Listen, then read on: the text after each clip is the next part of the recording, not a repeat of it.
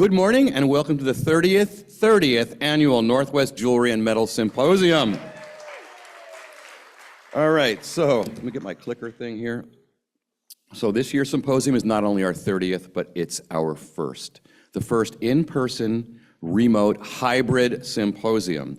So welcome to all of you here at Seattle's Broadway Performance Hall, and a special welcome to those of you joining us remotely, many of whom I think I know, from wherever you may be. I'm Andy Cooperman, and my co-host today, right there, is Kristen Mitsushiga. Anyway, hi, everybody. For those attending virtually, you are in very, very, very, very good hands. Kristen, let's introduce the two groups together. Thank you so much, Andy. It's a pleasure to be here. And I just want to introduce virtual audience. Please say hello to our actual audience. And actual audience, please give a big wave to the virtual audience. Thanks, guys. I feel virtual myself. I feel a little remote too, to be honest, but that's more of a mental health situation. Anyway, it's so good to see all of you here. Forgive me if I read, there's a lot of stuff. 3 decades of symposiums. I looked it up. Symposia or symposiums is proper. 3 decades of symposiums is quite an accomplishment.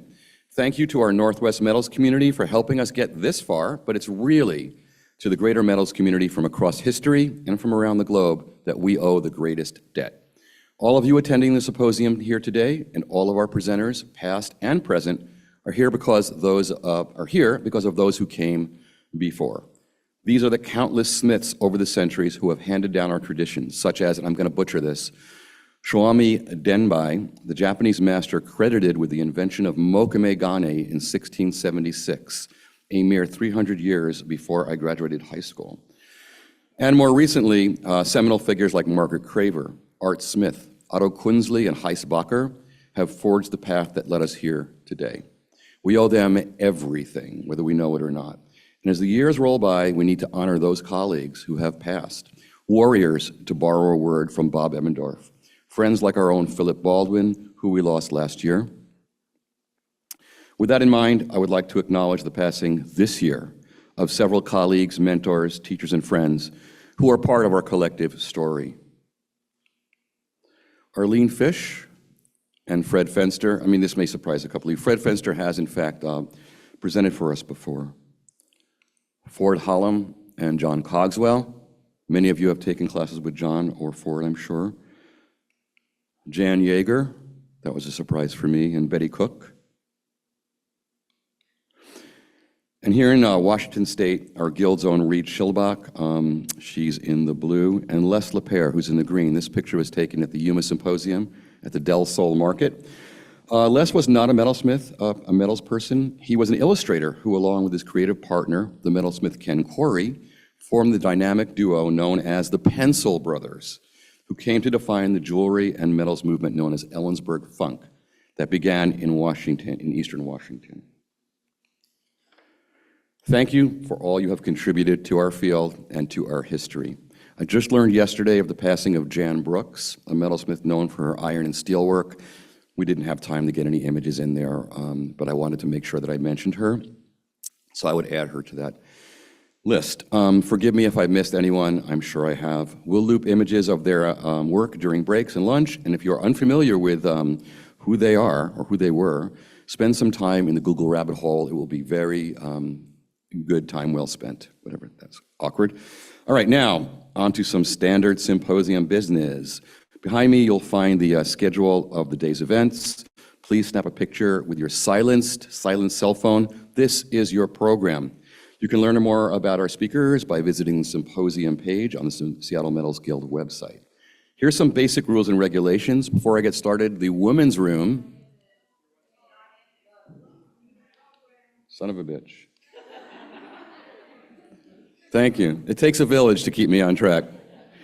So you know I rehearsed this like a billion times, so it's very different when you get up here. Thank you. The women's room is out of order on this floor, so make sure you go down to the women's room if you're in that, if you need the women's room. If you don't need it, you don't have to go anywhere. Anyway, here is the program. You can learn more about our speakers, as I said. Basic rules. Our streaming attendees can eat or drink whatever they want, whenever they want, wherever they want. But our bricks and mortar attendees, there is no food or drink in the theater except water in a closable water bottle. There are people amongst you who are paying attention, so don't screw that up. Again, silence your cell phones. Streamers and in-person attendees, please be sure you return promptly after breaks and lunch. We have a very, very packed day. Lunch is from 12 to 1:30.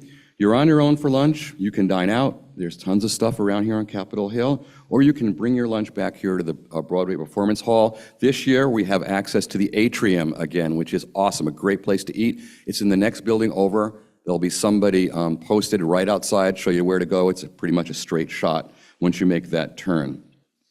All right. As always, the silent auction is just outside the theater, as you've seen. It officially opened at 8:30 this morning. It will be open during breaks and lunch. Your last name is your bidder number. If you are unsure of your last name, just look at your name tag. The auction closes at 5:15. Now, if you really want an item, scroll your last name in the Buy It Now box. But remember that Buy It Now means buy it now. You have to pay for your item right then and there, no goats or chickens, just some other form of payment. Just bring the slip up to the money table. The book sale can be found tucked away just downstairs on the main floor. Every year, Sharon Karanson brings this amazing collection, there's a lot this year, of texts and tomes from around the world. And Sharon himself is here as well, so if you have any questions, especially complaints, Sharon will field all of those. Like the auction, the book sale will be open during breaks and lunch, and it will close at 5:15. All books and auction items need to be picked up and paid for by 5:30. We have a golden half hour to get out of here and a lot to pack up. We had to be out of here by 6, so please try to promptly take care of that business. If you are looking at books or auction items during lunch, please be sure that your hands are clean. We don't want greasy fingerprints and egg salad all over everything, especially the egg salad. You've also likely seen a table in the lobby for Wave to Shining Wave, a celebration of Philip Baldwin and Shining Wave medals. For those who may not know, Philip Baldwin was largely responsible for making Mokume commercially available. He was our friend, colleague, and neighbor. His business was Shining Wave Metals. I'll share more information when we return from lunch. This one I got. Good, good. For those with us here in the theater and any streamers who happen to be close by, there is a beverage-enabled debriefing and decompression event, the after party, from 6:15 to 9 p.m., really just around the corner at St. John's Bar and Eatery. The address is 719 Pike. Snap a picture. I'll talk about it later again. A big thanks to our volunteers who make the auction, the book sale, registration, and a ton of other things happen. We really appreciate your effort. And this is the part my committee members hate. I'd like to introduce my fellow committee Symposium Planning Committee members. Please stand when I call your name. I see Kirk is tucking his shirt in, that's good. In alphabetical order, Isaac Anderson. All right. All the way from Austin, Texas, Molly Epstein. Our very own Andy Fallett. Kirk Lang. I'm counting applause. Mickey Lippy. And Sashi Rugapathe, who could not join us today, but we are missing her. And our amazing and fearless chairperson, Lynn Vandenberg. If I haven't said this before, you are a great group of people to work with, and I am privileged to know all of you, and I mean that from my heart. And I'd be remiss if I didn't thank today's generous sponsors, Pepe Tools, Rio Grande, Halstead, Pratt Fine Arts Center, our very own here in Seattle, and Pocosin Arts Center. Click on their websites, spend a little time. Again, time well spent. Before we go any further, I'd like to share our First Nations land acknowledgement. In the pursuit of historic truth and a desire for deeper understanding, the Seattle Metals Guild and Symposium Planning Committee acknowledge that the work of the Seattle area creative community, indeed, that of all Seattle residents, takes place on the traditional lands of the Northwest Indigenous peoples. We have been using this land for generations as uninvited guests of the coastal Salish, Suquamish, and Duwamish people. It is with respect for these people that we honor their history and this truth. So we have a great day planned for you, 6 wonderful speakers this year, and a few breaks to keep our blood circulating and your bidding and buying skills at peak and optimal performance. There should be time at the end of each presentation for questions. We have microphones and runners to deliver the microphones to you. And of course, Kristen will funnel any questions from the remote ether. Please share the day on social media if you're into that sort of thing. Seattle Metals, hashtag Seattle Metals Guild. Now, please give your attention for just a couple of minutes to our Seattle Metals Guild president, another Kristen Coomer.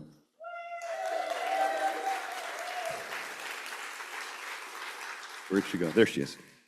Your clicker, Madam President. I hand you the box.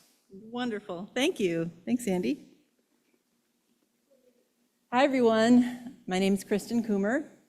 I'm president of the Seattle Metals Guild, and I want to thank you for being here this morning, whether you're online or in person. Your participation in today's events helps fund programs for the Guild, like our grants program for members. So I want to thank you for that. Each year, the Guild offers its members an opportunity to receive $2,500 toward the development of their artistic practice. Emerging artists are honored in alternating years with established ones. And this year, we're celebrating an emerging artist. And today, I'm honored to announce the recipient of this year's award. Let's see. First, I would like to thank the people who helped us select this recipient, our reviewers. Kim Harrell, president of the Colorado Metalsmithing Association. Adam Atkinson, artist, metalsmith, and teacher. Sally Brock, artist, jeweler, and owner of Fancy here in Seattle. Thank you. And with that, I'd like to announce our 2024 Emerging Artist Grant recipient, Aisha Moyuddin.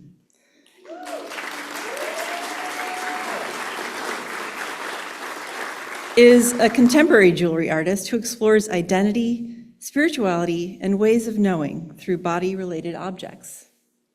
Born and raised in Tennessee, and now residing in Seattle, Aisha received her MFA in Jewelry and Metalsmithing from Rhode Island School of Design and her BFA in Sculpture from Washington University in St. Louis.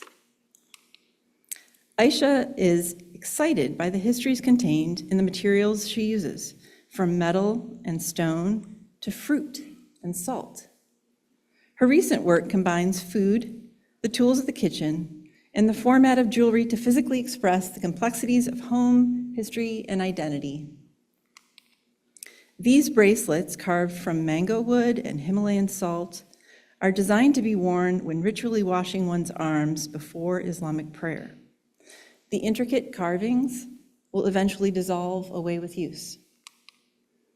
These items, crafted from silk, laser-cut mango, and beaded ruby, evoke a lineage of memories for Aisha. Here, elements of a familiar black orchid-themed plate are carved in soapstone, enabling Aisha to transform any surface into this plate that symbolizes her experience of home. To expand the feeling of home, Aisha extrudes a dessert of shondesh from beneath a carved and pierced version of this plate. It fills and overflows the negative space cut into the marble, extending beyond her own pattern of home. Congratulations, Aisha. We're waving to you online today, as we know that you're joining us from your current residency at Centrum in Port Townsend.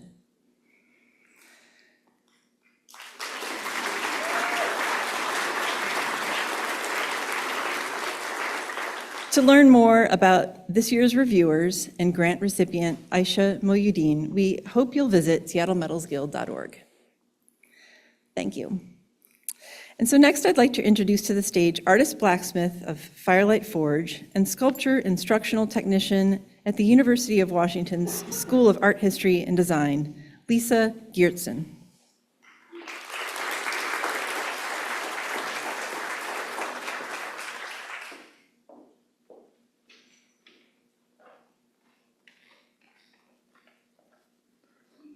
Hello, folks. Our first speaker has been an active and important member of the blacksmithing and metalsmithing community for quite some time. Rick Smith is the professor and endowed chair of the metalsmithing and blacksmithing program at Southern Illinois University, Carbondale. As many of you might know, SIUC is one of only 3 universities in the world and the only one in the US offering both BFA and MFA in metalsmithing and blacksmithing. It is also home to the Mokume research project fueled so many metalsmiths' artwork and careers.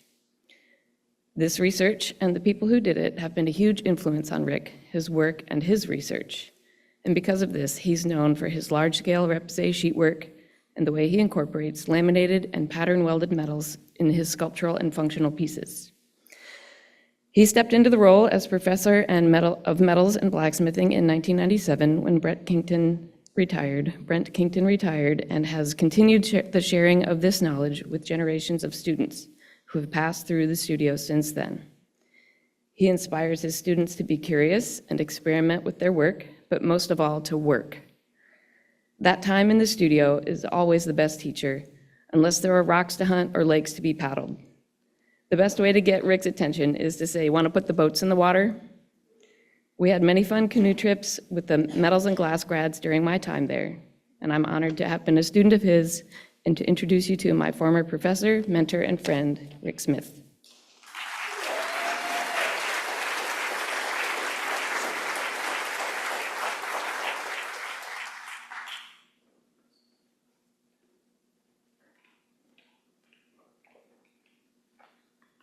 Okay, all righty. All right, looks pretty straightforward. So I'm Rick Smith, and I appreciate the opportunity to come here and share my perspective on Mokume and the projects at SIU. Mokume has inspired... Oh, sorry, guys. Mokume has inspired many generations of metalsmiths and on-viewers with its intricate pattern systems and mystical ways of how the material is presented. It presents itself in a high contrast, intimate connection between opposing sort of contrasts, and I personally have found it really, really fascinating. It originated in Japan, and the early examples were about 300 to 400 years ago in the Edo period. And out of this time frame, some beautiful objects have been manufactured. Briefly, a little bit of the process for those of you who might not actually know what Mokume is. Most people do, I'm sure. But it's a fusion process called diffusion bond welding. And it's where you take non-ferrous metals primarily and stack them in alternating fashion. Could be copper, silver alloys with copper, gold alloys, brass, bronzes, nickel, silver, and so forth. And then they're heated up in what's called a torque plate.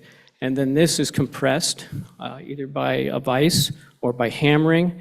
And then the torque plate is removed and we get a billet. So this is a billet in my shop. Right here of copper and brass. And the torque plate is taken away, and then that billet is heated.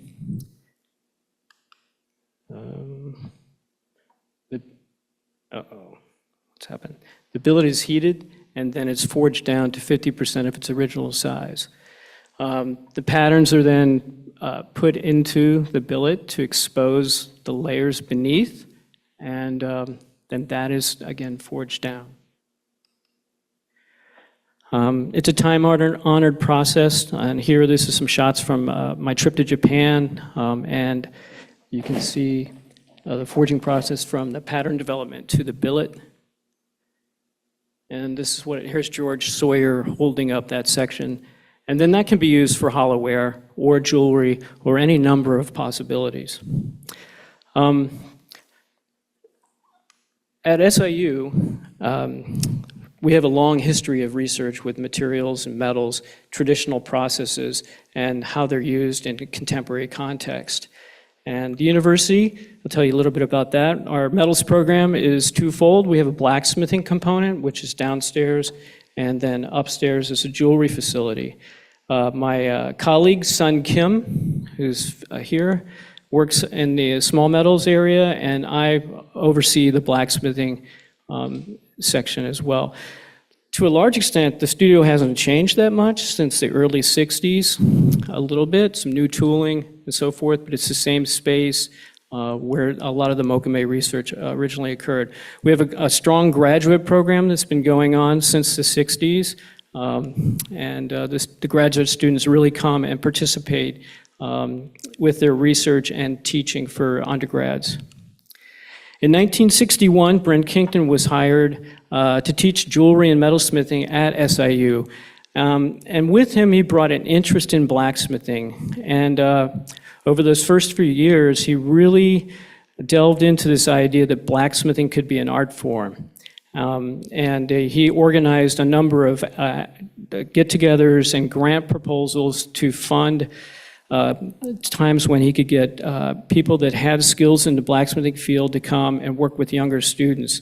And at that time, blacksmithing was a dying art. And so there weren't that many folks that had the skill set that could really inform young people.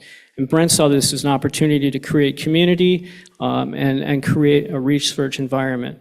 At SIU, it's a research institution, and so a lot of our time is spent. We have a 45% commitment to performing research on doing peer-reviewed exhibitions and so forth. So Brent had this mandate by the university to conduct this. He did a number of different research programs early on. In the early 70s, there was Damascus steel research that Darrell Meyer, Bob Griffith, and Jim Wallace participated in, and Phil Baldwin had some interaction with that. And so that reinvented sort of the techniques of doing Damascus steel. And that's like the ferrous version of Mokume. So it's using iron and its alloys to create patterns for knife making and gun making and all kinds of objects like that. He went on to do more research and became interested in Mokume through observations of Japanese sword furniture like Suba. In this case is a 19th century Suba. And he was intrigued by the pattern system and wanted to find out more. And so he wrote a research grant that was funded by the university, and I think he got some outside funding from NEA and Kresge to be able to focus specifically on Mokume and granulation. And this was the team of graduate students that he set up to work with. And I talked to Marvin Jensen, who's on this list recently, and I asked him, how did Brent orchestrate this research with you all? And Marvin just said, he just told us to do a bunch of Mokume. So it started out where they were each charged with, finding things out. And they went about it and they documented it. And this research was presented at the SNAG conference in 1979, and also it was published in Goldsmith's Journal at that time. During that time, there were some overlapping events that occurred. In 1977, Brent and Richard invited the Pijanowskis, Gene and Hiroko Pijanowski, to come to SIU and do a workshop with the grad students to educate them on their knowledge of Mokume. And they had been in Japan and worked with master smiths there and had learned a good bit about copper and its alloys that were used in Mokume. And they brought also coloring techniques like rokusho. So they provided a lot of early information to the SIU group on the Mokume. Brent formed teams of people. I found this in his files. I still have the file cabinet in the shop. And so he formed these teams, and you'll see Mary Lee, who was there, quite a few people, Philip Fike, and of course Phil Baldwin and Marvin Jensen, who were grad students at the time. And he created these teams, and they were charged with producing Mokume billets. And so these next slides are actually historical slides from that time frame between 71 and 79 and 82. They're not kind of in order really, it's just what I could piece together from that time frame. So the billets were, cleaned and stacked. Brent had read an article in American Blacksmith from 1914 that talked about forge welding copper. And that led him to believe that the coal forge potentially could be the way that a Mokume could be fused together, as opposed to electric kiln, which is what the Pijanowskis were using. And so they went about doing different tests, and this is an actual photograph from that time frame of a billet being fused in the coal forge. They had a lot of difficulties early on. With melting and things working out, and so they tried to do different variations on the coal forge to get better control over it. Oh, anyway, sorry guys.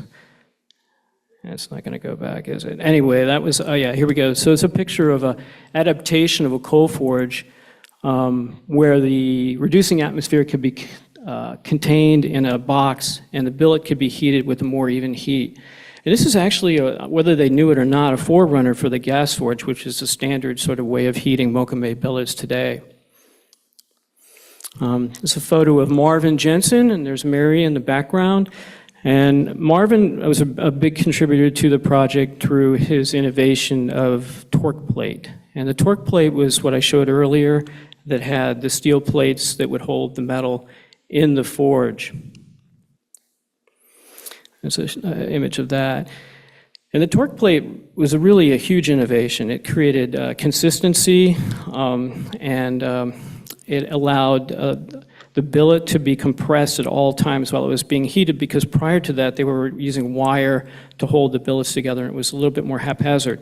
So the coefficient of expansion of the copper and silver or whatever layers they had was different than the steel, and so the core body of it expanded at a higher rate than the steel did, and so that created a vice-like effect that compressed the metal upon heating.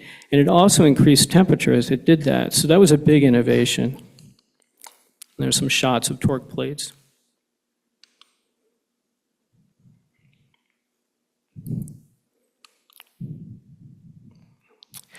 The metal was then hammered down and manipulated through traditional processes. Here's a shot of Mary and Brent forging out some Mokume. And the team became interested in what was going on with the layers. And I found these photographs in the files of actual metallurgical images of the Mokume that they were producing. And this one's particularly interesting. You can see alternating layers, the bright metal probably being silver and the dark probably being some kind of copper alloy. And you can see there's a dark band between those. And that was a revelation in a way to them, that they were getting new alloys that were forming between the layers. And so I think that aided in their ability to predict what the billets could do and how well they were fused. What's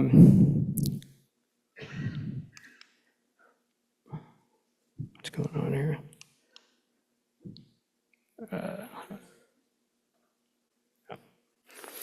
And at that time, they started to utilize phase diagrams, which were metallurgical diagrams that talked about the metal systems that they were working with.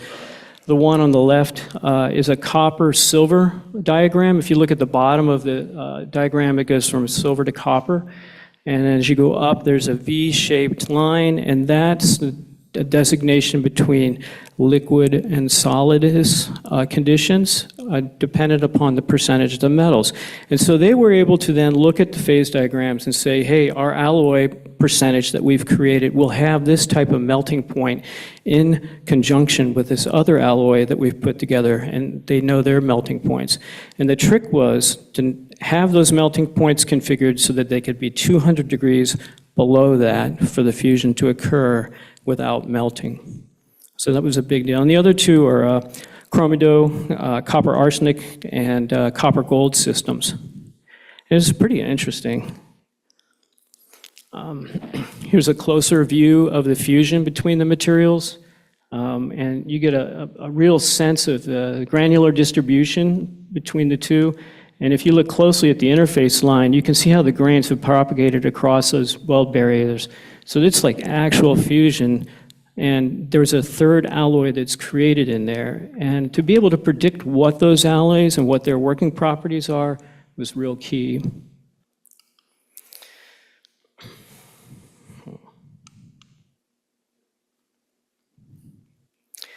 So they did destructive testing. This thing's not forging. There's Mary going at it again.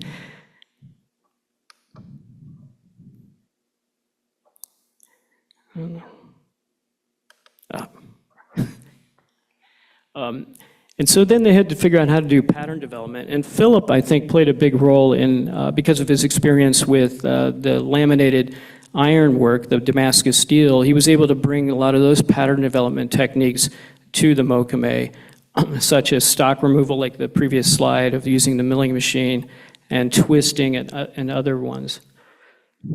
So it seemed like there was a lot of interaction going on between the participants in terms of exchanging information. Here's a diagram of early stock removal. So we have a drill bit on this side, a chisel, and a milling bit to give different effects for pattern development.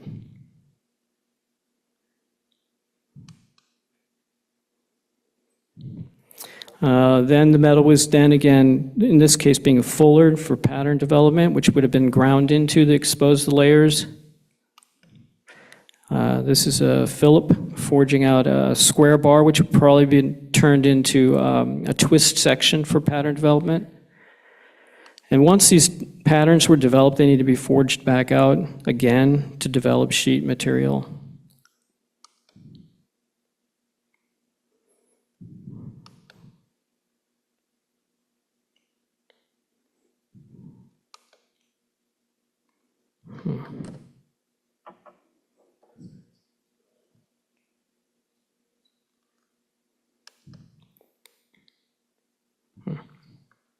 I don't know what's going on. Okay, sorry. Sorry about that. Yeah, and this, I love this photograph. Philip there sweating away. And, you know, Carbondale is pretty far south, and it's a nasty place to be working in the summertime. And I imagine that a lot of this workshop occurred during the hot weather. But, you know, and that's classic Phil in his shorts and no shirt, taking on the research. And, you know, and looking at these images and reading all the literature that I found about it, it just seemed like it was a really interesting period of time and camaraderie between participants in these different workshops.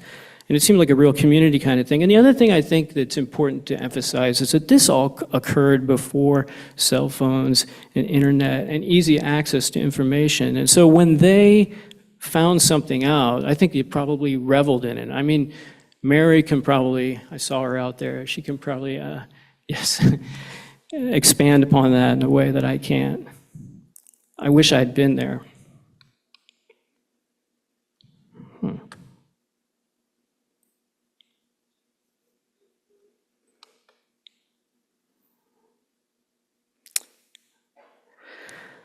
And so this is 1 week's worth of material that was developed, which that blows my mind, the productivity of that group. And there's billets that are fused, billets that have been made into pattern development.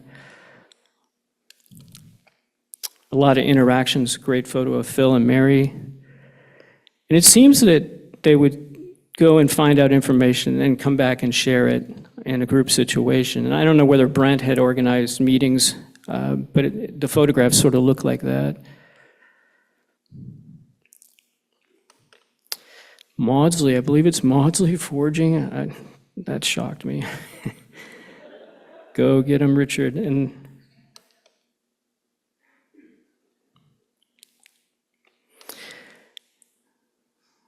the group was really good about documentation, and I found quite a few charts on alloys. And so they were pouring their own alloys to create for the billets, and they were notating what worked and what didn't, what the melting points were on the different percentages of metals, just like the phase diagrams would predict, the malleability and the coloring potential.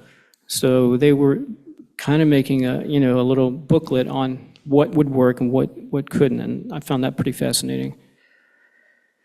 And again, a lot of alloy development. The Shibuishi system, 25% to 15%, silver, copper, and copper's notorious for taking on oxygen and contamination. So they had to figure out all these kinds of ways of producing the sheet material before they could even start their billets.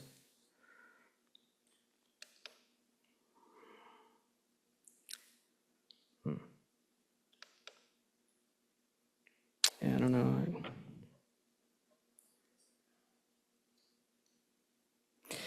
So the sheet, yeah, that's, there we go. So a lot of sheet had to be manufactured, pickled, rolled out. And Brent had been good at getting grants, and this mill was bought with the Kresge grant for the project, and it's still in operation in the shop today.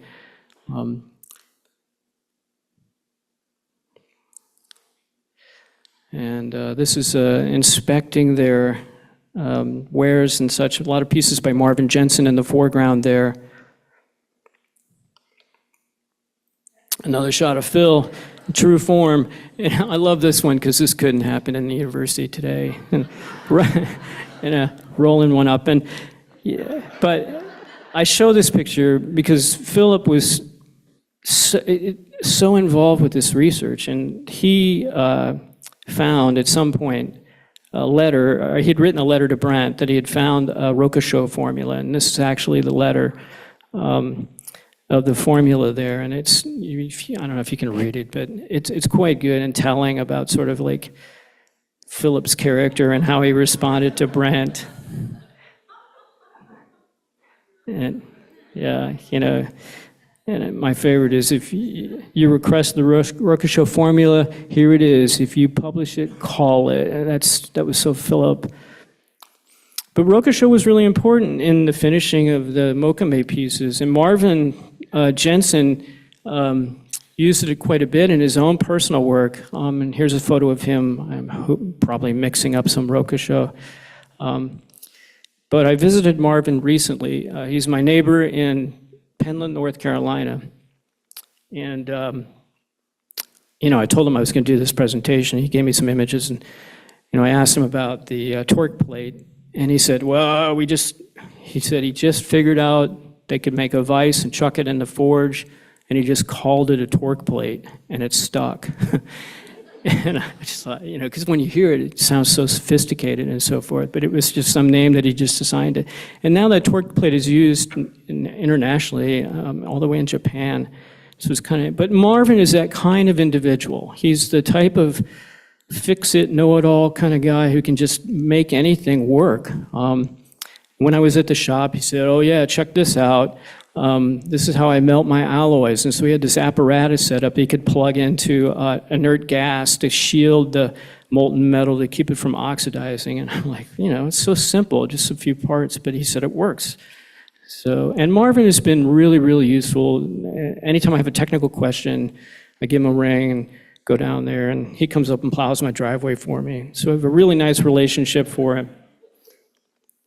And he's all into the motorcycles and that kind of thing. But I wanted to show his personal work, and again, Phil's too, because these are two of the students from the research time that utilize Mokume in their own personal research, personal practice.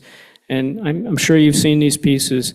They've been published extensively, but you know, Marvin did a lot of work with chromido and copper alloy systems that give these kind of nice muted brown tones, and they're pretty wonderful. Kind of classical, sort of Japanese style hollowware. And you can see the rich color of the chromido with Roquechot patinas.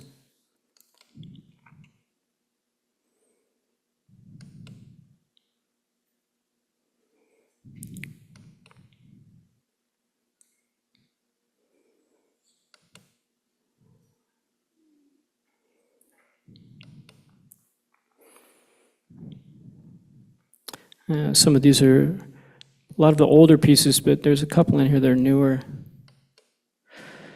And Marvin, along with being a friend and a fishing buddy, he was instrumental in helping me out a lot. Like I saw him at the post office one day. This is in '96, and he goes, I'm coming out with my mail, and he comes walking in and he goes, you need to apply for Carbondale. And I'm like, okay, so that's kind of how that did it. And Phil Baldwin has also been a tremendous mentor, friend, and colleague for me. And, you know, his sort of interest and in-depth kind of way of looking at things really influenced me. And I was like really excited to sort of always get with Phil and always talk to him about metal. And he always had some kind of really cool thing. He was always going to tell me about it, and he always wanted to know what I was doing with it. So it was a really good relationship. And of course, his passing is like been such a loss for the metals community and his friends and his wife and myself. But Philip, as we all know, went on with his Mokume research from Carbondale and pursued it feverishly in so many different ways. He formulated the Shining Wave metals in 1983, and produced it was like a clearinghouse for exotic metals. Mokume. Okay, I don't know what's going on now. Mokume and exotic metals like bimetal and different types of stocks. And these are some images of the types of patterns that he produced. And how do I turn that? And there's some of his product that goes out. Okay, this thing's doing its own. Slow? Okay. Anyway, okay. Me and electronics, we just don't work together well. Anyway, along with his Shining Wave Metals products, he would do commissions, jewelry, knife making using Mokume, hollowware, lamp making, a whole array of different approaches. And I always appreciated his kind of adventurous exploration into the material. And it can do this, it can do that, we could try that. And that inspired me a great deal. And so these are commissioned for the Snohomish Library, I believe, a set of door poles. And to me, the first time I saw them, I'm like, door poles, I don't think about door poles that much. But then I thought, Mokume is the perfect material for it because of like all the different people that are going to grab that and the different chemicals in their skin and how that's going to create these different patinas over time. And also the intrigue of the material and how, you want to touch it. And there's the perfect setup for that kind of thing. So that was pretty much Phil.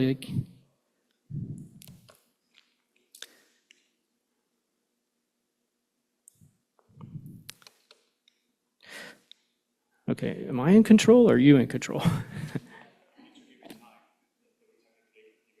Okay, I'm going too fast.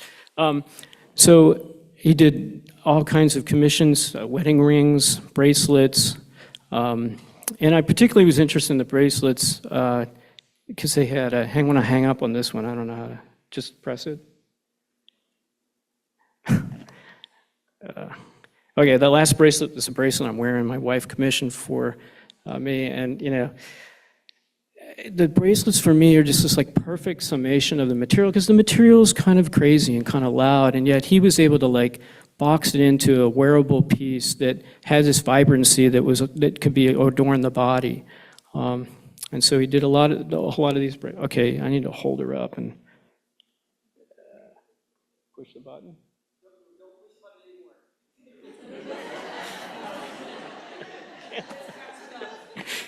Okay. So there's the lamps.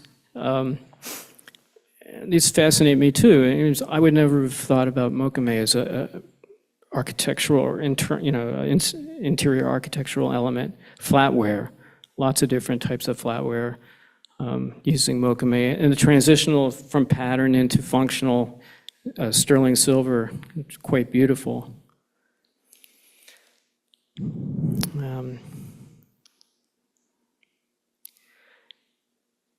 And everything he did, it inspired me. Like his knife work, this is a piece that was a collaborative between him and Jim Kelso, and I always respected his ability to work with somebody else in such a balanced manner. And these are examples of Mokume in his knives. And I only chose a few knives because that's a whole nother body of work that he had. And hollowware. Okay, can I stop it?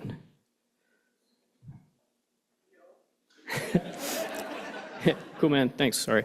All right. Okay. Yeah, just one forward, please.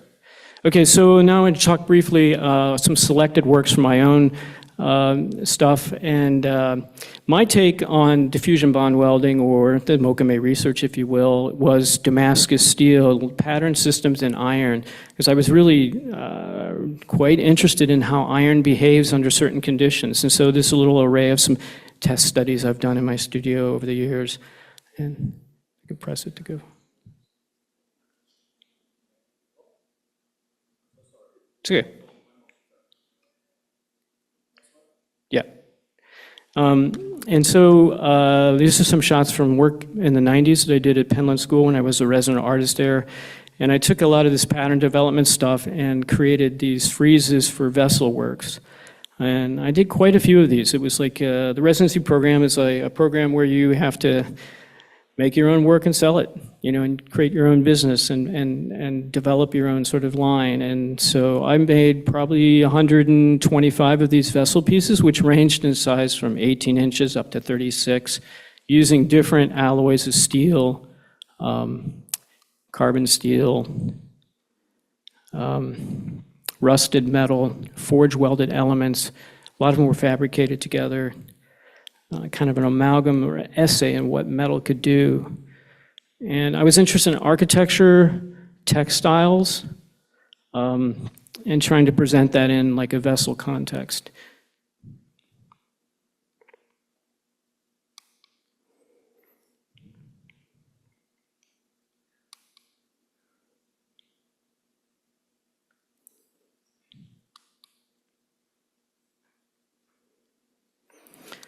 And I also did some lidded containers. This piece is probably 20-some inches long with hundreds of strips of mild steel that were forge welded down.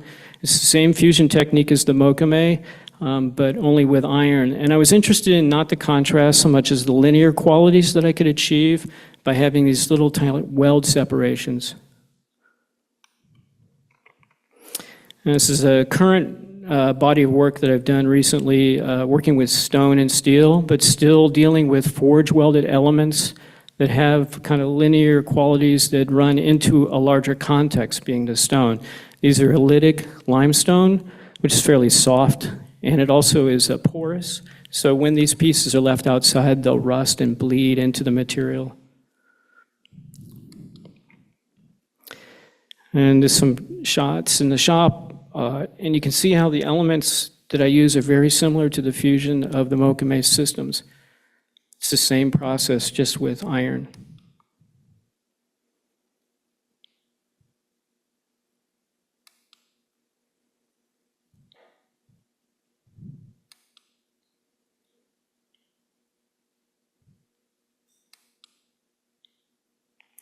And a few of these pieces. I don't consider these pieces finished. I would like for them to be outside and weather. And hopefully the weathering will just amplify the sort of stature of them.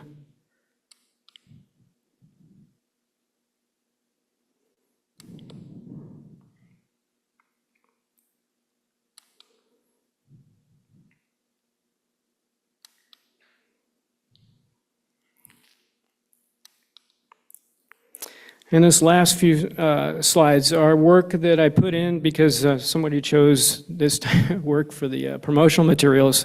And so I wanted to explain kind of what those were. It's a body of work I did for an exhibition that deals with wall pieces. And these are all for wall hanging.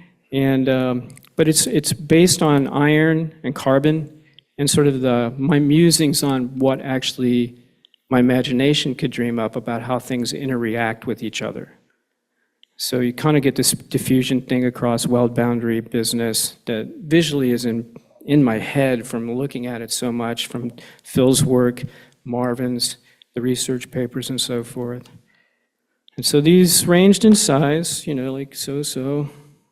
And they were fun because they weren't so technically dependent upon getting the welds right and so forth. They were more like sketches in my imagination about what these interactions might be. And this one's like kind of the iron carbon thing, like mitigating through a late lattice system.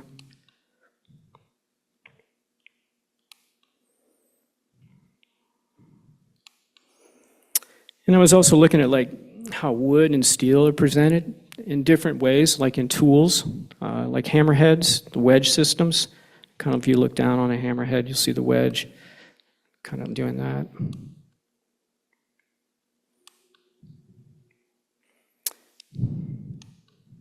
And I did some containers. This actually lifts up and you can put things inside of this cubic sort of form.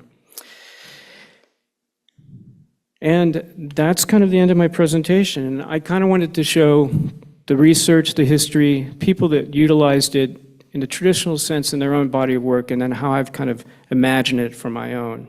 So thank you very much.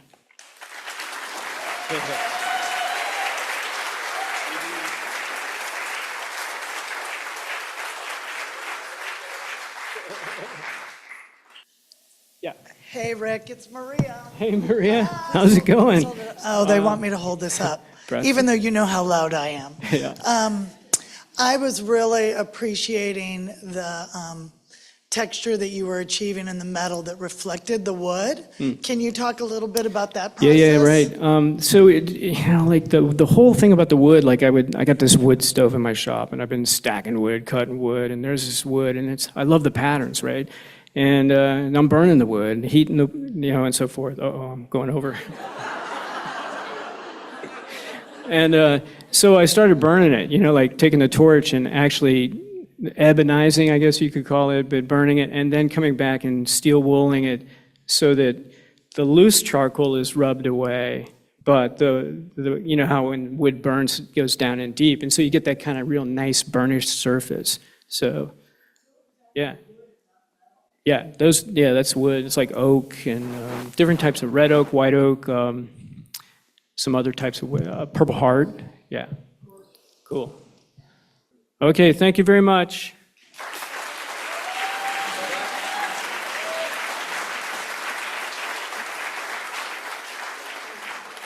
Well, that was, am I live here? Yeah, that was tremendously awesome.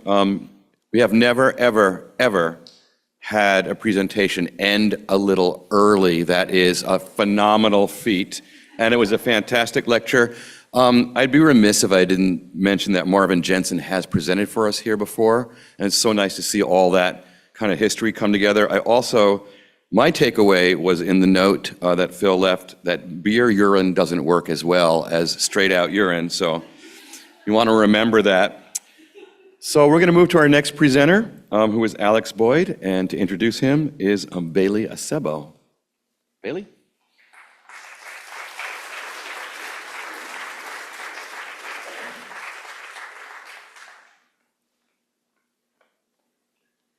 Okay. Good morning, everyone. My name is Bailey Acebo, and I'm honored and probably a bit biased to introduce our next speaker because he's an extremely talented artist and also my husband.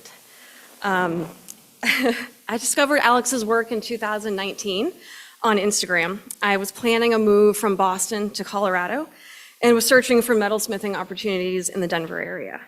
I was floored by Alex's work when I found it. His aesthetic, his craftsmanship, and of course the whimsy and his sense of humor that is baked into each piece. It was a cherry on top when I met him months later in Denver and discovered that he was also adorable. Alex is a true process artist, relishing in the journey as much as the destination. He loves to be immersed in the making. He often avoids expediting that process by taking shortcuts so he can find an artistic rhythm in the tedium of repeated tasks. What luck that I get to be a witness to that process every day as we work side by side in our home studio. So now for the main event, please join me in welcoming my adorable husband, Alex Boyd.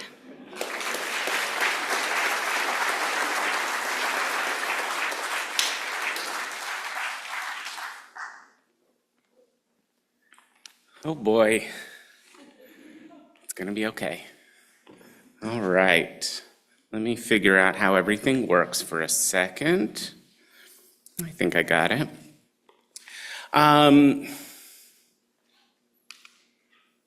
Let's see. Here we go, all right. First of all, I just want to say how honored I am to be up here right now. Thank you all so much. I don't really know how this happened. I'm guessing somebody confused me for my uncle. but I'm up here, so it's too late now. I've called my presentation, How Did I Get Up Here? Partially to make fun of my imposter syndrome, but also because that's what I want to talk about. How did I get to the point where a room full of metalsmiths might think it's worth their time to hear what I have to say? The short answer to that is luck. The long answer is a bit of hard work, a certain degree of sacrifice, a large amount of unhealthy obsession, but really that's 2% of it. The other 98% is luck. Let's talk about that luck part first, since it's doing the lion's share of the lifting.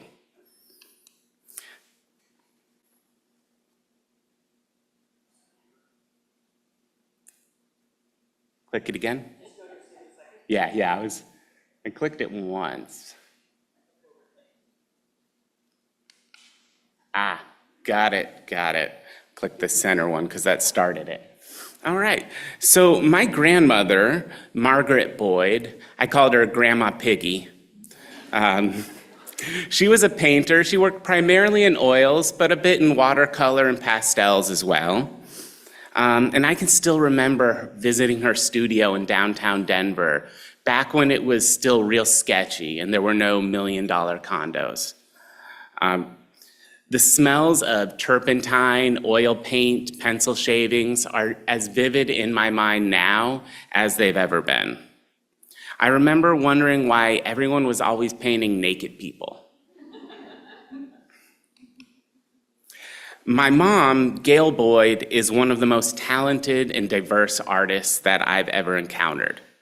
She received her degree in fine art printmaking, but can give almost any media a run for its money.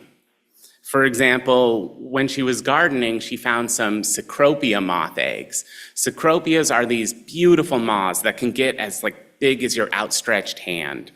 And she took the eggs inside, put them in an aquarium with some maple leaves and some water, hatched them, and watched the caterpillars grow until they formed their cocoons. When the cocoons hatched, or whatever cocoons do, she released the moths, unspooled the silk from the cocoons and spun that into yarn, and then knit these little bags that were worn as pendants out of that yarn. I begged her for images and she looked for them, but she couldn't find any. But I remember them vividly. They were amazing. Let's see. My aunt, Christine Boyd, is a ceramicist working mostly with the sgraffito technique, and she has also taught ceramics out of her studio for years.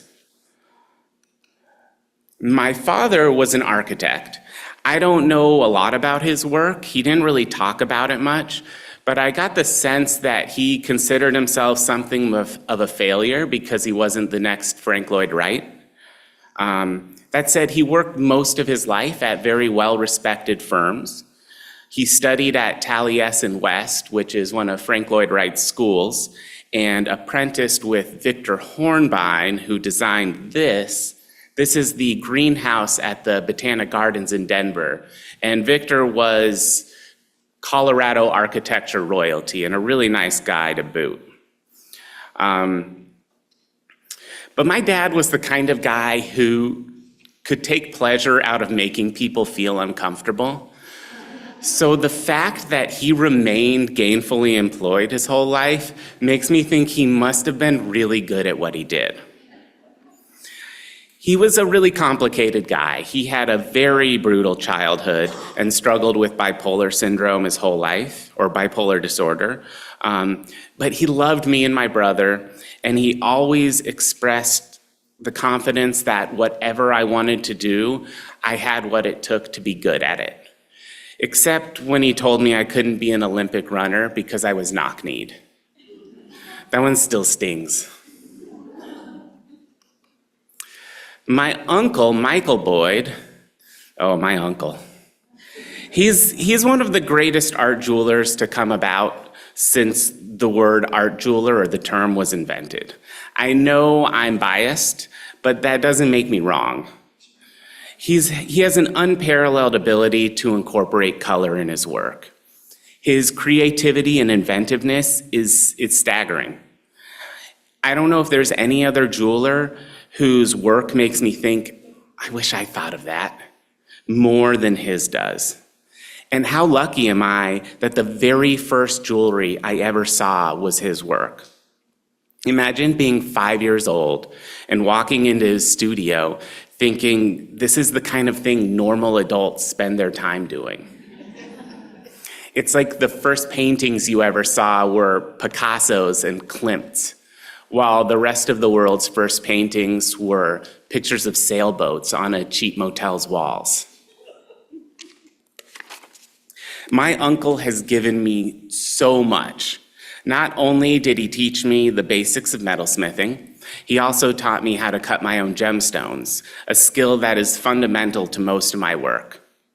He gave me many opportunities to learn the business side of being an artist as well. He paid me to travel with him to American Craft Council shows to help manage his booth. He hired me as a teacher's assistant, so I had the opportunity to see and learn how teaching this craft works long before I ever taught my own classes. Because of Mike, I got the opportunity to not only meet, but spend time with many of my heroes. People like Judith Kinghorn, Tim McCrate, Andy Cooperman, just to name a few. Nepotism is amazing. So this is me. I used to be pretty cute before I let myself go. My main point here is that being an artist wasn't considered abnormal in my family. I grew up making things with the approval and encouragement of the people around me. No one told me to make sure that I had a plan B or that my goals were unreasonable. I can't imagine a more nurturing environment for a young artist to grow up in. Considering all the advantages I've had, I should really be a lot better at this.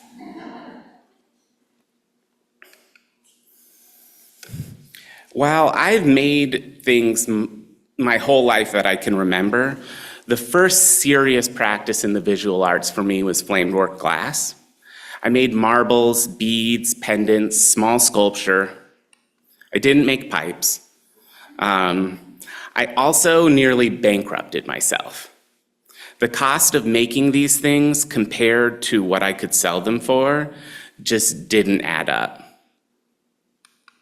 In my effort to try to figure out how to at least make glasswork pay for itself, I started to think about turning my beads into complete pieces of jewelry rather than selling them to people who made jewelry.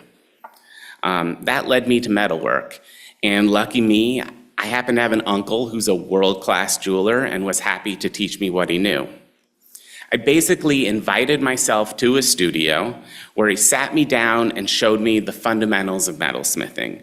A few hours later, and at least 7 or 8 saw blade cuts to my fingers, I was hooked. Mike gave me a copy of Tim McCrate's The Complete Metalsmith, a few rudimentary tools, and changed my life. I became obsessed. I went through every technique in Tim's book and spent every last dollar I could afford on new tools and materials. Within a few months, what I'd imagined as an accessory to my glasswork had become my entire focus. Soon after that, something amazing happened. People started paying me more than I spent to make things. Here are a few examples of my early work. This is an acid-etched glass cabochon set in a big old copper bezel. Here is what was this? So that's a glass bead that's been covered with a layer of clear glass to kind of magnify everything underneath. And clearly at this point, I was more focused on the glass than the metalwork, because that metalwork's a little, And then here, I'm starting to lean more into the metal and doing some stone as well. This is ruby and zoisite with just like a pierced, it's basically a bezel that I just turned around and set it backwards and pierced out the background. Pretty rudimentary stuff. I was definitely not a prodigy when I first started. It took a while and some hard work to start making things that I didn't hate. But this is maybe one of the early things I made that I didn't totally hate. I would say this is probably 2008. Let's see. So it took a long time for jewelry making to become my full-time job. I worked part-time as a barista, a terrible bartender, a gardener, a handyman, dozens of other short-lived gigs, but all that time my focus was on making jewelry. I was incredibly lucky to have landlords who knew me and supported my work. They gave me cheap rent in an ever and ever more expensive city, and I always had studio space, even if that studio space was the 350 square foot apartment that I lived in. At one point, I traded in my full-size bed for a twin so that I could have more room for tools.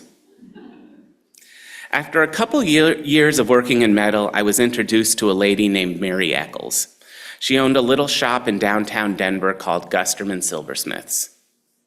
That's her on the right. She invited me to come check out her shop and show her some of my work. At the end of that first meeting, I asked her for a job, but she shot me down. She did say she'd love to have me stop by from time to time and show her what I was working on, but I'm pretty sure she was just being nice. Anyway, I took that as license to stop by every 6 weeks or so with my latest and greatest piece, and every time I did, I would ask her for a job. After about a year, I wore her down. She hired me to come cut the sprues off of castings and polish them up to a high shine. Honestly, it was miserable work, but it got my foot in the door. Getting that job was probably the biggest break of my professional life. I spent the first 100 years, or maybe 6 months, polishing castings. That's all I did. But soon enough, I started doing more interesting work. Mary was understandably nervous to have me working on her clients' pieces, but Jamie McClansborough on the left, he knew how hungry I was to start growing my skills. When Mary wasn't looking, he started giving me more and more difficult repairs and custom jobs, and inevitably, I would screw them up. With a hangdog expression, I'd bring the mangled bits to Jamie and confess my transgressions. He never lost his patience with me. He'd talk me through what went wrong, how he'd have avoided it, and how he planned to fix it. Then he'd take the piece back and make everything right in the world. In many ways, I feel I owe that man my career. His protection enabled me to take on challenges and grow so much faster than I otherwise would have. By the time Mary noticed what Jamie was doing, she'd already come to rely on me to manage the workload. So I'm going to show a few pieces of the kind of work I made at Gusterman's. Definitely more conservative than I probably would have chosen to make my own work at that time, but it was still a great learning experience, and I don't regret it at all. I worked at Gusterman's for 12 years, part-time. The rest of my time was spent making my own work. This is still another Gusterman's piece. But that meant that rather than being a terrible bartender half the time and a mediocre jeweler the rest, I put all my energy into this craft. One more Gusterman's piece. I was exposed to so many different styles of work and thousands of problems to solve that I never would have encountered on my own. By the time COVID hit and Mary decided to close the shop down, I had the experience and connections necessary to survive as an independent artist. In late 2019, I got the biggest lucky break of my entire life. I met this lady. We fell in love. A few months later, she moved in. We got a dog. We got another dog. We got married, and we lived happily ever after until the end of our days. Not only is Bailey Acebo smart, funny, kind, and beautiful, she's also an amazing jeweler. Here's an example of her work. To have a partner with the same vocation is better than I ever could have expected. We constantly talk about our ideas and help each other solve problems. And the best part is, all the fancy tools I want now cost half as much.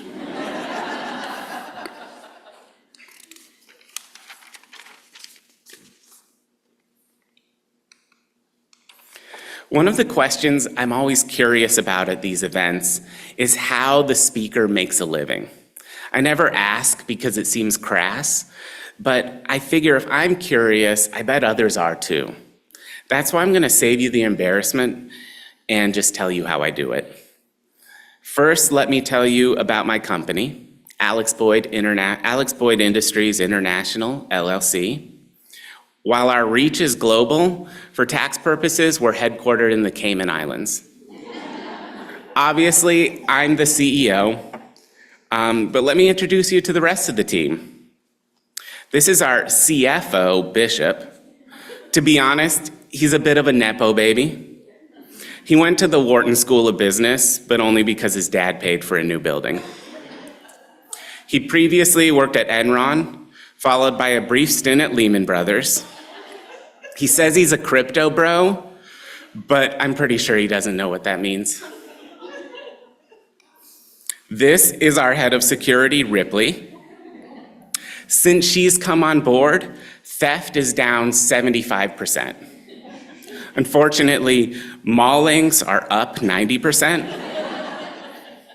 We've tried to talk to her about what's going on, but honestly, I'm a little scared to get her riled up. This is our head of quality control, Dante. As you can see, he misses about half my mistakes. Now that you've met the team, let's talk about exactly what we do here.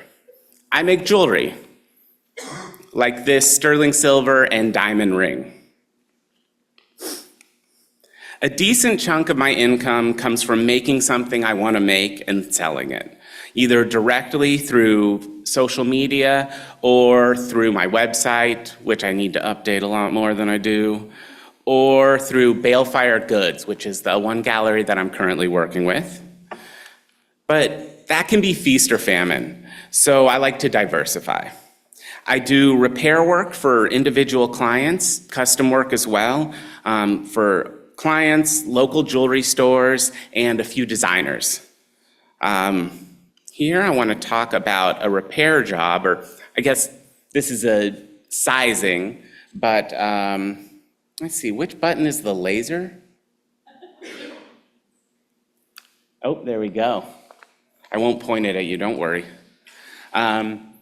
So yeah, this is a sizing, not technically a repair, but it's one, that was kind of tricky, and I thought it might be worth talking through. So this is a 18 karat and opal ring, and it was insanely stiff and work hardened. So I was real nervous about trying to take a torch to it. I opened it up and got that piece of sizing stock in there. But I figured if I hit that with a torch, the ring's gonna compress that, things are gonna move around, and that hot piece of gold is gonna go flying through the air and probably land in my hair or something. So instead of sizing it with a torch, I went with a laser. That's why that edge is chamfered there and there. That way I can backfill it from the base of the metal all the way out and get a lot stronger bond than if I just had a butt joint and welded the outside. Then I went ahead and cut a little piece of gold to make a rail, welded that in place and cleaned up that one. Then came over and did the opposite side here, and then cleaned all that up, polished the rails, got a nice kind of matte texture on the inside. And one of the things that's great about using a laser welder for that is there's no visible solder seam. It is all the same alloy all the way through. So you can't really see that I've done anything to it once it's finished. Let's see, where am I now? Repair work is by far the most highly paid work I do per hour. It really justifies a lot of the work that I make on my own time. That is just what I want to see happen, but maybe very labor intensive, and I don't have a lot of people who regularly want to spend that much. So it buys me the freedom to make what I want to make. And there's basically an infinite supply of broken jewelry in the world, and most jewelers hate doing repair work. At least in Denver, the demand for repair far outweighs the supply of jewelers who will do it. I love the puzzle-solving aspect, as well as getting to work with such a wide variety of pieces. Getting to see how things are built and how they commonly fail has played a huge role in how I make my work. Repairs can be really stressful, though. It took years of working in a shop to give me the confidence to take on repair work independently. Another way that I make a living is I teach regularly. I love teaching. There's something so satisfying about seeing some idea or technique click into place in the eyes of a student. I also learn so much from the process of figuring out how to communicate what I'm doing and why I'm doing it. I've been given so many advantages in this life, and sharing what I've learned lets me feel like I'm giving a little something back. When I'm teaching in person, I get paid to travel the country and meet new people. When I teach online, I don't have to wear pants. One of my guiding philosophies is that knowledge is meant to be shared. I don't just mean when someone's paying me to teach, but all the time. I've got this superstition that if I share my ideas and techniques, the universe will keep giving me new ones. But if I get stingy with them, my creativity is going to dry up. It may be BS, but I think it's useful to go through life as an artist with the confidence that I'll always have new ideas. That's a big part of why I like to share my process. I also find that it helps me connect to people as a maker and not just as a person trying to sell them something. And it turns a piece into a story rather than just an object. Also, I just like to show off. So here, let's see what I did. This is a ring that I recently made with a salt and pepper diamond, 22 karat gold, and sterling silver. It started out as a series of discs of diminishing size in silver. Then each of those got wrapped in 22 karat, and that was then soldered into place. Then I cut out the centers to basically make silver washers that have a 22 karat rim around them, sanded them down, got them nice and flat, and then stacked them up, a little blurry, sorry about that, and soldered all of those in place. Then I went and ground out a lot of the inside of that, both to make it a little less top heavy and to hide all of the marks where I soldered it, which I like to, it gives it like a little mysterious aspect of how did you make that, which is one of my favorite things in jewelry is when I look at a piece and I don't know how it was made. So I'm always trying to think about ways I can hide how I made something. Then I made a little bezel for the diamond in 22K, soldered that to a 24 gauge backplate of silver, and removed all the excess material, cleaned it up, and soldered that to the top of that stack of discs. Then I took a big thick sheet, this is probably 16 gauge, made a silver washer out of that and domed it, and then soldered it to the underside of that stack, then made a big, thick, tapered ring shank. And here was the hardest part of this whole project, was carving that ring shank to that compound curve of the underside of that stack. And there's no real trick that I know to that. I just have to file a little bit, put the two pieces together, see what it looks like, file a little more. Probably took me like an hour and a half just to get it to work. Then I soldered that in place, filed out the underside so it's a nice even circle all the way around, textured it, and for the texture I used a hammer hand piece with a pointed tip and just stippled the whole surface. It's basically like the world's smallest ball peen hammer texture. It's my go-to texture for most of my work, partially because of PTSD from polishing at Gusterman's so much. But also, I love the way it takes patina. So because of all the little recesses in the metal, a patina will hold up on that surface for a lot longer than a smoother surface. It's kind of a cheater move for photography. It photographs much easier than a smooth surface. Then oxidized that with liver of sulfur and got myself a finished piece there. Let's see. Let's see. Let me go on a rant. One of the things that I have always had a deep, abiding loathing for is the artist statement. Don't get me wrong, I love art with meaning, especially if it's good. But that's not the kind of art I make.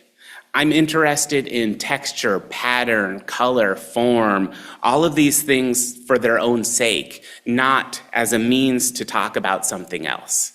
That's not to say that art that does talk about things is bad. It's great. It's just not my mission.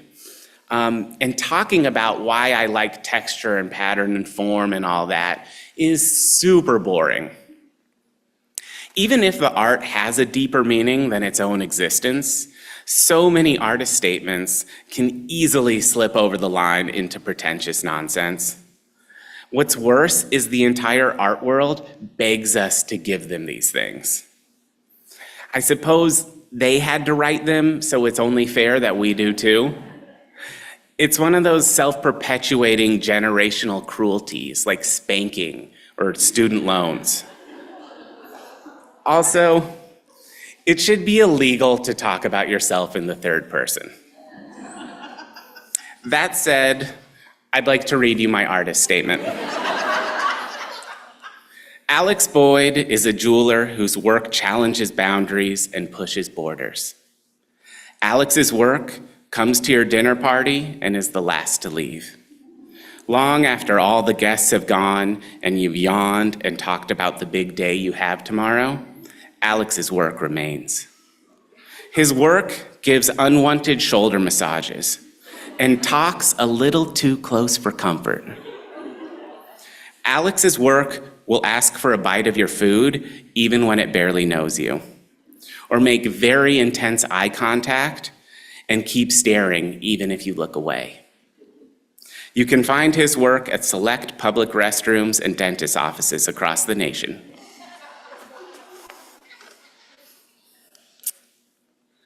So, as a professional artist, social media is the reason I exist. Not that I exist for social media, but that I exist because of it, which is kind of ironic considering it may end all of our existences. Because of Facebook and Instagram, I was able to get my work in front of people at a time when galleries and shows just weren't interested in it. A vast majority of my sales and students come through social media. I've made genuine connections with collectors, artists, and fans. It's become an inescapable aspect of my professional life. It can also be a toxic cesspool. With that in mind, I've made a rule to only make posts that bring some levity to the world. Not because I'm always happy or I don't believe in sharing sadness or pain. but because there's enough darkness on social media already, and I don't need to add to it. I'm kind of a fantasy nerd, and so much of that genre includes charmed objects. So a lot of my posts come in the form of describing the enchantments that I put on my pieces. I'd like to share a few of my favorite posts with you. This ring has been charmed to unite those with opposing opinions. No longer will people say, "I'm a dog person," when you show them a cute picture of a cat hanging from a branch with the caption, "Hang in there, baby." No longer will cat people act like they're too good to fawn over an adorable puppy rolling in the grass, getting covered in some ungodly stank. Both sides will join forces against the true enemy, people with ferrets. Bisexual tourmaline, 22-karat gold, and sterling silver. So this set was made back in the pre-vaccine COVID days. These earrings have been charmed to allow the wearer to sneeze or have a tickle in their throat without being convinced of their imminent doom. Tourmalines, diamonds, gold, and silver. I made this one for Bailey a few years ago. This ring has been charmed to make the wearer hear her boyfriend's snores as the whisperings of sweet nothings in her ear. Instead of smothering him to death with a pillow, she'll feel loved and comforted. Chalcedony, rose gold, and silver. These earrings have been charmed to give the wearer the power to change people's minds on Facebook. You can use them to convince people that a strong social safety net is actually beneficial for capitalism, that ensuring the health and well-being of every American is an investment in our society that will pay dividends for generations, that granting access to quality education without encumbering people with crippling debt will make all of us richer in the long run. I'm going to use them to convince people that ramen is better than pho. Australian variscite, gold, and silver. This ring gives the wearer the power to want a tool and have the money to buy that tool, but realize they will barely ever use that tool and refrain from buying it. Just kidding, no magic is that powerful. Spinel, diamonds, gold, and silver. So I was maybe feeling a little put out about having to write an artist statement when I posted this one. This probund entition examines the discranious relationship between cartation and surfutation. Perfius genterics abound within a framework of complaneity. Discrete veraziation entices the wearer into a state of graziatic effulcation, culminating in Cartanian superteity. Agate, diamonds, platinum, and silver. Like every wedding ring I make, these rings allow the wearer to have sex without God getting mad at them. Rose, white, and yellow gold over sterling silver. I made this Christmas present for my wife so that she doesn't stop loving me. So far, so good. Now to gain 30 pounds, go bald, and take up golf. See if it still works. Rose gold, diamonds, and silver. So this is maybe my favorite thing I've ever made, which is saying something because I'm an egomaniac. I've been working on it since the late Cretaceous period, and it's finally finished. Wyoming jade, Montana sapphires, gold, silver, and little baby diamonds. I attempted to enchant this cuff with the power to overcome debilitating existential dread. Doesn't quite work, but it definitely takes the edge off. Kingman turquoise, gold, and silver. This ring is enchanted to give the wearer X-ray vision. I intended it for perverts who wanted to see unaware strangers naked, but it turns out it's too strong. All you see are a bunch of bones, organs, and partially digested food. It's a big world, though. I'm sure there's a pervert who will like it. Really, I try to avoid being on a computer as much as possible. I don't have anything against CAD, but I also feel that one of the things that makes me who I am is I've always had fingers that did what I asked them to do. For years, I played the guitar, and I still do from time to time, and I thought I was a good musician. I'm not actually a good musician. I just have fingers that do what I ask, so I can make them do what I need. I just don't have like the ear to be good. And so part of what I'm leaning on with my own work is the fact that my hands obey what I ask them to do, and a CAD kind of lacks that. And I worry I would discover the same thing, that once about what my hands can do, and it's just about being a designer, that I'm nowhere near as good as I thought I was. Say how you did that, like what technique, is that a patina or? The silver, I think that's just an artifact from the photography. It's more of a dark gray to black in real life. And that's just a liver of sulfur patina. One of the things that I do with liver of sulfur that I haven't encountered other people doing this, and it came from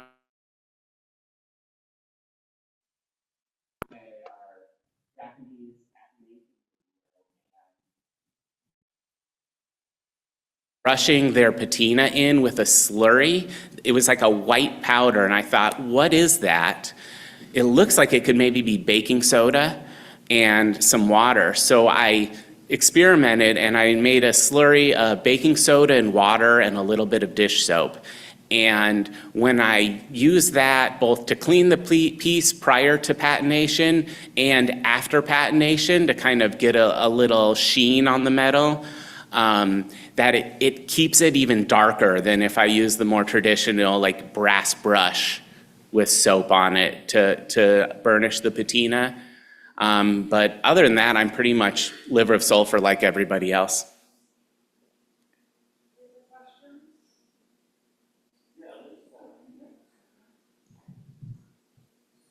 Hey, I'm just curious about the durability of those surfaces. When the work goes out, are people aware of the limitations of that? So the durability depends hugely on people's body chemistry. I married the right woman because she has something about whatever fluids get squeezed from her pores. They do not damage patina at all. She can keep a piece black for indefinitely. One of our best friends who owns the gallery that Bailey works at, she will de-patina a piece in a day. It's just like pure acid coming out of her skin. So that's a big factor. Then there's the other factors of just wear, like you brush it against clothing or other surfaces, it's gonna wear off. And that is, I did mention the texture I use holds that patina a lot longer. It does change the way it looks a little bit over time because only the high points are losing the patina, the low points are keeping it. But what I do is I always explain this to clients before they purchase a piece so that they know what they're getting into ahead of time. And the way I communicate it is that it's kind of like, it's the equivalent of a piece in silver that has a high shine. If you've got a patinaed piece here, eventually they're gonna meet in the middle and nothing's really going to stay exactly where you had it. And I find as long as that's communicated clearly ahead of time, I haven't had any issues. When I first started selling my jewelry, I failed to communicate that one time and had a very unhappy customer who thought their piece would be black forever and ended up having to give money back that I had already spent the money she gave me.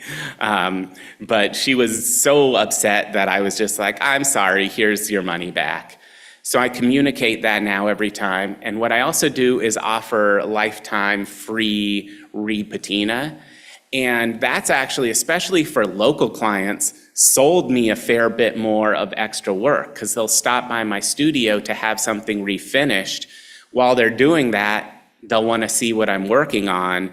And I would say, a handful of times I've sold some pretty pricey pieces, at least pricey for me, to people who were just there to get their piece dipped in liver of sulfur.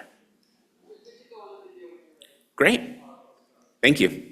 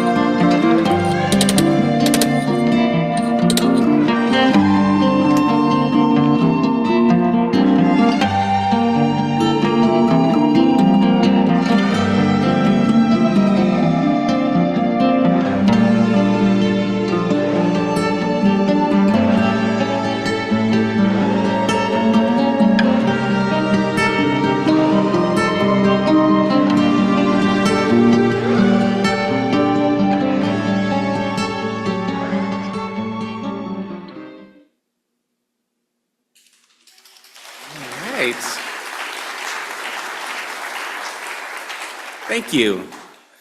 All right, so I don't know how we're doing for time. All right, should I take more questions or should I run away? We've got a question over here.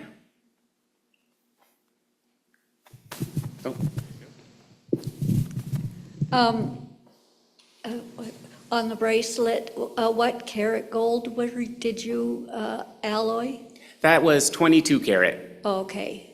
And the other question was that a baseball bat you used as a mandrel? Yes. Oh, good. Yeah, it was just a little mini baseball bat. And the reason I use that to shape it is the wood is non-marring, so it keeps that pattern intact on the inside. Another one down here.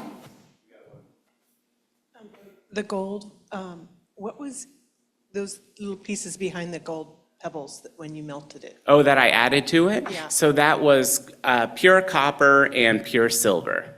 And the copper, you know, if you get grounding wire from the hardware store, that'll be pure copper. And the silver was just probably came from some silver coins that I just milled down or melted and turned into bezel and had some scrap left.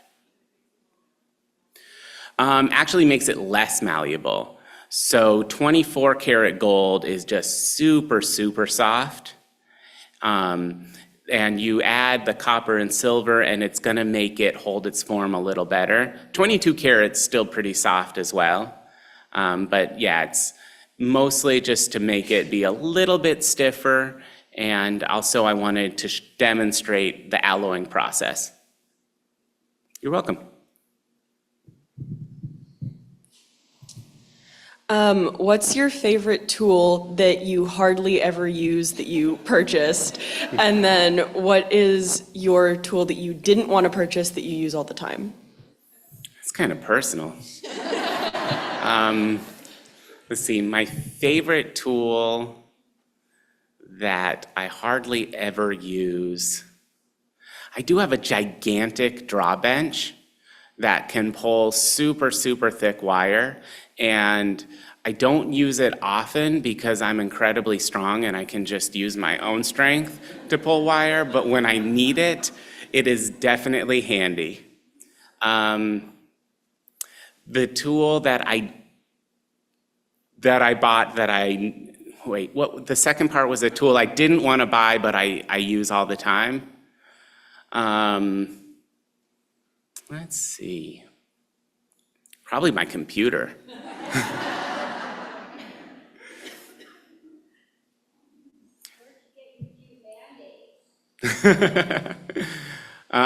So I just got asked where I get my cute Band-Aids, and I want to give a shout out to Wellies. If you're listening, I would love a sponsorship. Yeah, they make the best Band-Aids. They've got like dinosaur Band-Aids and space Band-Aids and all sorts of great ones. And I am constantly cutting myself, or like getting my dried out hands will get hangnails, and I would be dead right now if it wasn't for Wellies. Was that you playing the guitar on the video? No, it wasn't.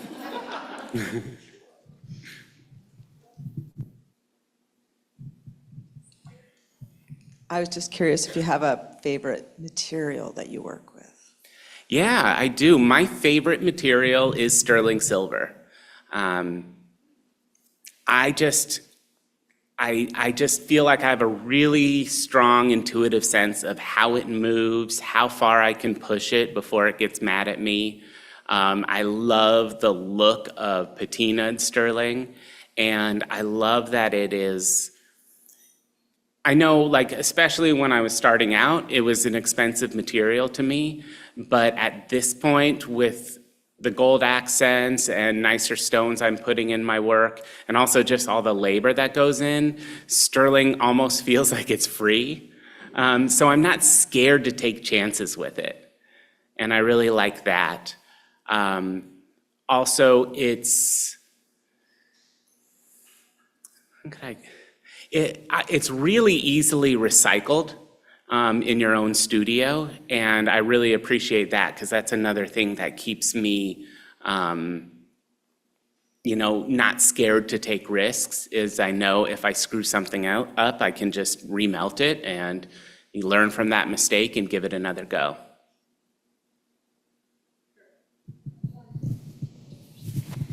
So you patina all of your work after your stones are in place? Almost all the time. There are a few stones that don't like patina. Fortunately, a big one is malachite, and I don't like malachite, so we're even. I have had a few stones react poorly to liver of sulfur. I had some really nice Kingman Mine turquoise that was, it was unstabilized natural material, and I had put a high shine on the top surface and left the back like semi-matte, and the back side got stained a little bit from the liver of sulfur in a piece that I had probably put like 60 hours into. So that was really nerve-wracking. And then I couldn't sleep that night, just going through my head like, how am I gonna fix this? And I had this idea. I knew that because of cleaning up like cat pee, hydrogen peroxide is a really useful tool for that. You can just basically squirt it onto the surface and it'll just do the work and clean something up. And I thought, what if I soak this piece in hydrogen peroxide? So I got up, it was like 2 a.m, did it, went back to bed. When I got up in the morning, the patina was intact, but the stone was clean again. I can't guarantee that'll always work, but it might work. Well, what do you do about the, like, behind the stones when you're doing things like the diamond, salt and pepper diamonds? So that had an open back. That's gonna be my go-to. If I've got an open back, it's not a problem. Even if I've got a closed back and it's gold, I still don't wanna dip that in the patina solution because I might get like water staining behind the stone. So then I would patina the piece first and then set the stone. Yeah, but in general, I'll patina last. Awesome, thank you. You're welcome.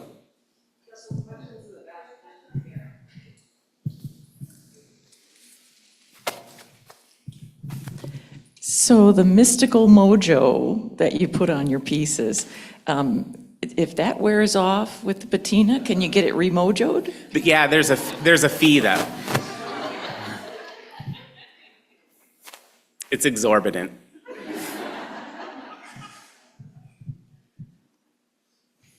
All right, it looks like that's, One more. Sorry. You sort of alluded at the beginning of your talk to how there's the work that you like to do and the work that you feel like you need to do to get by and then repairs. Do you feel like you've achieved a good balance between those things? No. I feel like I'm consistently being pulled in many directions and not doing any of them as well as I would like to. But I think that's something more to talk to a therapist about than, a real life problem.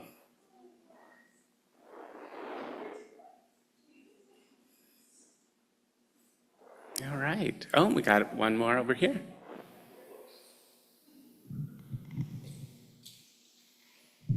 A few slides back, you have a cuff bracelet that has this beautiful cratering texture.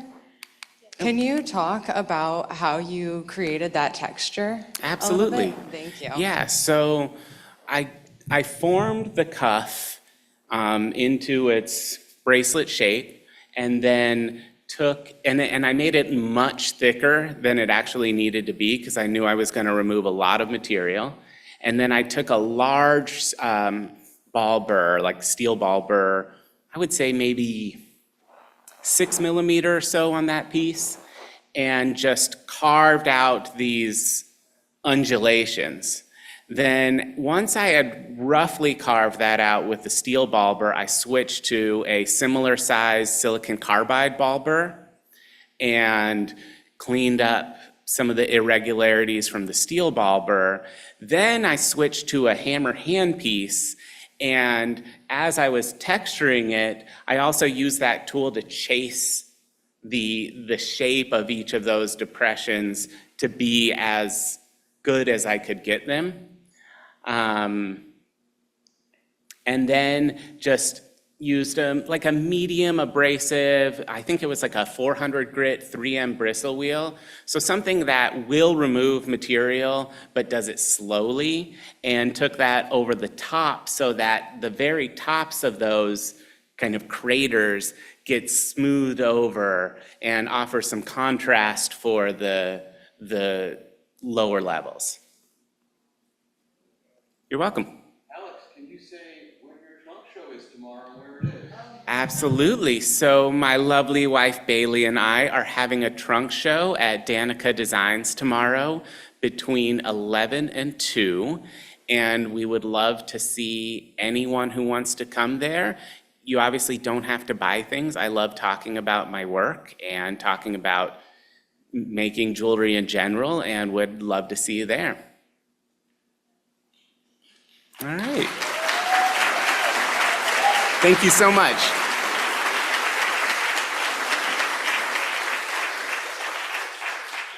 Well, that was awesome. I personally am relieved to know that I can have sex without God getting mad. I think my wife's out there, so it's good to go. It's really nice. Look, we're ahead of schedule, so let's take a double break. I have an announcement that I wanted to make after lunch, but I think it's better to make it now. If you are interested in participating in the exhibition Wave to Shining Wave, outside you've seen that table over kind of on the left over there. Please stop by that table. In a nutshell, Elaine, the wife of our late friend Phil Baldwin, is making some of the remaining Mokume stock available at wholesale price to those SMG members who wish to participate in the exhibition. We don't have a venue yet or a date, but it is absolutely going to happen.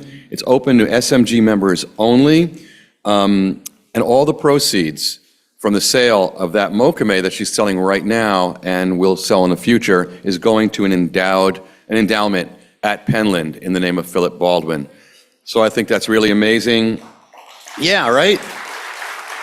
I think that's super cool. Also, even though it's being sold right now in this frenzy out there, which is fantastic, it will be available longer, and just check the Guild website for that. And we hope you all participate. So, Dana, you around? All right. To introduce our third speaker of the day is Dana Casera.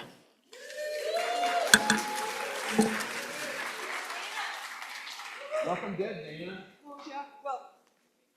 All right, I'm just going to read this. It is my pleasure to introduce our next speaker, Erica Moody. I've known Erica for a total of 3 days. If you've read her bio, you know Erica is an East Coast metalsmith located in Maine with a background in large-scale metal fabrication, who is currently focused on creating utensils for the intimate world of food and eating. You also know she has received numerous awards and fellowships, including a fellowship residency at Penland in 2024 and Best in Metal at Philadelphia Museum of Art and Crafts Show in 2019. Her work has been featured in publications as far-ranging as Bon Appetit and Metalsmith and London's Financial Times. And she is also a teacher, sharing her craft at locations such as Massachusetts College of Art and Design, Harvard Graduate School of Design, Haystack School of Crafts, and now Danica Design, which of course is where I met her. I learned from Erica that she also donates up to 10% of her annual product sales to causes for social justice, which says a lot about her values. What struck me most significantly about Erica is how remarkably her work, the considered forms, the lines, the surfaces that she chooses reflects her considered words and calm demeanor. So her work really, I think, embodies her personality as far as I know her. And it has been a pleasure to meet her. I'm excited to hear her story. Please welcome Erica Moody.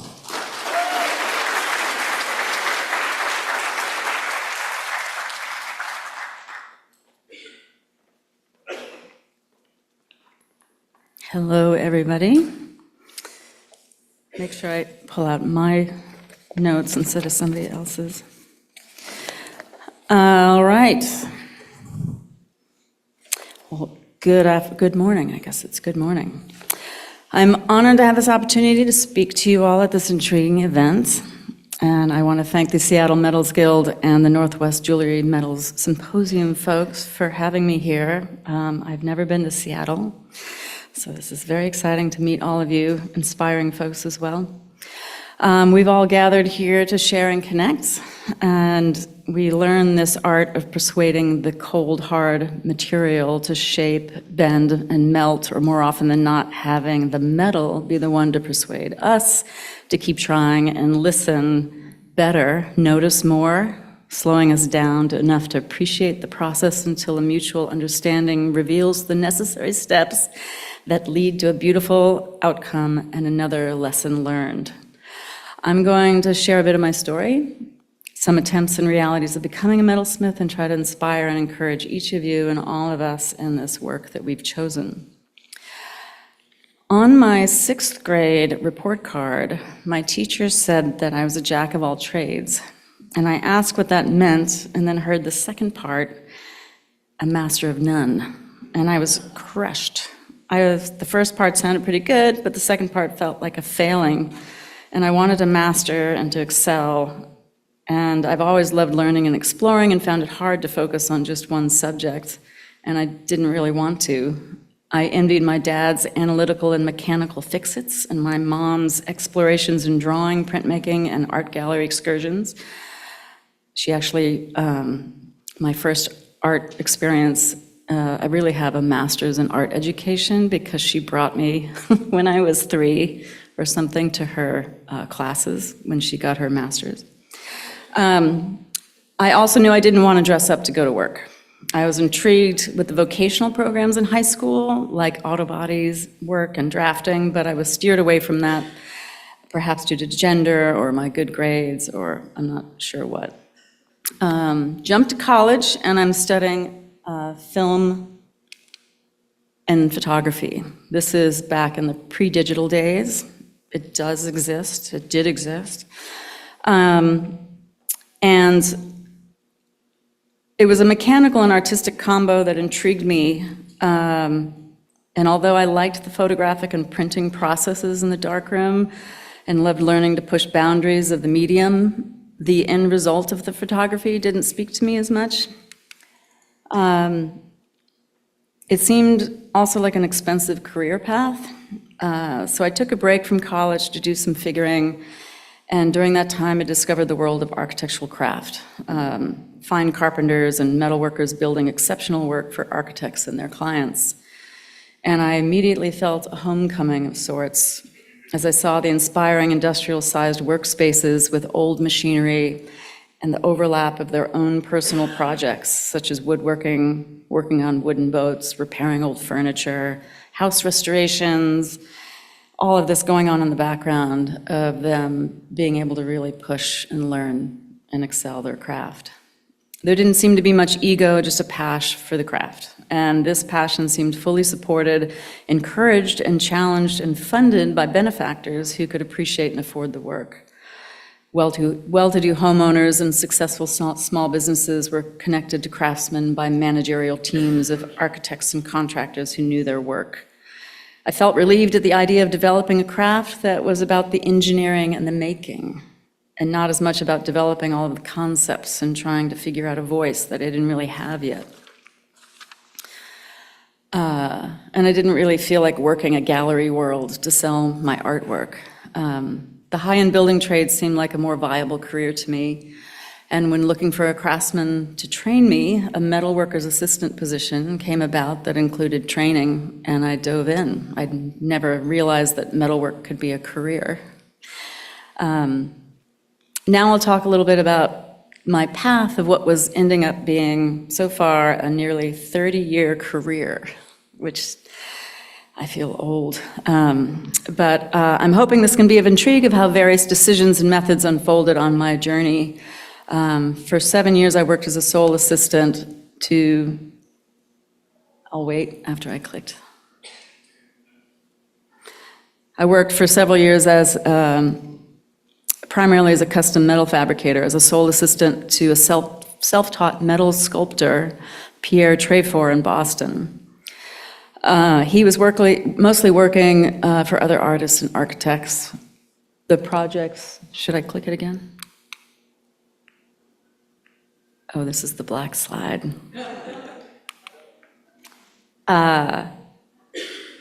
Sorry, they're a little bit out of order. So he taught me fabrication skills such as welding and machining and forming and sanding. We wrestled and persuaded and engineered metals such as steel, stainless steel, aluminum, bronze, brass, copper, into refined projects such as mammoth lighting structures for hotels and restaurants. This was such a great learning environment. Each project was a unique challenge to figure out how to make it. We had to figure out how to bridge the gap between what a designer with no metal experience had dreamt up and what was feasible, which stretched our capabilities to places we sometimes never wanted to go. I also realized in hindsight that the cheap, lousy equipment that we were working with, although very frustrating at the time, was also a great opportunity to be thinking about how to make do with very simple tools. Sometimes inadequate tools, like using a woodworker's router on a variac to use it as a milling machine to mill brass rod or bars for these huge brass frames that went into the Boston State House. It was all just building aluminum rails and moving this woodworking router around to make precision, no-tolerance joints for silver brazing. I know you guys call it soldering, joints. So it was a great way to learn the material. I mean, the makeshift tools allowed us to fabricate, okay, there is large brass frames. So this is how I learned the material of metal, is just engineering things that people just didn't know what they were drawing on the napkin. So the previous one, this was like the Cadillac of all stove hoods. It was sheet copper and brass rod, brass rivets. Those were very large rivets riveting the sheet together to an internal frame. It was a lot of fun, and it's just always crazy. But this one is a wind tunnel for Harvard University, which is all welded and riveted aluminum, and the little acrylic boxes where they would watch birds glide. And then I had worked for Pierre for about 7 years and learned a lot. I mean, it was just so much diversity of projects. And he ended up being in the office most of the time, and I was in the shop. And it was a really unique opportunity. And I was looking for a fun job to do. And so at this time, 7 years later, I was like, I think this might be my career. It's fun. I think I need to learn more. I need to learn from other people. And blacksmithing seemed to be the next step. I was like, what's the first where did metalworking start? Blacksmithing seemed to be like a good first step. So I went out to Santa Fe to learn from a retiring blacksmith, Frank Turley, in Santa Fe with an intensive, I think it was like a month-long program, and learned blacksmithing for the first time. We did a little bit of it in the fabrication shop, and then continued to drive cross-country looking for jobs. And if I dropped the A off my name, I might have had more of an opportunity. This was before email, but I was writing letters, paper letters, to people all over the world and the country, and nobody really responded. So I went back to Boston and thought, I can do this. I think I'll start a business. It looked like it was pretty easy. I could probably do it better than Pierre. And I needed to make some money, and I knew that I could do that. And it also seemed like a really good, no competition sort of a career. There were a lot of hack metalworkers doing kind of fire escapes and stuff like that, but nobody doing stuff like Pierre and I had been doing. So I started a shop sharing with somebody. This is my first space in a cold garage. And my shopmate and I would share buying equipment. Like he would buy one thing, I would buy another one. And then we kept expanding into the space in Jamaica Plain in Boston, outside of Boston, or in Boston. We kept expanding the space, and we were doing all of our own wiring, to electrify the place, and painting and getting the heat. That wood stove, the pellet stove in the back there, I still have to this day. This shop space was in 2001, when I started the business.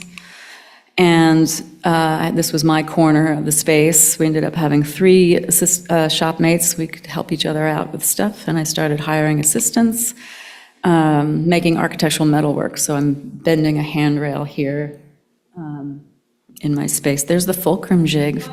For any of my students from Danica Design, we were making one out of scrap in her shop to bend metal. Virginia knows it very well. And then we all 3 of us were growing so big, and it just was becoming difficult to share the space anymore. So I took a leap of faith and got my own studio in Beverly, Mass. And I actually had a nice office. Actually, my puppy was the one who forced me to move. Initially, she was the canary in the coal mine because she couldn't stand being in this shop space with everybody with no safe space for her to be. And so I moved and have this space where this was her, well, my office, but really her space that she could be in and be quiet. It was just a really gorgeous 3,000 square foot old mill space. And I needed the space because I did a lot of big production for office furniture and restaurants, steel furniture, stainless furniture, homes. This is an interior, I'm a furniture designer, Adam Simha, had me do this chair, which was forged steel and machined steel that would fit together with no visible joints. Signage for restaurants. These are different powder-coated paint numbers that were all assembled. So I would get sketches again and figure out how to engineer and make these pieces. This is the handrail I was bending earlier. It's patinaed flat steel that's welded together. There were 2 short stair run pieces on this. This is the chair that was on the workshop bench a second ago. And this guy was a great designer, but really his projects really pushed me to the edge.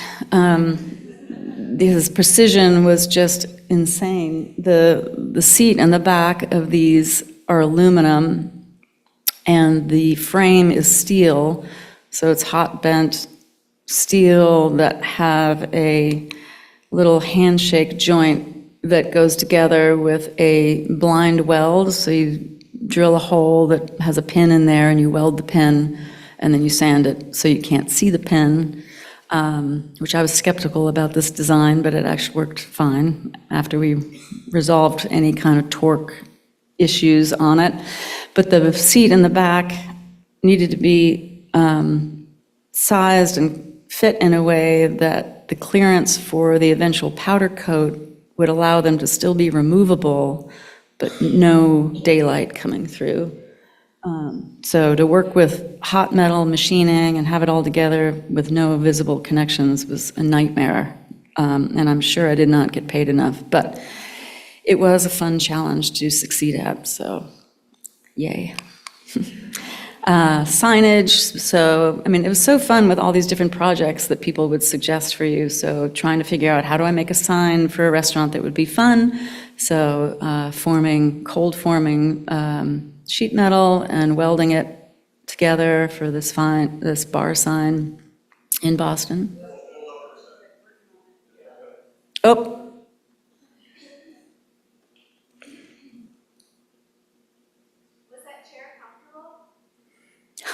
Was the chair comfortable?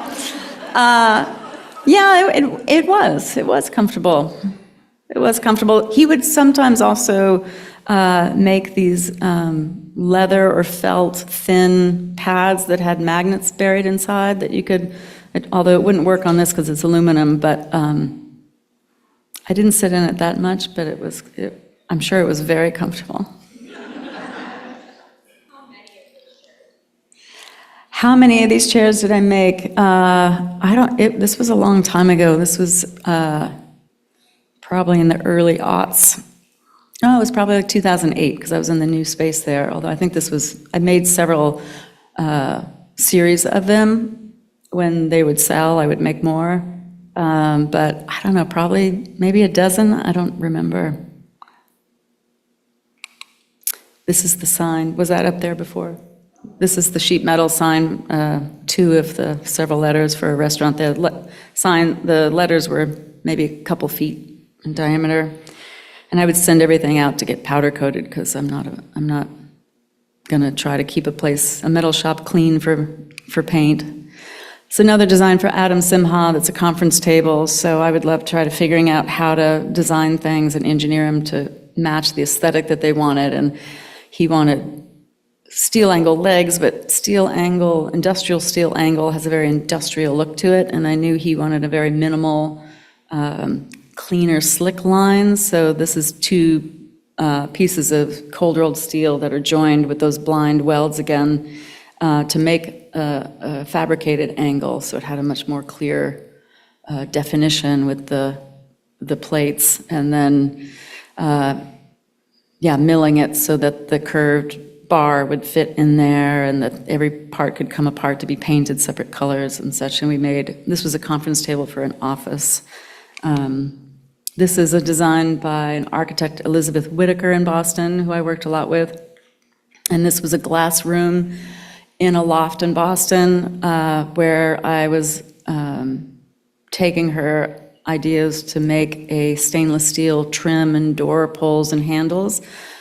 So that vertical piece is maybe 2 or 3 inches wide of 1/4 inch thick stainless steel, and I had to devise a way, or I didn't have to, but I felt like I needed to design a way where you didn't see the fasteners on the outside of the glass box, but on the back side, there's silver. It's hard for me to say silver soldered, but there's silver soldered pieces on the back that go through holes in the glass. So I had to work with the glass workers to figure out how to mount this in a way that was going to be structural and movable. This is a door that slides over the wall that you're seeing there. And so there were a few of those around in the glass room.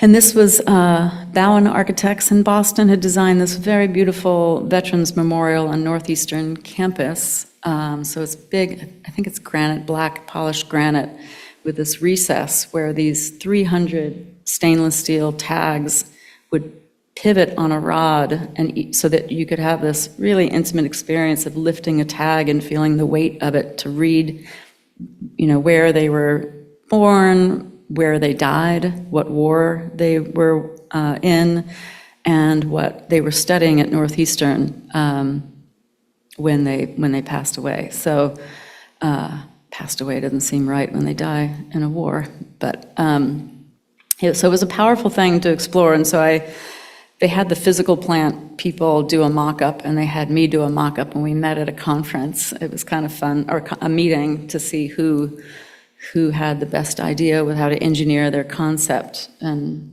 it was exciting to see that mine kind of seemed to blow it away. So I was kind of like, yes, because it was a bunch of old stodgy guys that were trying to come up with something, and it was little old me that came up with this cool idea where you could pivot these, but you can't see any hardware anywhere, and you had to have it tamper-proof, but you also had it so you need to be able to put more tags on, because then invariably there are more deaths that end up happening, or someone that may have not been on the list of names before.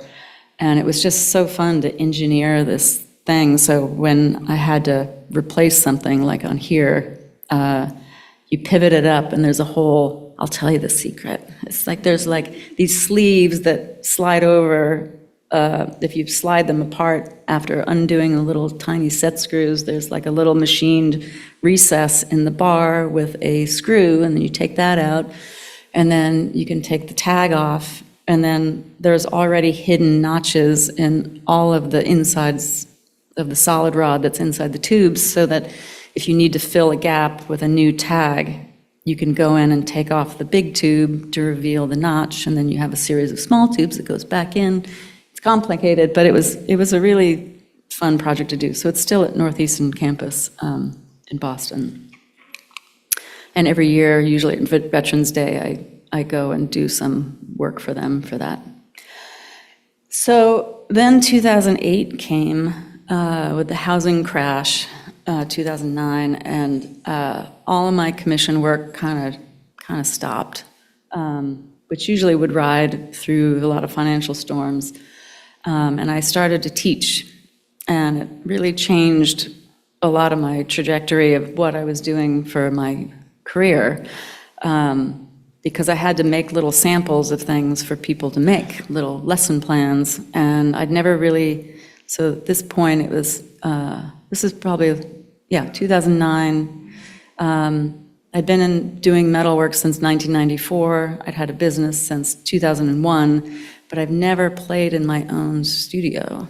And it was always kind of frustrating, but I just, at the end of the day of dealing with managing employees and dealing with these huge stressful jobs with deadlines and dealing with contractors and homeowners, it was sad that I never got to play, but I just wanted to go home. So I started designing these pieces, and I proposed a class to Wooden Boat School in Brooklyn, Maine. I'm very practical-minded, so I was like, I'm going to teach fine metalworking for wooden boat builders and restorers to do hardware and tools. So, and I came up with that because I was living on a boat in Boston for 4 years, and my husband at the time and I were going to go to South America on a cruising trip for a couple years, and I needed to figure out how do I make my big architectural metalwork business shrink where I can do repairs on the water. And so it's not really possible anymore, but at the time I knew that the yellow MAP bottle gas canisters you can get at the hardware store are extremely hot, and I could silver braze with them. And I did a ton of silver soldering, silver soldered a lot in my architectural metal background. We'd do so much silver. That's where I learned silver soldering, was in architectural metalwork, to do these hidden joints or machined joints and moving parts and stuff on coffee tables and furniture and whatever.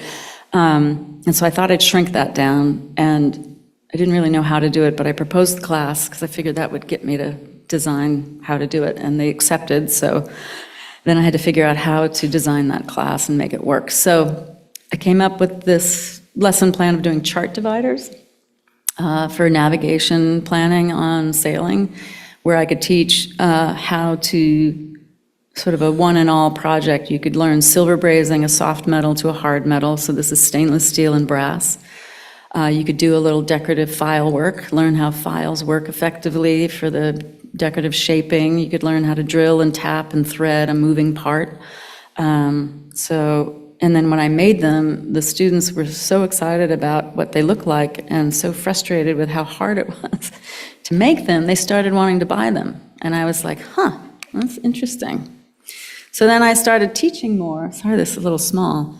I taught at the Wooden Boat School for 13 years, and that workshop I'd bring a lot to wooden furniture places or wooden boat places, because it's about using hardware tools to do something that's structurally strong, because the silver soldering process, as long as you're 45% silver and higher, is insanely structurally strong. So I started teaching that, and then this is at Center for Metal Arts, where I also have started, they always stick me in the blacksmith shop. I'm not a blacksmith, but I figure it out. So I learned blacksmithing a little bit, but this keeps my skills up when I go teach, because we were striking and making some servingware at CMA in Pennsylvania. And then after teaching for a while, but still doing the architectural metalwork, I was burnt out doing the architectural commissions, and I still wasn't teaching very much. And just the financial risk of doing these huge projects that cost a lot of money, especially if something goes wrong, was just, I was burnt from working to an estimate, because you have to come up with an estimate. Usually I had more work than I could do, which was great, but trying to stick to an estimate when you're doing a job that I've never done before was just, I kind of had enough. So I was looking for a change, and I decided to move up to Maine, Mid-Coast Maine, from Boston, and I brought all my equipment up there. This is my milling machine, Bridgeport, which is, taller than me and way heavier than me. So this was the last machine moved in. They had to do it with a crane, which was terrifying, but I thought it was so perfect that they had to put it over a pine tree to get it into my space in Maine. But I moved to Maine because I thought, shop space, it's just, it costs, the overhead is just so expensive for such a big shop. And my body was just done doing big work. It was starting to have body issues, physical issues with my back and my hips and my hands, and I needed to shrink down the work. So although I brought up all of my equipment, I figured if I got a small workspace in a barn that I owned, the business would owe me rent instead of me paying a landlord rent, and I would be forced to work smaller. And that's where I still live today. And this is my dad. Hopefully he's watching. My parents in New York. I had so much support from my parents from a kid all the way up. I'm, I think, just as lucky as Alex had mentioned he was, that they're just so open to whatever I want to do, and also just manually helping with the physical work of getting things ready to go. And so that's just a huge, warm, fuzzy feeling in my heart that they're able to be there backing me. And so this was the gravel pile to go into the shop space, and then it's gone like that with Dad's help. But we had new neighbors stopping by, helping us doing it. And it was an old 1900s, or probably late 1800s barn that's attached to my 1854 house. And the wood structure floor was just rotten against the ground. And so we ended up pouring a cement base in the floor, insulating the walls, rewiring. My husband at the time, he's an amazing electrician, so he was pulling power in from the house to get more power, and then wiring everything, even though I'd wired 2 shops before, so it was fun to be able to go ahead and wire a 3rd shop. And voila, we had a workspace. And to make it work, I actually kept my shop space in Boston while we were outfitting this with power and a solid floor and sleeping on the couch in my office with my dog, keeping the work going in Boston until everything was ready to go. And then as soon as it was ready to go, Maine, I moved and just started working pretty much the next day. I couldn't afford downtime. And it's just such a sweet little spot, and everything that I put in there has stayed pretty much exactly where it started. So the flow of the space is great. I had to cut my work table down 4 feet, but it's still a nice, really big workspace.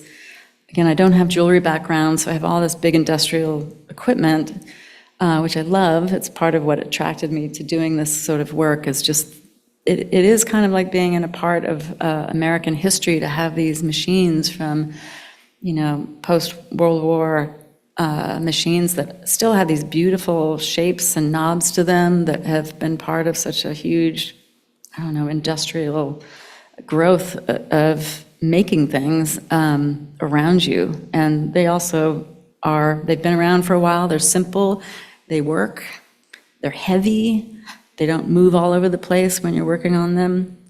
That's the pellet stove again, that's from the first picture. This is another view from the double doors are behind me, looking into the shop. And it's just been a really sweet space, and I can have 3 people working in here, and it works great. These are some of the details of those machines I was just talking about that are just, they feel good to use, they're beautiful, and it just adds to the inspiration of the space. Before, that was the handle to the Bridgeport that was flying in the pine trees. This is my lathe, my metalworking lathe. Even the color that they put on those, it's like, now everything's gray. And trusty anvil, I don't even remember where I got this anvil, but it's so perfect. Still have it. It's great. Again, a little detail, that's on the Bridgeport of changing the high to low gears on the automated movement of the table. And Maine is so beautiful because it provides so much inspiration and space for contemplating things and growth and being connected to the people. It was a human scale place. Boston was great when I was there, but I needed more space, more nature. And so to be able to go across the street and get eggs from my neighbors who are growing ducks for fun, and then I hear laughing all the time from across the street, and grow vegetables, and buy antiques, and have these wonderful pets that kind of keep me company. This is Queequeg.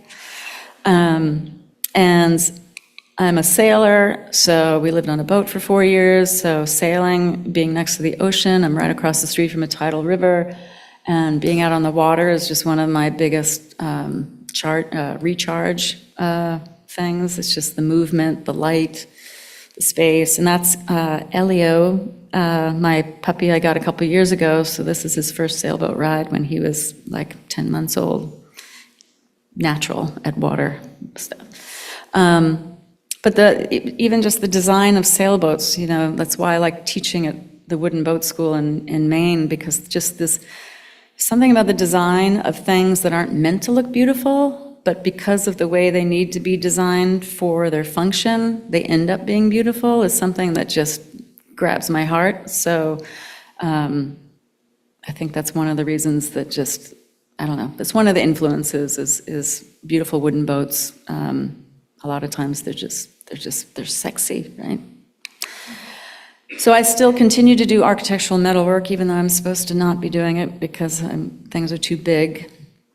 But this is a steel handrail. So my first client ever in 2001 was Alex Enmine and Nick Winton of Enmine Winton Architects in Cambridge, and they were bosses of a friend of mine, and they wanted this industrial rough look for some, actually I think it was, well, one of them was for Zipcar. I don't know if you ever heard of that car sharing thing. I don't know if they're around anymore, and I remember I was working at a metal shop. It's a very blue-collar grunt kind of metal shop that did light fixturing, and just everyone was miserable there. It was a really sad place to work, but I needed a job, and so I was working there, but they let me use the shop space at night. And I remember doing this desk sample for them. Again, I had to prove, that I did okay, and I remember going a little further than what the sample they showed me, that this big fabrication shop was going to do this huge job. I mean, it was like hundreds of thousands of dollars of desks and stuff. And they showed me the sample they'd given them, and they were about to give them the whole job. And so I, after work, made a little sample, and I went a little bit further than I thought the other guys went, because it just seemed wrong to have weld spatter. And even though they said it was this cool industrial look, it just looked sloppy. And I thought there's a cool way to do an industrial look that has a more refined and more skilled look to it. And so I went ahead and did it, even though I kind of felt like maybe it would fall short, maybe that's too much work. They're not going to want to pay for the labor for that. But I just was following my instinct on what I thought it should look like based on what they described. And I wanted to do better, and I wanted the job. So I did it, gave it over to them, and they loved it. Got the job, and then I was like, oh my God, how am I gonna do this? So it was crazy, but they continue to be one of my most supportive clients 21 years later. So it shows you that little passion and to follow the instinct and to do good work, and it's powerful. So this is a rail I did for them several years ago, and this. Yeah, so this is forged steel. It's flat bar that's kind of just flat bent. And again, I had to engineer how to fabricate it, and it goes 3 or 4 flights up. And to figure out where you're not welding on site, because I just think that's a bad idea for a lot of reasons. But making these joints seamless so it doesn't have any, again, sort of connections, just because it seems to fit the aesthetic. And then the white vertical pieces on the left are painted tubes that make a sort of protective from falling down the stairs wall screen that I did as well. This is another piece from them that they had designed that I was engineering. This goes in the house that I believe he is one of the developments of Android's software. It was kind of exciting to go into these houses that are just so gorgeous, and the craftsmanship in them is so amazing, and to be a part of that, and the pride of being able to get in there and be terrified and then it actually works was exciting. Another shot of that, and that's patinaed steel that's welded, and there's seams in there that you can't really see of how they all fit, they sleeve and fit together. But then trying to focus more on the product. I've gone completely off script. Wow. Let me find where I am. I think I know this enough. I probably don't need this script. But I'm just going to skip it.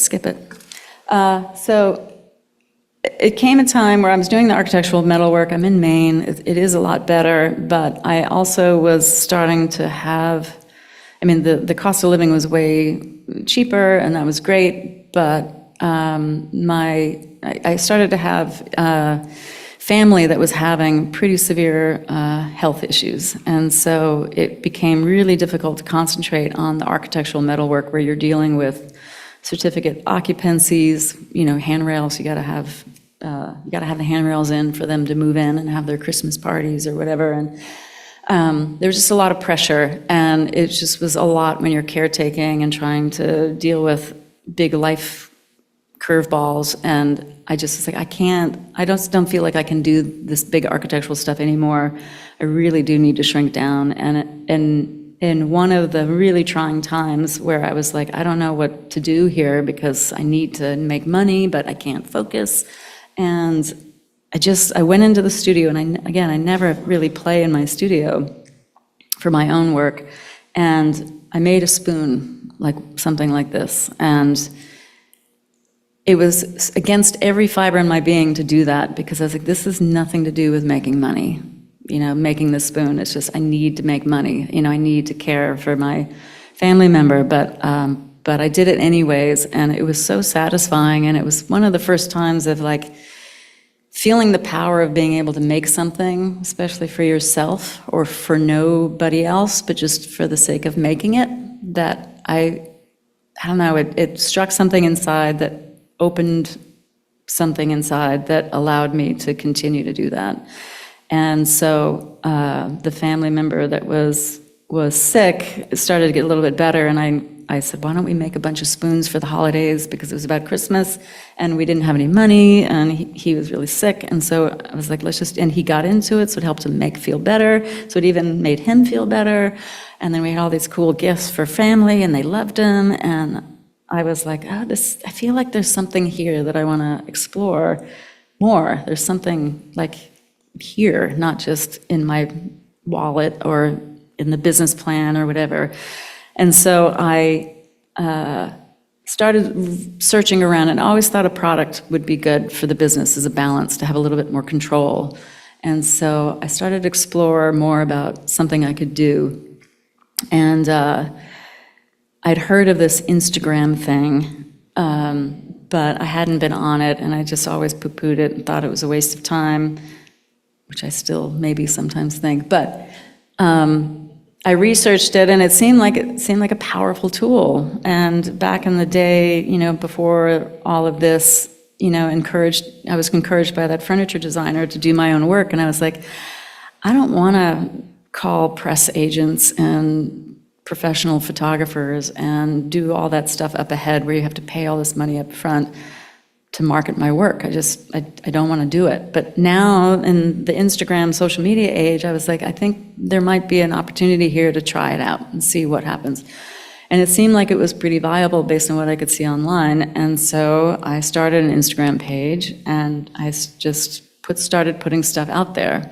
And it was really amazing what happened. It just took off in a way that I did not expect at all. And it was going so fast, the comments and the interest and me learning about how to do it the right way, that I was trying to slow it down so I could understand it better before I pursued it more professionally, like how to price things so that I didn't price these pieces that I might make multiples of, only to find out that it wasn't enough to make money off of them.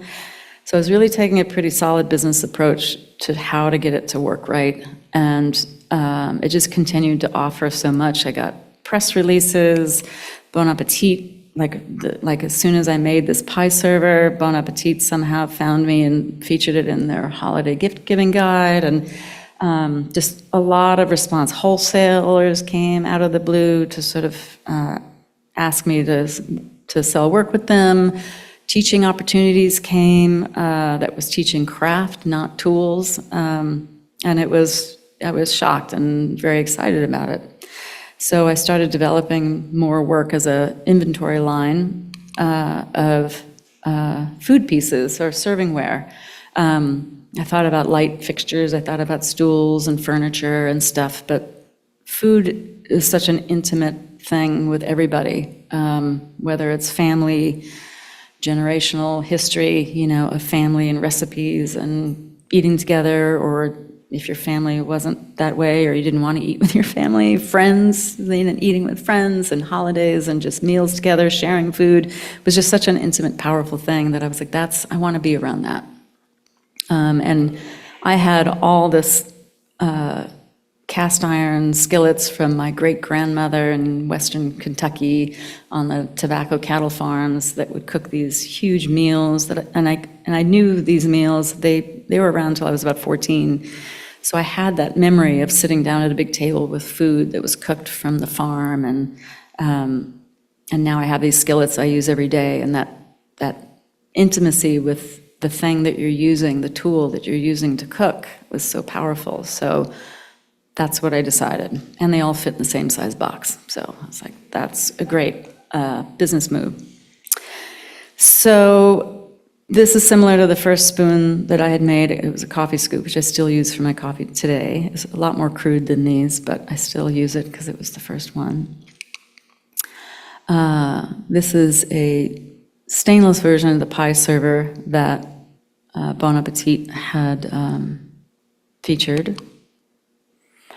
I thought I'd make a lower price item and do a little simple chopstick, but I got obsessed with the design of it. And if you see on the lower left, the joinery is like a weird handshake joint that needs to be precise. And then it's epoxied and riveted with brass pins. And it ends up still to this day being the most high-risk product to make.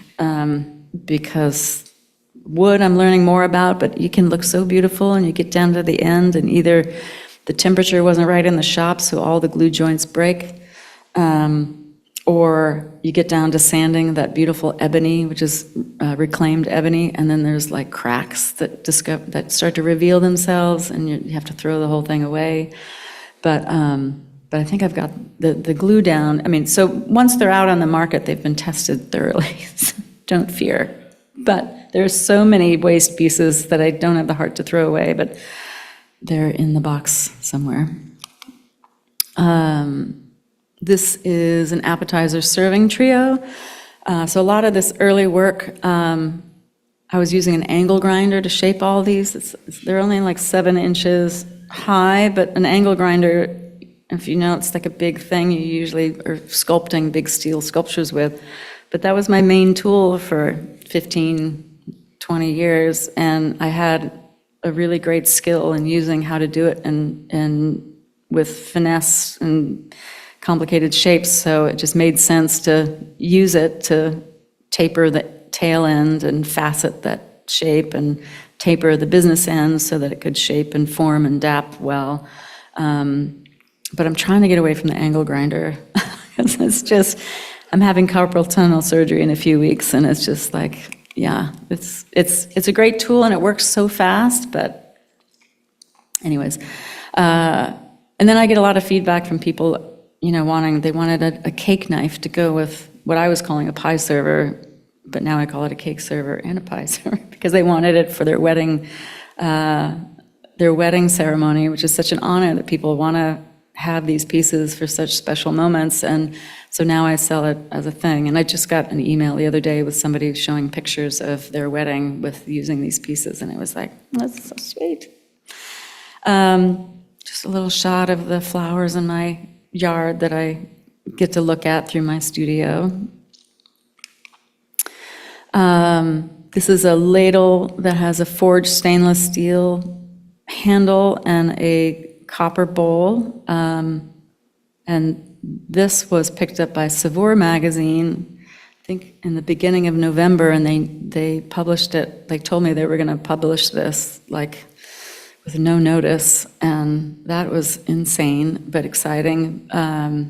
Made a lot of those. I don't make them anymore because I just need a little time to get through it, but it was exciting to get it featured. And so a lot of the material I use is material I used in the architectural business. So I have never worked with silver. I did work with gold a couple weeks ago to make a repair or modification. It's terrifying because I've never worked with gold. It seemed a little bold to do it, but I begged for future forgiveness if I messed it up. But I had to repair a gold ring that was cut off of this guy's grandmother's finger, and he wanted it to be made into 2 rings for a wedding that was 2 weeks away. And I said, no problem. How many times have you guys done that, right? It's like, yeah. In the back of my head, I'm like, don't do this, don't do this. But I was up for I have to admit that the challenge of trying to figure something out that I don't know has really paved the path of my career, so I can't stop doing it. Although I have stopped doing handrails. I won't do handrails anymore. But gold ring, when I've never worked gold, sure. But it worked out fine. I did a little YouTube research to see how soldering gold, how different was that than brass? And it seemed like people were reassuring on YouTube, so I thought, let's just try it out. And it actually worked really beautifully, so I was excited about that. Whew. So anyways, but mainly it's all stainless steel, brass, copper, and steel. Here's another job I shouldn't have said I would take, where this customer is the director on a film crew from a California company that came out on behalf of KitchenAid to film my story, which was an honor. I had no idea how big that was. Just an aside, a couple people came to the door the week they were gonna film, and I was like, all right, so where do you want me to go? And they said, well, there's still the 5 vans coming to I was like, what? So it was this, if you've seen it online, if you haven't, I don't know if they still have it on there, but on KitchenAid's website they have it. And it's not a product placement thing. It's just a really beautifully shot thing about what I'm talking about now. But they came after the film, and the director said, well, I have these heirloom stones from my recently deceased father. I wonder if you could incorporate them in some bookends. I said, sure. And I've never set a stone before, ever.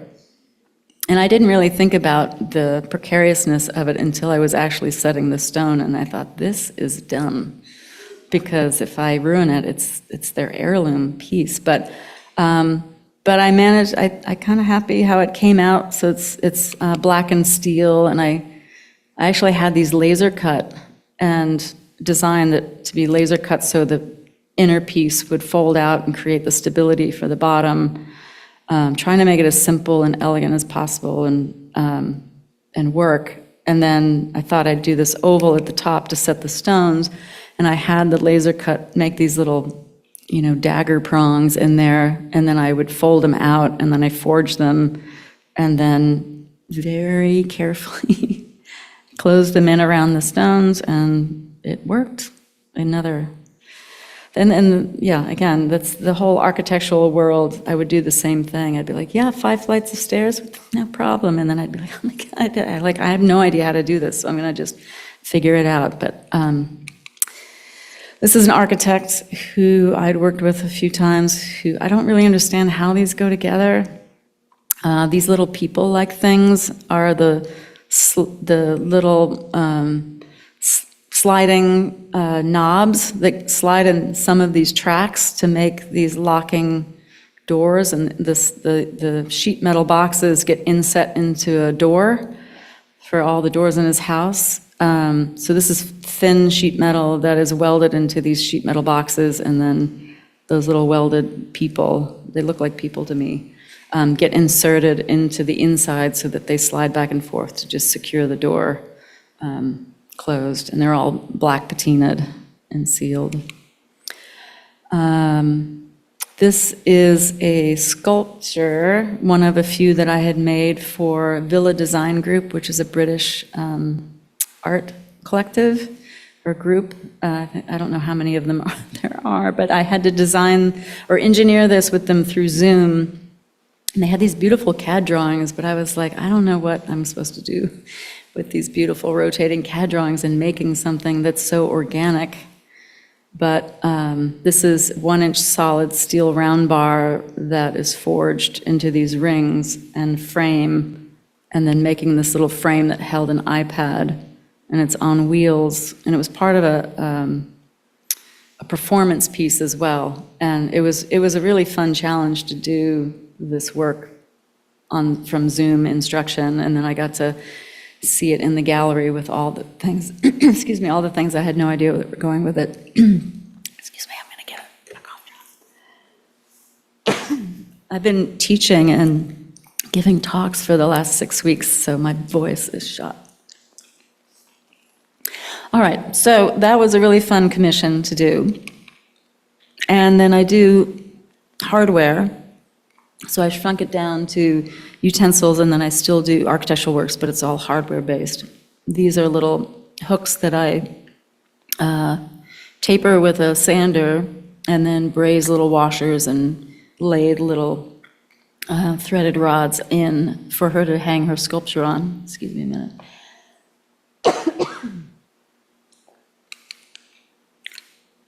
And then cabinet hardware. This is some samples that I had done for sorry if I'm smacking and like, forged steel that's welded at the corner and then welded to a little flat plate, and then there's a threaded hole inside so you can mount it to cabinet front. They're like 3-4 inches tall, although they could be any size you want. This is forged round bar, same idea. Forged flat bar. And he wanted something that echoed the Pi server as a pole, so this was the one that he eventually selected. And this is some hardware I designed recently. That is turned wood on my metal lathe, and actually used the metal turning cutters to do this. Since then, I've made a little apparatus where I can rest wood tools and actually use wood tools to turn. It's completely so much easier. But this is turned wood that's then charred black, and then I machine the little brass ends. So it's a pretty complex little mechanical endpoint so that it looks riveted, because they wanted something that looked like the riveted work that I do. And so that was a fun project to do. And we made a whole kitchen's worth of these. These are designed by the Anne Mine Winton architects that I had mentioned before that were my first client. And so these all get inset into thick doors. So these, I think, are, what do they call that? Closet, the pocket door. Pocket door. So you can pull it from either side, opposite side, and then the end. But I engineered it to be every face is a water jet cut piece that I draw up in CAD, and then I have them all cut in silicon bronze. And then it's like a puzzle piece to weld them all together. And then trying to figure out how to design it so that I don't have to be filing inside all these nooks and crannies. And then sand it, and then patina it and seal it. And thank God I don't install it. You can see all the ones I was making in the background. These are all TIG welded together. So I've probably made close to 300 of these for different houses. They have the vacation house, they have their main house, they have their friend's house. I'm sure, and so every year I tend to make a house worth of these poles. And there's usually a few designs for each project that they're doing. This is a hinge. There's a beautiful furniture school out near me called the Center for Furniture Craftsmanship. And it's really sweet. And I teach there every year on making tools and hardware, similar to the workshop I did at the Wooden Boat School. And so they get a lot of folks that will make stunning furniture, but a lot of times hardware isn't thought about until the very end. And on this one, I don't know if you can tell, but the piece on the left is the framework for the case piece, and the front is beveled. into where the door goes. And he couldn't figure out how to do a hinge that would accommodate that sort of design. And so it was really fun to sort of engineer something that would work well and also just add a little bling to the piece instead of just being some functional thing. And to have it sort of pierce through the edge, the side of the piece as well as on the front, I thought would be a fun little detail. So that was all milled on the Bridgeport. Really fun to do with that. I also, thank God, did not install that. That must have been a bear. Excuse me? Oh, okay. I will cruise, I don't know how many slides. Okay. Some salad serving sets. Candle snuffer, making a cone, riveting it together with stainless steel and a little hinged cone. I thought I'd try the same thing, but score and facet and fold a shape. File work. A teaching demo. Teaching has been so inspiring with getting me to do new and different work by making samples. This is just inspiration while I was sitting in an Uber in New York City. Pressed brass servingware, which one of them is out on the table there, was developed during a haystack residency that I was in 2019. Hydraulic pressed brass and charred wood. This is a brass spoon with a tinned bowl. That will be out on the table as well a little bit later. This is forged stainless steel with a blackened stainless handle and a brass rivet. I started layering material to get dimensions so I don't have to use the angle grinder anymore. So this is stainless steel cheese knife set. Oyster knives, getting into heat treating. I took some knife classes and it's just really great to be able to do these little small knives. It's me forging one of the oyster knives in my studio. I started doing quarterly sales where I do all new work, and that has been amazing this last year to just stretch a little bit. So this is hydraulic press things that were around like these are lock washers and different kinds of washers and stuff. I was just pressing into pieces and I thought it was gorgeous.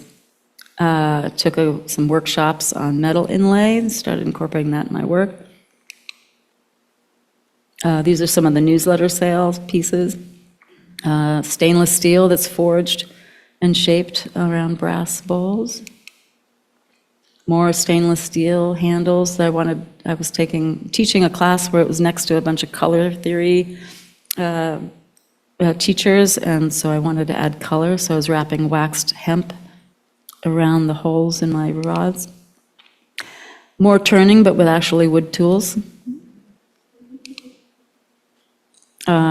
This is a piece that I made for a show in Brooklyn at Brooklyn Metal Arts that then went to Venice for a show in September at Omo Faber. If you haven't heard of it, it's new to the States, but 3 years running in Venice. An incredible craft exhibition that I was lucky to be a part of. And so thank you so much for having me here.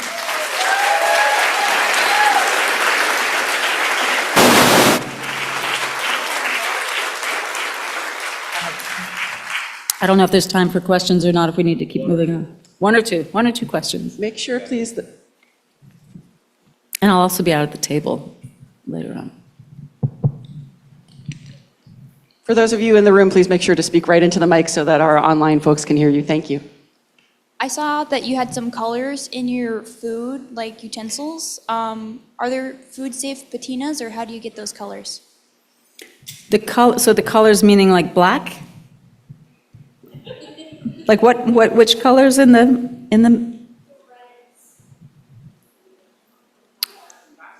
So that's the material of the metal, is just the copper. So when the copper's heated, it can change, it can darken. So I don't know if there's any colors in the bowls other than just the material and the way it looks when it's been heated and oxidized. So like the stainless turns a dark color and I just leave it there. And the pressed brass turns like this dark gold when it's annealed to work it, when it's softened to work it, and I just leave it there. And the same with the copper, just sometimes I'll, need to deburr the rim of a copper bowl, and so it gets bright pink, but I leave the darkness from annealing it to shape it. So I don't know if that answers your question, but I'm not patining, and I hate patina. I did a lot of patina in my architectural work, and I'm kind of done with that. That's a good segue to one of our online questions from Teresa Rodriguez, who is a former architect. And she says, I'm interested in knowing your tips for working with architects and other design professionals. Interesting. So I love that question. I think that question needs to be asked more. But I think, if you're open to working with the craftsmen and designers with concepts, to be able to exchange ideas, because architects and people who aren't in the metal field have so much knowledge. And so I love being inspired by the architect, but it's nice, and I think it flows a little bit better if you can give and take some ideas and collaborate. And, things that might be designed by an architect, it might be frustrating when you can't get it to, if the craftsman or the metalworker's like, forget that, it's not going to happen, it won't hold up, or it's going to fall over. And also finding the right craftsman too, because I think, when I was doing architectural metalwork more, I thrived on the challenge. And so people started to know me, because that's what I wanted to focus on. I wanted to be known for the one who would resolve the challenge.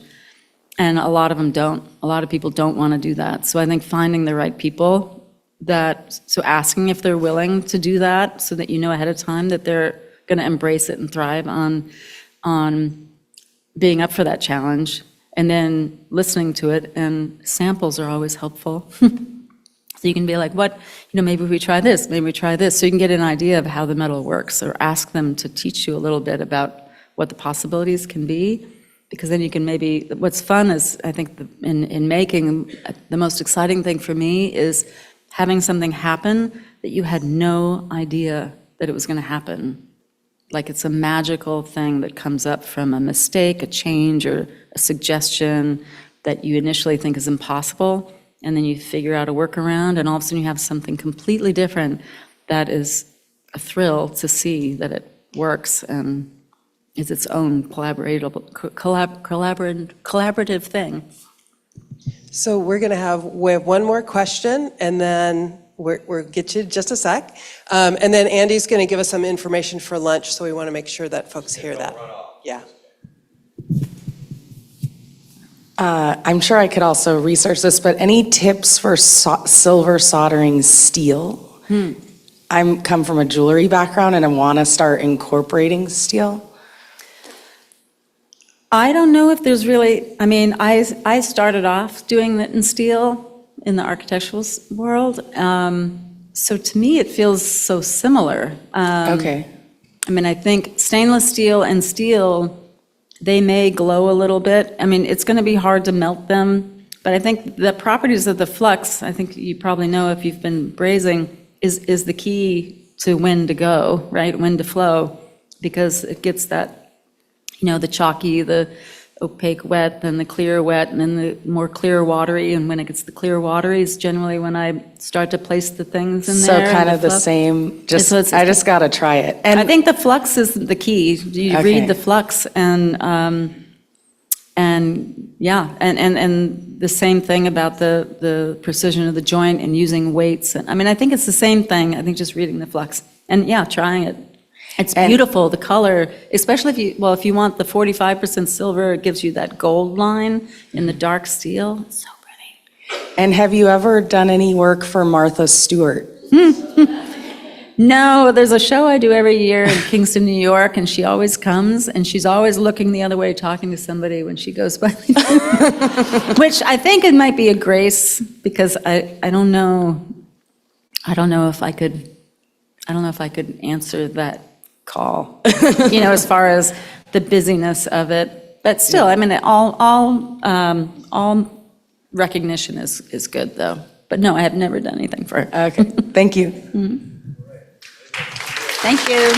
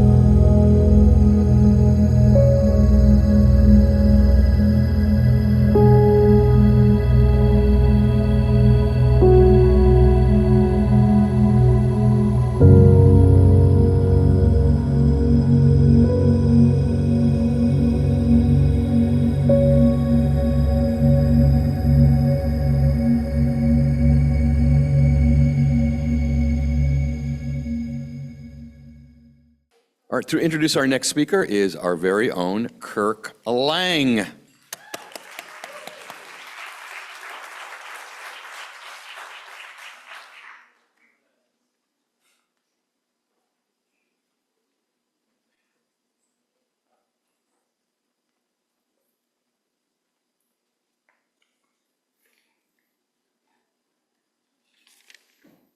Well, hello, everyone. Hope you're all having a good time so far. Good. I'm honored to introduce our next speaker.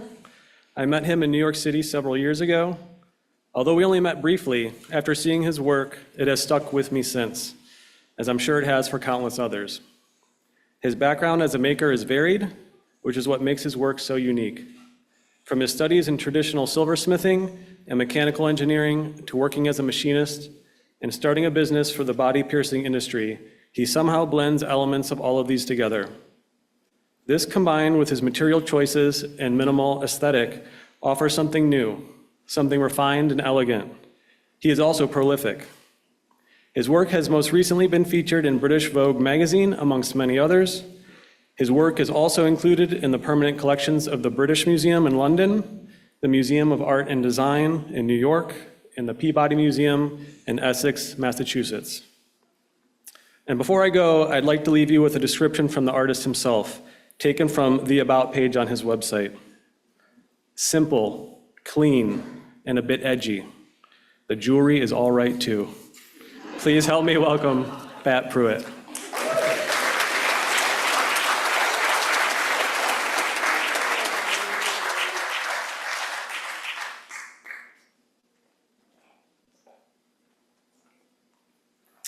All right, well, good afternoon. Thanks for returning from lunch. I know that's a tough thing to do sometimes at symposiums when, after a very exciting morning. So thank you for returning. It's a pleasure to be here. And I want to let's first off give another round of applause to Rick Smith, Alex Boyd, and Erica Moody for their very good, very enlightening presentations, and it kind of takes the edge off. My name is Pat Pruitt, as you can see on the thing. I'm a metalsmith, kind of fell into it, and I'm going to kind of cover a little different topics here. I don't write out my presentations. I kind of just take notes, because I generally don't really know, especially when you come into new environments like this, what the audience is like, right? And this is what's fascinating, because it's a very diverse audience. And one of the things I really want to highlight, because it's interesting that I'm of the younger generation. I'm not the youngest by chance here. And it's fascinating because we do have a contingency from Boise State. Where are you all? Yes. Thank you very much for coming. I think it's important because there's a vast amount of knowledge in this room. And I think being young students, being young metalsmiths, exploring the arts, take advantages of moments like this. Because I could probably speak for a majority of us here that we didn't get where we're at without the help of others, right? I am exactly where I'm at because two individuals really helped me get to where I'm at. I'm also going to preface by saying we had some technical issues with the PowerPoint presentation. So me and our lovely AV guy here, I didn't even catch your name, Lucas, give him hats off because we resolved it. So we're going to have a couple of little snippets pulling away from the PowerPoint presentation, going to Instagram and taking a look at that. So kind of the ground rules as been stated, we're going to go ahead and move on to the presentation. Again, my name is Pat Pruitt. I am from actually the state of New Mexico, from the Pueblo of Laguna. I'm Native American. I'm a designer, I'm a metalsmith, and I'm a knower of things, right? And what we're going to be talking about today, in general, is going to be the industrial technology within the studio. I've been very fortunate over time to see and experience the technological side of manufacturing grow and evolve and change, all within my lifetime, and it become accessible. So I'm going to give you a little bit of history about me. Again, I'm Native American. I'm from the Pueblo of Laguna in New Mexico, where my membership resides. I'm also Chiricahua Apache and Angle on my father's side. And I'm getting older, so I gotta like bounce between the glasses and looking at you, so bear with me. I've had several careers, as Kurt pointed out, primarily a metalsmith. I'm actually back in school to pursue a BFA. I was in school prior, years ago, almost 30 years ago, pursuing a mechanical engineering degree, and then life happened. I was never able to finish that. So part of me going back to school now is finishing what I started. So it's really nice and exciting to be back in school at this time because the youth there are so excited and just bring a vast amount of energy. So if any of you decide to go back at this junction in time, I highly, highly, highly recommend it. Also do some consultant work. I'm a dog lover and I love to travel. So I love to go with my partner to various places in the world to experience different things. And I think that's a very good educational tool because you get exposed to so many different things, right? To be able to see the ironwork in Venice, Italy, to be able to see all these different patterns in Dubai with the mosaics. I mean, I think all that influences at least me in part of my work and part of my design. And being a dog lover, these are my girls, right? I've got Hani, who is the husky, and her name in my language means from the east, because she was actually from Oklahoma, where my partner's from, so she is from the east. And Jolene is a rescue, right? So she was a working dog. She's a red heeler, and she loves beer, as you can see. So I got to keep her away from a beer anytime we're going out, and she will take it any chance you get. So it's nice having the girls around because they really show you what unconditional love is, right? And they show you how to express that. And I'd like to think that as creatives, we have that with what we do, with whatever profession we're in. We do have that unconditional love that we express and we get to explore and we get to create things, 9 times out of 10 on our own will and ambition and get to create in these most amazing ways based on the resource that we have. So I'm gonna give you a little bit of history about myself and how I got into the game. It started off with a horrific bicycle accident in which I crashed, I knocked out 7 teeth, and I fractured my skull and I was laid up for months, right? So as y'all notice, the silver tooth in my mouth, created the skills to make it myself. So it's a titanium Damascus and it saved on some dental bills and you get to practice home dentistry, right? Which is always fun. I got my start. I was very blessed that during the time that I did have my accident and I was laid up, there was a silversmith in my village named Greg Lewis up there. He took me under his wing, right, as an apprentice. And he practiced, he was, I think, 4th generation silversmith, and he came from the school of you're making all your own tools, right? And in the traditional Southwestern style of stamp and hammer work, reprise, but not in the reprise that you're familiar with. It lacked the pitch. It was more male-female die work. And he really imparted a lot of the troubleshooting skills that I think are imperative in what we do. Right? He was the first lesson was you're gonna bend 100 bracelets. And that was all I did for 3 days was to bend a bracelet to get the shape right. And it was just a lesson in repetition. And it comes to serve well because you gain the muscle memory, right, over time. And so the second gentleman that took me under his wing soon after was Charlie Bird, right? And he is the coolest cat on the planet, right? Went to Woodstock back in the day, and he specialized in a mosaic style of inlay. So his philosophy was very different, very accurate, very precise, and his silver work was simply the frame to contain the mosaic work that he did. But during his trip to Woodstock, right, he was there all 3 days, and on the last day, he walks through the mud and finds these jackets, the Woodstock jackets, and one of his bucket list items was I'd love to go on the Antique Roadshow to talk about this jacket, right? And I'm sitting there, mind you, I'm 15, right? This is 88, 89, I'm 15, and I'm what? You were at Woodstock? Mind you, my little village, right, which is a tiny little village, is about 200 to 300 people. It's not big. How did you get to Woodstock, New York, right? And he was a great storyteller, and he was talking about how he got there and he was part of this contingency of artists that they wanted to bring in to sell stuff, and they literally helicoptered him in, right? And so you think about that, it's like, what are you talking about? Like, this is just so foreign to me at this point in time. End of the day, got to see Jimi Hendrix play Star Spangled Banner, right? That is his most amazing time because he's there. He said, like, there was hardly anybody there because it was the third morning or something like that. And as him and his girlfriend were walking away, there was this puddle of mud and a couple of jackets. He grabbed it out. So many years later, right, we're talking and shooting the shit, and I happen to have a friend that Antiques Roadshow was coming to town, to Albuquerque. And I don't know if you guys all know how you get on that show. It's all lottery, right? Like you just kind of put in your name and they draw you. If you get chosen, then you get to take an item there. And we reached out to all our friends because this was his bucket list. And after the weekend passed, none of us got called. And I started talking to it with a friend of mine from the Peabody Essex Museum. And she was like, oh, I know the producer of that show. Let me get you some tickets.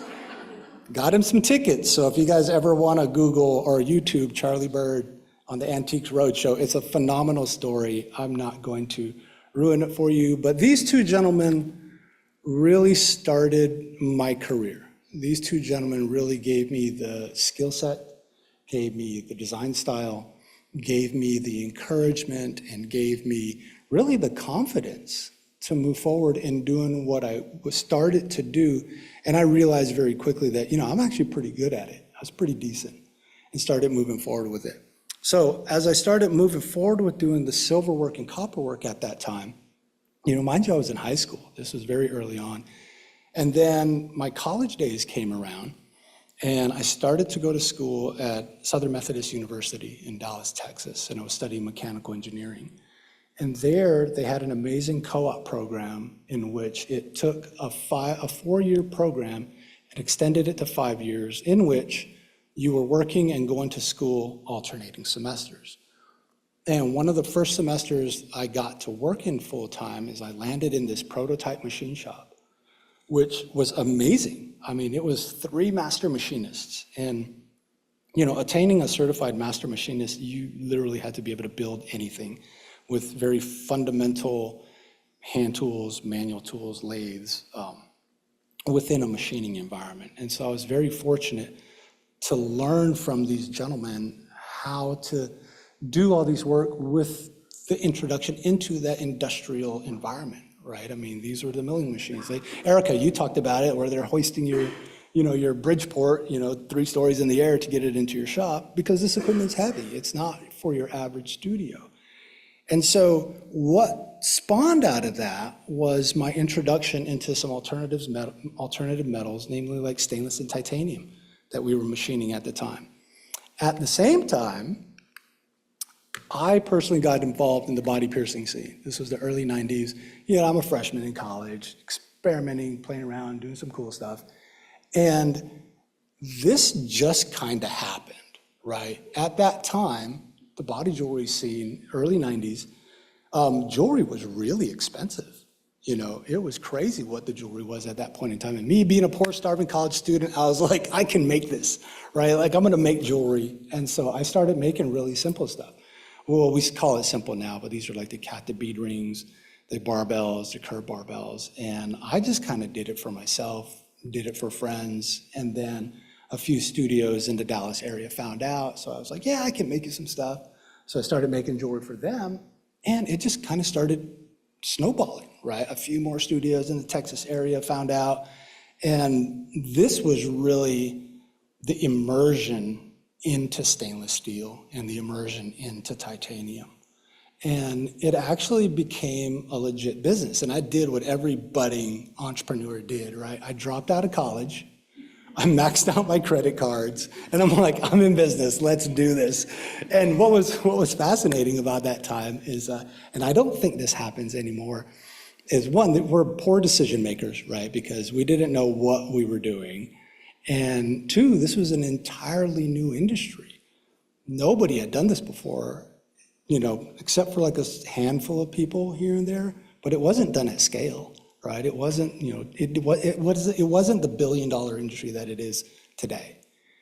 And it was extremely fascinating because we were able to dive in and within a brand new industry, and try and picture this in your mind because it's fascinating as I reflect back on it and as we start talking about where we're going, what was going on at that period of time, right? We had a brand new industry. How many of you have ever been in a brand new industry, right? It's fascinating, isn't it? Because you have no bounds. You have no limitations on what you can create. There's nothing that holds you back other than your creativity. And that's what was fascinating about this industry. And being relatively good at design, but also being very good with my hands, allowed me to explore all these new products within a new industry that we really didn't know what was going on or where it was going to lead or how it was going to pan out. And it was such a beautiful time that we had to just be creative. And the fact that we could sell it, oh man, that was the icing on the cake, right? And we got into it at a period of time in which it was extremely lucrative in the early 90s. And so it allowed us to make dumb mistakes, like stupid mistakes. It allowed us to invest in equipment. And because we quickly realized that it's like, this is gonna become an industry in which volume becomes the name of the game, right? And so this was really my introduction into doing a lot of the CNC work because we had to produce items by the thousands, the 10,000s. And so we needed that capacity to produce that volume, maintaining the quality. We also had a heavy labor involvement. And so within a very short period of time, it was going from me doing work to I had a crew of 13, right? And it was highly stressful, I'm not gonna lie. Those of you who have employees and manage people, it's the worst.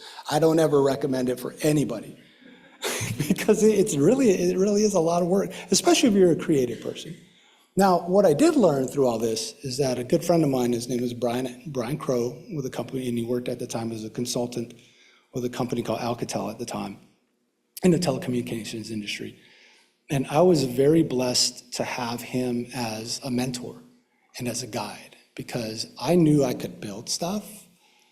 I didn't understand the business side at that point in time. And I think he was such a godsend that he gave me the guidance really to start looking at the business side from the profit and loss, from the inventory management, from the equipment purchases.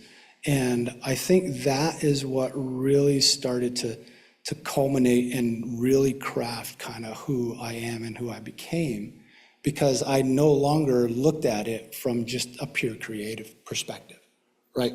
I now had to look at it from a business perspective to see what's like Alex experienced, right? It's like, all right, I'm gonna do this and I'm gonna lose a ton of money at it. So having that experience and having that guidance, and that's what I'm kind of like talking to you younger people, is like, pull on us, right? Because we have that, and don't be afraid of the business side of what we do, because that's all learnable. That's all it is, just time and energy. At the end of the day, I did body jewelry for about 17 years. And as any industry grows and as any industry becomes bigger over time, what starts to happen is you start to see the competition arise, right? And at first it's local competition or it's national competition at that same time. But what happened within this industry in a very short period of time is we started seeing a lot of overseas competition. And it really started driving the price point down. It started making us become more efficient, more cost conscious. And unfortunately, with the work that I was doing in the company I managed, is that all of our product was extremely labor intensive. We had CNC equipment, we had some Swiss turning machines, a lot of industrial stuff, industrial tumblers. And even with that, the labor component was such a huge part of what we did. It became it became the limitation, right? And so as we started moving forward, we could not compete with what was going on at that point in time. And so it really started to push me to look at, okay, what am I going to do next? Because this, for me, it had a very finite time frame because we were so labor intensive, because we couldn't push it into having other people do the work, or because we couldn't outsource it at that period of time, that I just kind of had to be like, okay, you gave it the best college effort, right? And the end is going to come for me.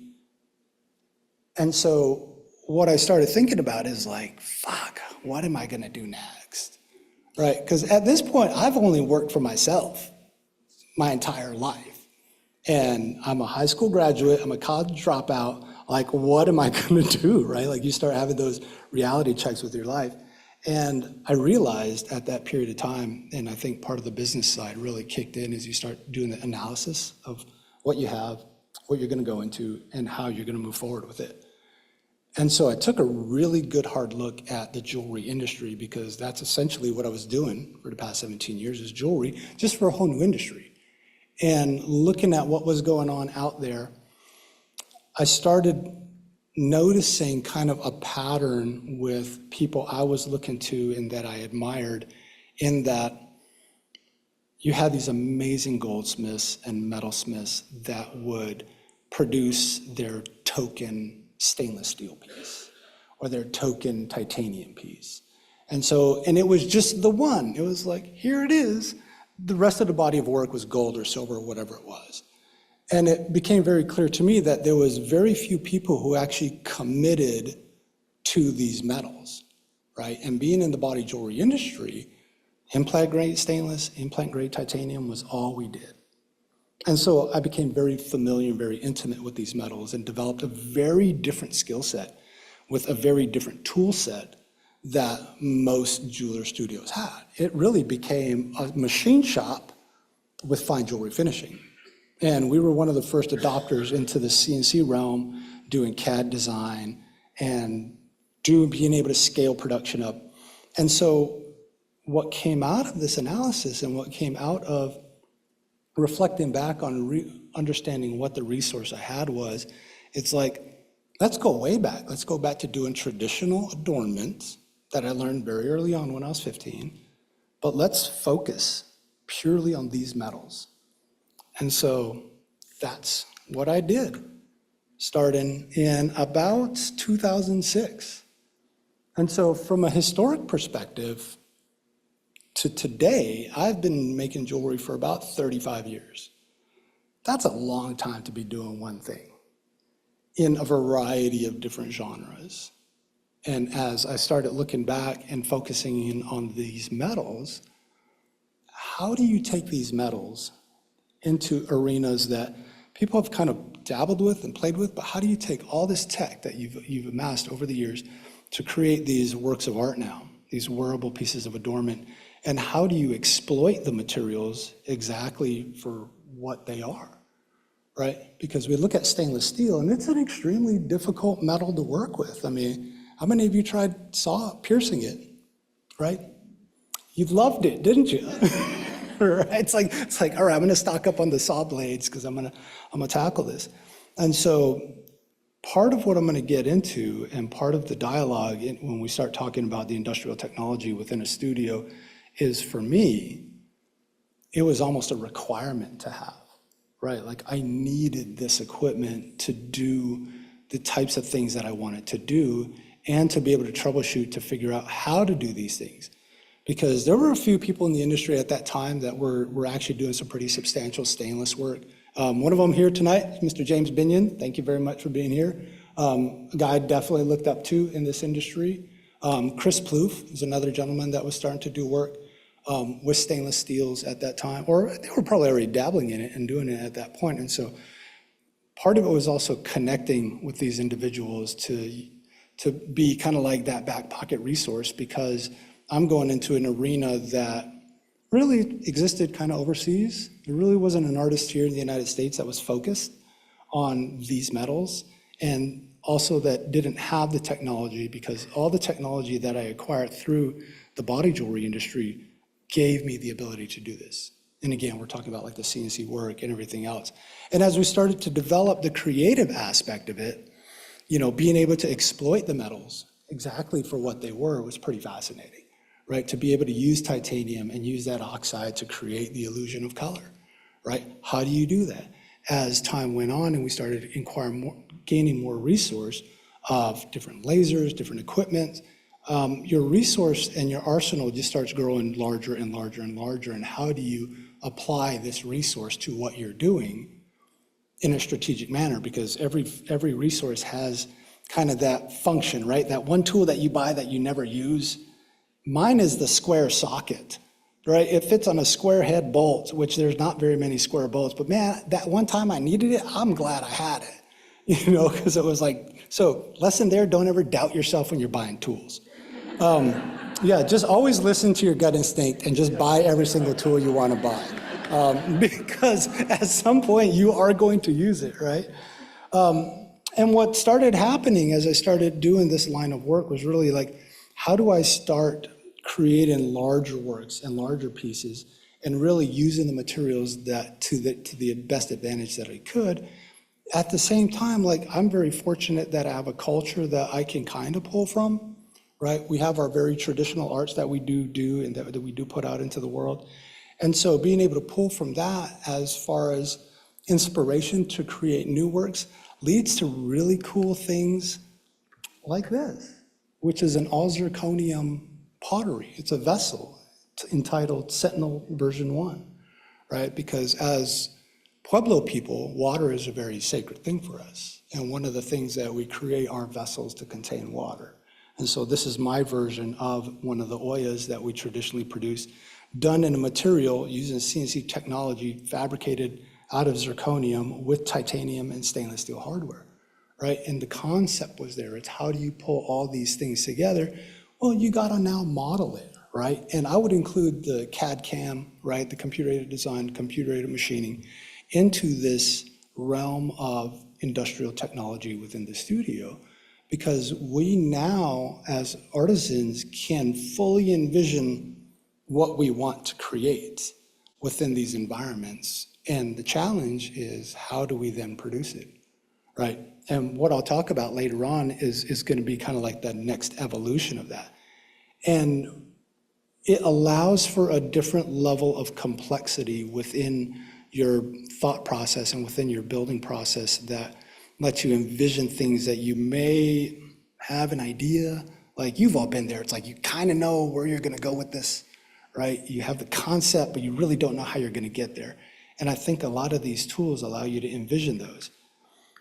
It also allows you to express your love for what you do and be able to explore all these new areas in which this particular necklace is all stainless steel with zirconium and titanium little pendants with a laser engraved and etched faces on the zirconium and the titanium. Like, there's no way I could get that precision by hand, right? Just no way.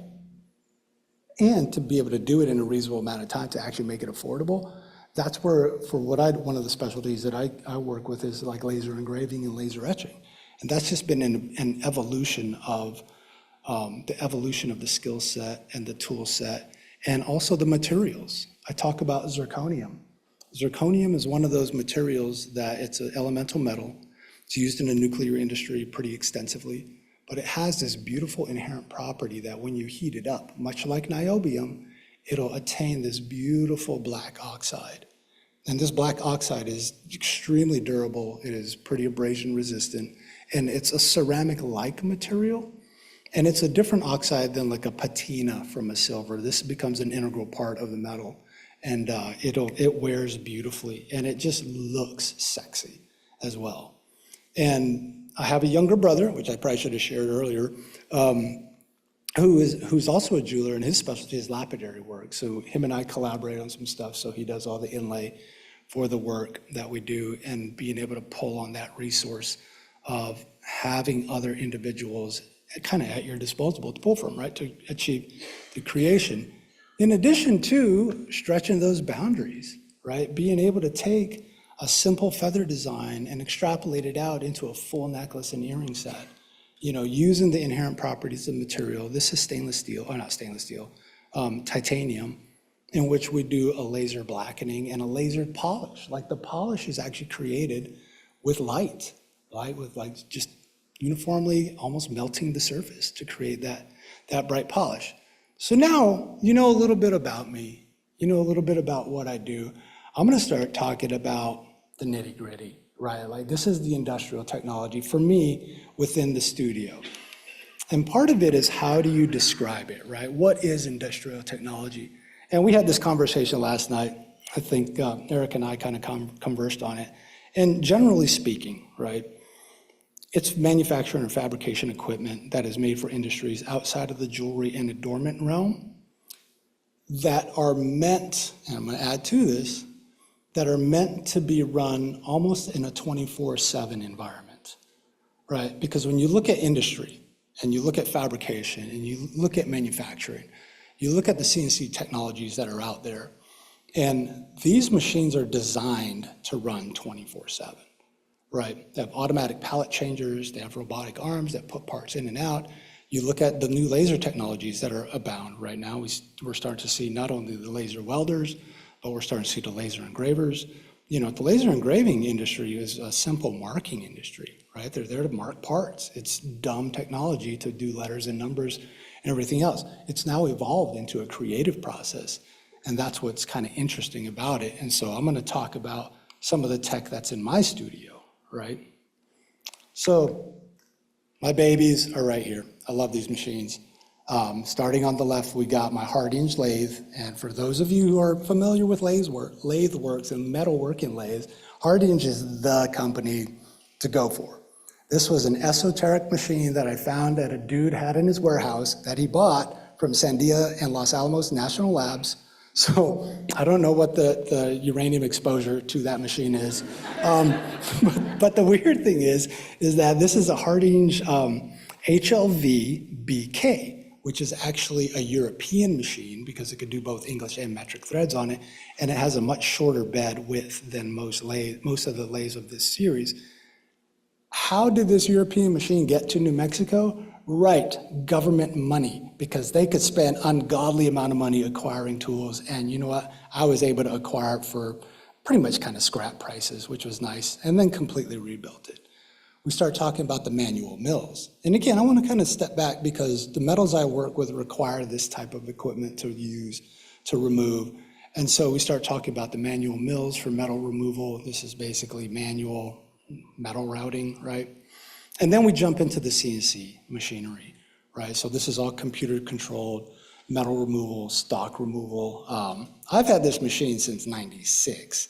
And so to talk about the longevity of industrial equipment, I've had to do maintenance. I've had to replace a couple of things on it here and there. But for the investment that was made in 1996 to do production for the body jewelry industry and still being able to use it today, that blows me away. We were talking about the older tools, right, in all of our studios that, man, we just love them because they were made so well, and we still get to use them and still get to apply them to our craft and our art. Then we start talking about the other tooling, right? Let's see. All right. So we start getting into like the bead blasting machines, and I've been there with you using the plastic Typhoon units. Pieces of garbage, I'm sorry, right? Like step up, get to the next level, which these are some of the smallest sandblasting cabinets that I've found that are full metal, and they are worth their weight in gold because they're so good. They come with a vacuum system and they allow you to, to do your texture work or your cleaning or whatever. More lathes, more tooling. I'm gonna actually completely bore you with all this stuff right now because this is where we geek out on it, right? Like we talk about what we do. And what's been really exciting about it is seeing the advancement of other technologies out there that now then become attainable within our industry. And this is where I'm really starting to geek out, is when we start talking about the lasers, right? Because the laser technology has evolved so rapidly within the past 10 years that it's become attainable, it's affordable, And the support for this technology is fascinating. So I'll give you a little history of my equipment that's in this studio. So the 30-watt Galvo laser that's featured there on would be that side. This was purchased 10 years ago, and there wasn't a whole lot of options at the time. There was basically a few Swiss companies, a couple of German companies, and the software was proprietary to the machine. This is a 30-watt laser, and at that time, the price on that unit was $40,000. Right? Yes, that's what I said too, and I'm like, oh damn, that's gonna be expensive. But I wanted to get it. And the reason I wanted to get it was I was very fortunate to get a scholarship to the Santa Fe Symposium. If you guys don't know what that is, it's the huge Uber Geek convention, right, for jewelers and the metals industry. And I remember, this is actually when I first met James, I believe. There was a presentation there by, I believe it was 2 students from Oxford, and they were talking about anodizing titanium with a laser.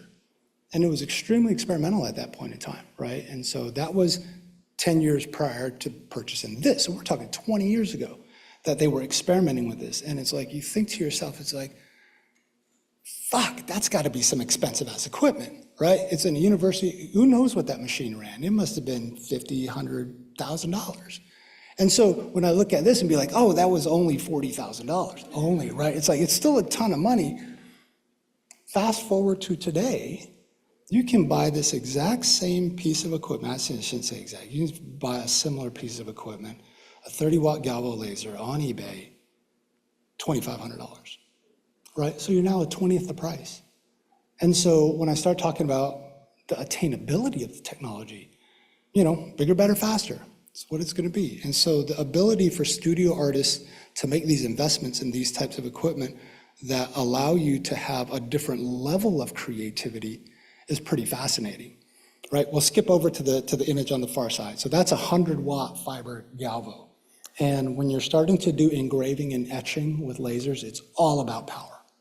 And so being able to go from 30 watts to 100 watts, you're now 3.5 times the power, which is insane to me. And I'll show you some, well, we're gonna get into some videos that I hope kind of just blow your mind, because it's taking industrial technology and applying it in a creative way rather than the intent of doing industrial marking or whatever.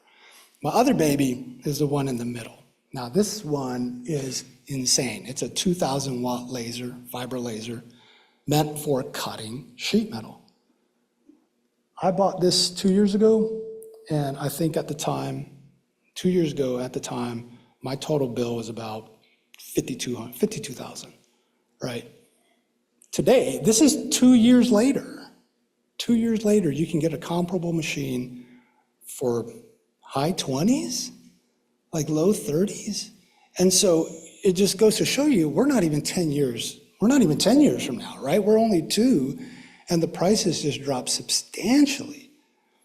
And how does this benefit me, right? Like, one, I'm a control freak.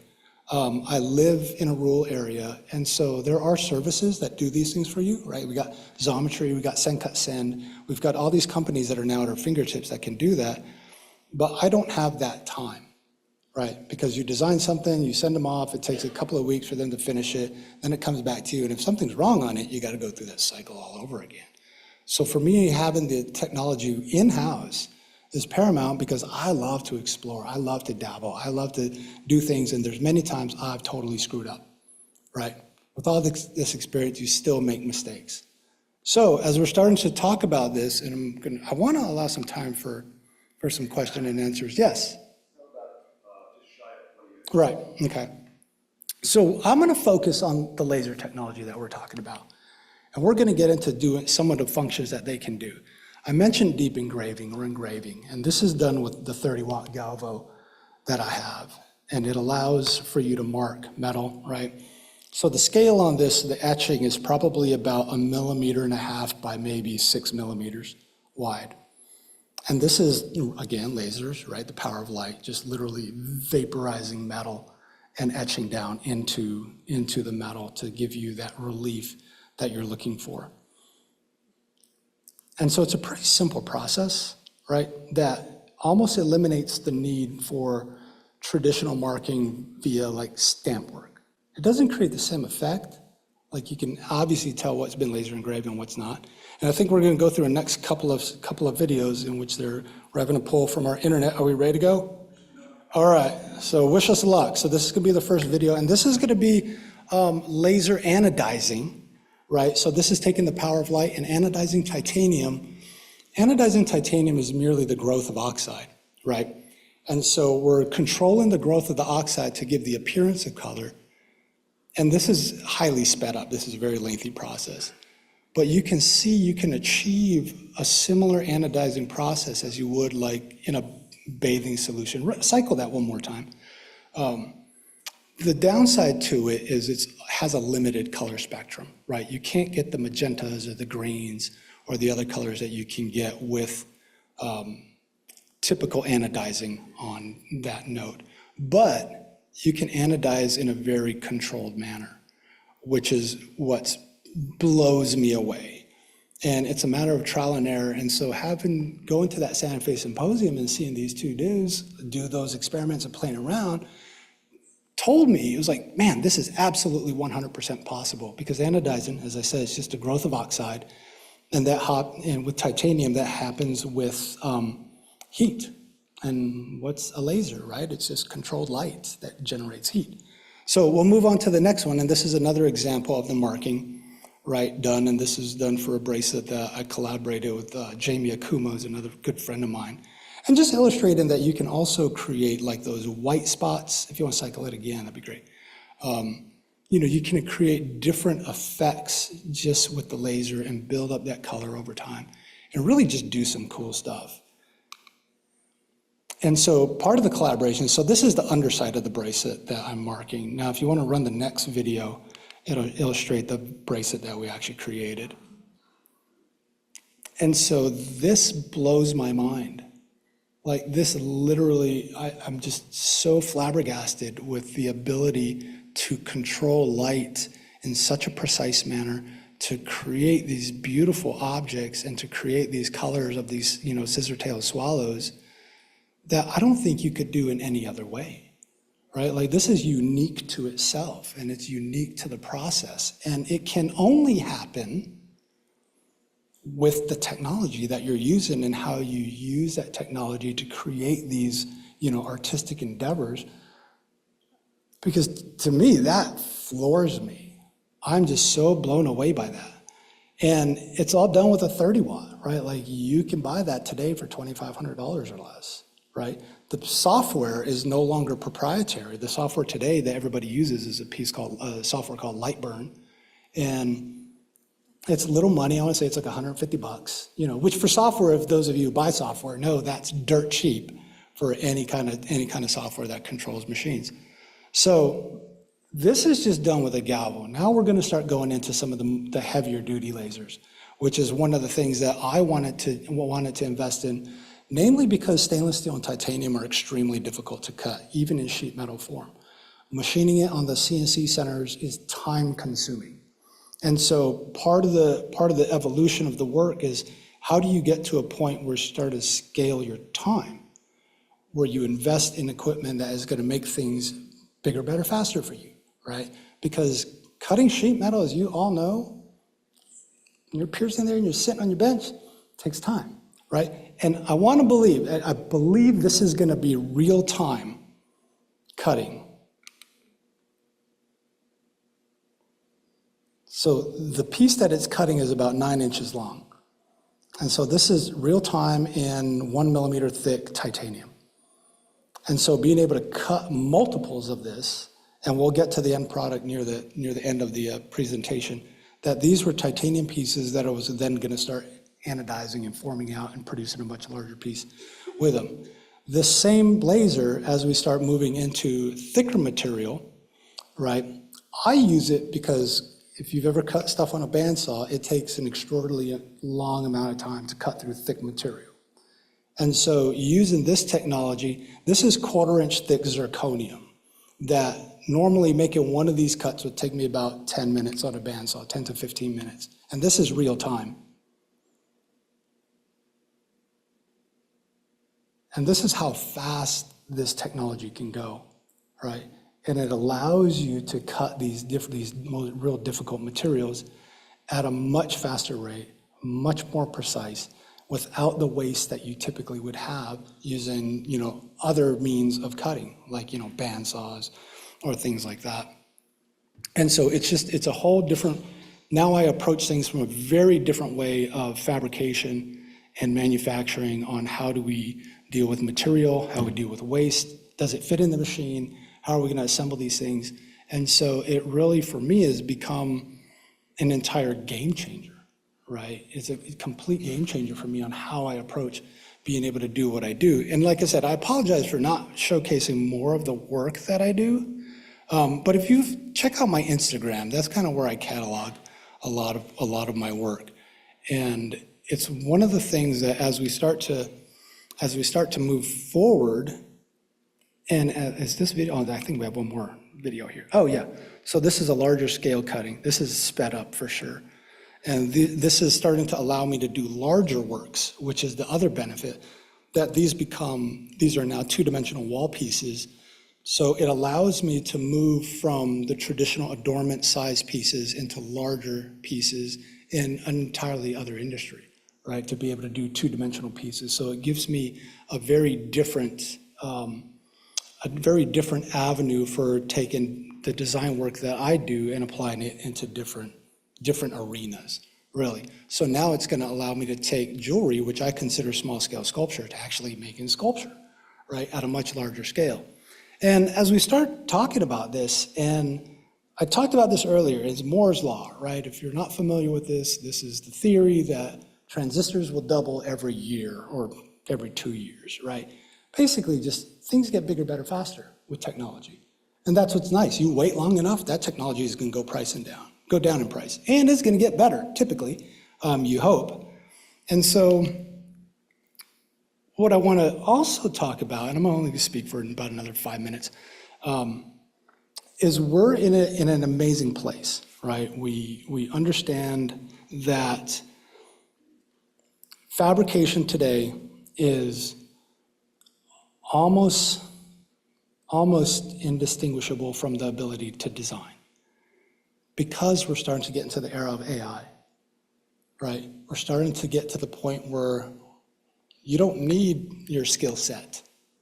You need your vision, and you need the resource to be able to achieve that vision, but you don't necessarily have to make it anymore. And we're having this conversation I've had this conversation with a couple of people, because we're in this point now, and I foresee in another generation or so, in which, one, it's exciting for me because we're gonna have designers, because we're all designers at heart. We're all fabricators at heart. We all build something. And our limitation is our ability to do it, right? We all design within this little arena of what we know. And for those of you that can design outside of what you know to what you don't know, man, hats off to you, because I find that extremely difficult. And we're gonna be getting into this environment in which I feel a younger generation is gonna have no tethers. They're gonna be free to design because they don't know how to build. They don't know how to make. They don't know how to create. And we as creatives, we as craftspeople who work with our hands are like, oh, that's horrible. In my mind, it's beautiful. It's beautiful to not have that tether. I wish I didn't know half the things I know, because that restricts me and that confines me to what I can do and what I can design. And so as we start talking about this technology, I hope we all learn to embrace it, because I know we're in a really weird spot right now, that there are those that are like absolutely against it and those that are for it, and there's a lot of people that really don't know where we're going with it. And so to kind of wrap up, we're living in an amazing time. This is the piece that you saw cut in real time, those titanium pieces, evolved into a cape that was commissioned by the Autry Museum in California, in Burbank.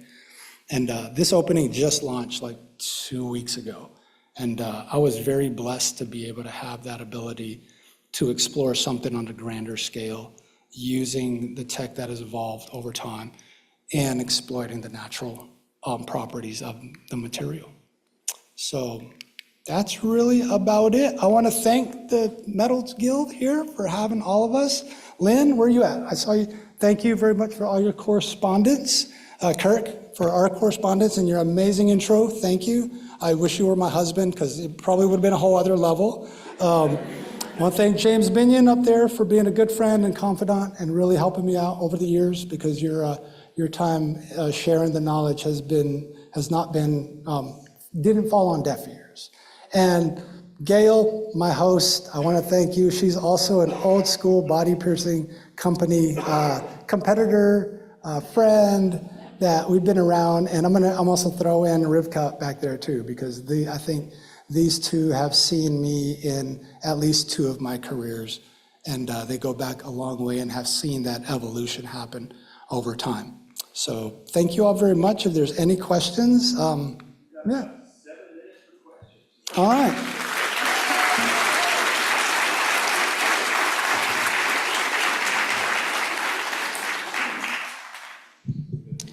We have a question from online while we're doling out the mics right here. Yes. Ann Wolf is curious about the durability of the anodized surface. So for example, for the cuff bracelet that you made with Jamie Okuma, did you form that first? Did you anodize it first? And do you have to protect the surface?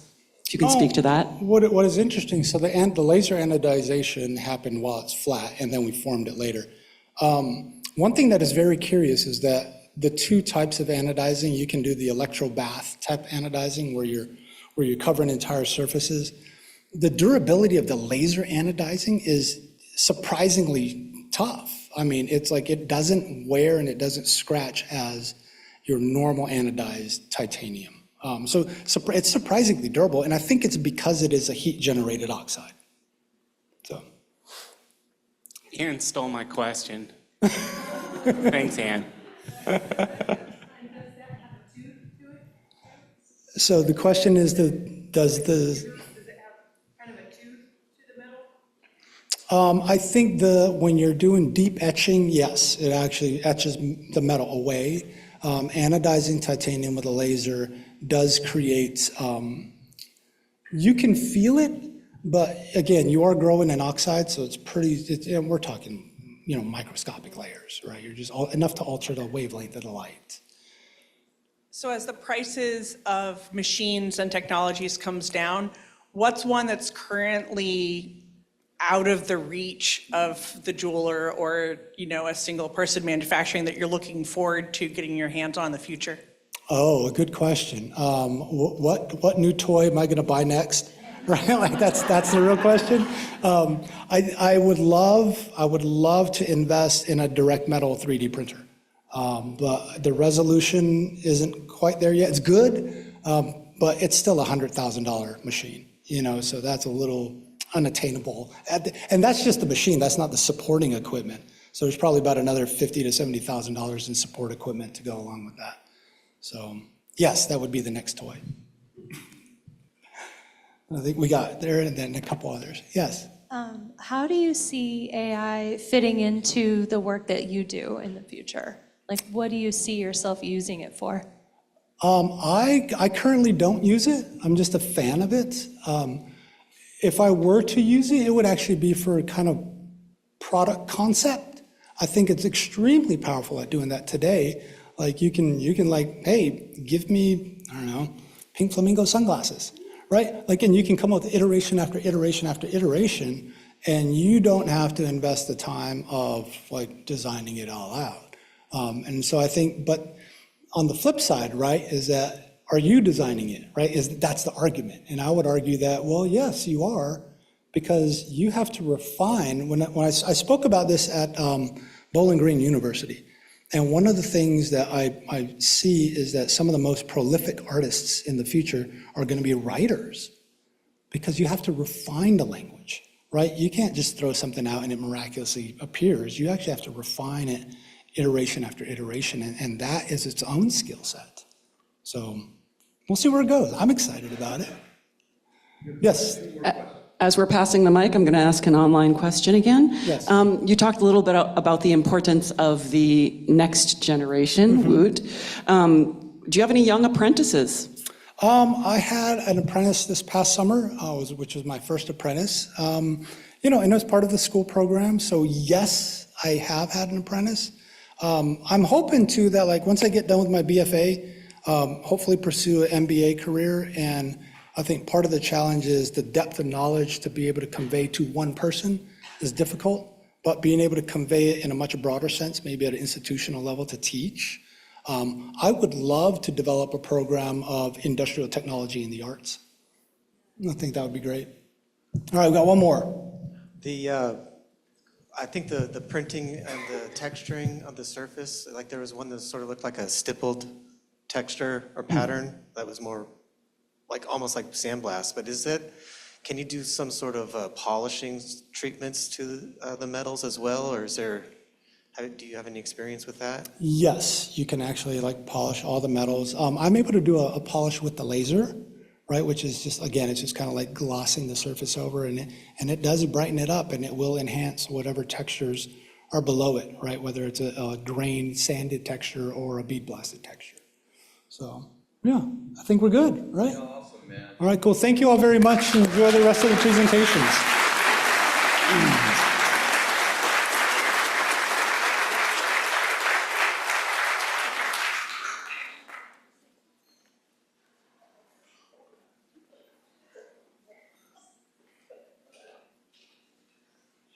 Tag team in this one.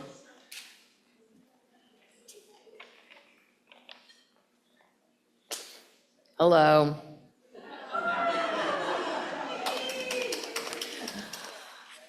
I come here today not as Mickey Lippy, but a person who knows Pat Flynn. And the first thing I want to do is tell you a story. So, I don't know how many years ago, quite a while ago, the material precious metal clay was developed, in Japan. And they contacted, I think there were 10 of us, and they paid our airfare to fly to Maine, to Haystack, and play with precious metal clay.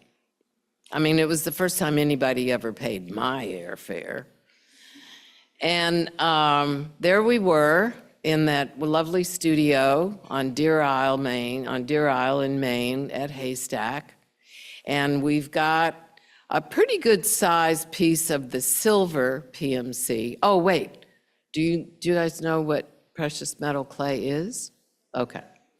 So we've got a pretty good sized piece of the silver and a little tiny piece of the gold. And we're to make things. So I was sitting there, I had done pottery before I did metalsmithing, but I was just kind of, I was not anything. And all of a sudden, behind me, Pat is at the bench behind me, and I hear this. And I turn around, and there's Pat, and in those days, he had a big bushy mustache, big bushy beard, and big bushy hair. And he's got the silver piece is made into a little sort of a patty thing. And he's got a chasing hammer, and he's going thwack, thwack. I go, Pat, what are you doing? And he's got his head down, and from under the beard and the hair and everything comes hammering. That's what I know how to do.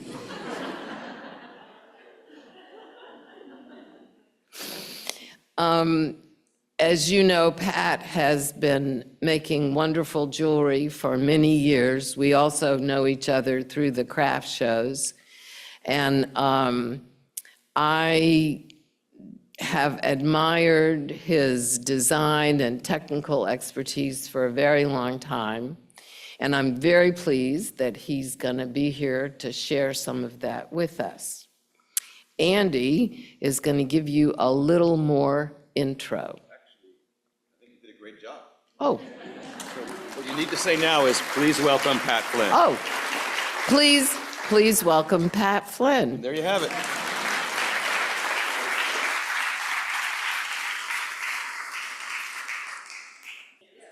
Welcome, everybody. Thank you for having me here. I'm just recovering from pneumonia, so my voice is a little janky. I lost it for about 2 weeks, so I'm just starting to get it back. But anyways, thank you, and thank you, Mickey. So this is an image that I've used for a long time. We made it at my photographer's. So this was. I got out of school and I noticed that my friends were doing a few different things. A lot of them are taking their graduating show and applying to like an ACC show. And I knew that I didn't want to do that because those shows can just eat you alive and spit you out. And I knew I was not ready to do that. The other thing that people were doing was they were applying to graduate school. And I had done a 5-year undergraduate degree because I transferred to New Paltz and finished there. I was kind of treated like a graduate student, even though I wasn't. And I was married, I had a young son and so forth. So I filled out all the applications to graduate school and got the letters of recommendations, the checks and all that sort of thing. And because I thought that would be like, it was like the safe thing to do would be to go to graduate school. And if I had done that, I probably would have been an academic teacher or something like that. So I filled out all the applications, walked out to the mailbox, and when I got up to the mailbox, I turned around and came back home and I threw them in the garbage. So those are probably two of the 3 big decisions that I made. I also moved out of New Paltz to a little town called, well, they call it Modena. It's in Italy, it's called Modena, and that's actually where they make Ferraris. I've actually been there. They also make balsamic vinegar there. So anyways, I moved to this little janky house. I actually went back there in preparation for this slideshow. There was a little building in back of this house. It was a house where they butchered chickens. The owner was a machinist for Star Fastener. And I don't know if you've ever driven down the New York State Thruway, but there's like halfway to New York from my house, there's a huge big factory with 3 big red stars on the front of it. Excuse me, that was Star Fastener. And he worked there as a machinist and he had chickens. And the other sort of side note on that was that Star Fastener was a seed money for Storm King Art Center. And if you've ever been to Storm King, that was the original money came from Star Fastener. They've since sold out, and all that manufacturing and all that stuff went to China. So when I got out of school, even while I was in school, I was sort of a laborer.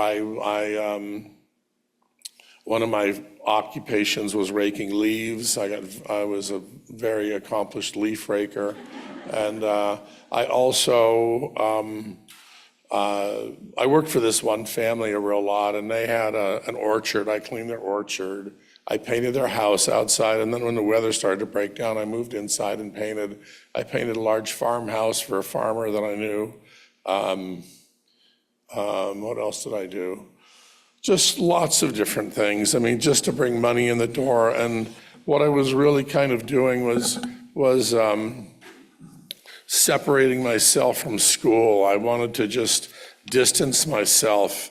I mean, all the work that I made in school, I was, very proud of it and all that stuff. But I just, after I got out of school, I took it and put it in a shoebox and put it away. And that was like a different, thing. I mean, I needed to go beyond that. I mean, I didn't want to be one of those people that used that schoolwork to define a career. I knew that work that was made in school didn't really count. being in that school environment with, teachers and colleagues and all those tools and all those things. It wasn't really real. So I took this little building in the back of this, my house, and I established a studio. I made a bench, I insulated it, I bought a really cheap imported wood stove and put in there, and the farmer that I worked for let me cut wood on his property. And so during the day, I would be raking leaves and doing all those different things. And then in the evenings, when I got back home, I was building work in my studio. These are the kind of pieces I was building. These pieces were on an exhibition. So I was working a lot in my studio and then also outside doing things. And one of the things I worked on were a lot of old stone houses where I would scrub the moss off the shake roofs and so forth. And this one guy had me come inside and was working inside the Dutch stone house. These are like 300-year-old houses and replacing thresholds and so forth. And I really I hated doing that work because I knew I was devaluing the houses by replacing these thresholds, but that's what he wanted. So in the process of doing that, I came across these hand-wrought nails that sat on my bench, and I really loved the way they looked. They were so beautiful. They were wrought iron, so they were very fibrous. They had a very beautiful color, very beautiful kind of rust texture and all that. And I just found them to be really perfectly beautiful. And I didn't want to screw them up. I didn't want to heat them and solder to them or whatever. So I was using, the early pieces were more like found objects. And a lot of those nails just sat on my bench for a really long time, and I just sort of thought about things. I think about things a lot, but these were the kinds of pieces I was making in my studio. Also, in that first sort of year or year and a half out of school, I had a one-person show at a gallery called Gallery of Contemporary Metalsmith in Rochester, New York, and I was also in a big traveling exhibition called Copper 2. So those are a few of my accomplishments. I was also invited to a titanium show at Artware, Robert Lee Morris's gallery in the city, back when it was uptown at 72nd Street.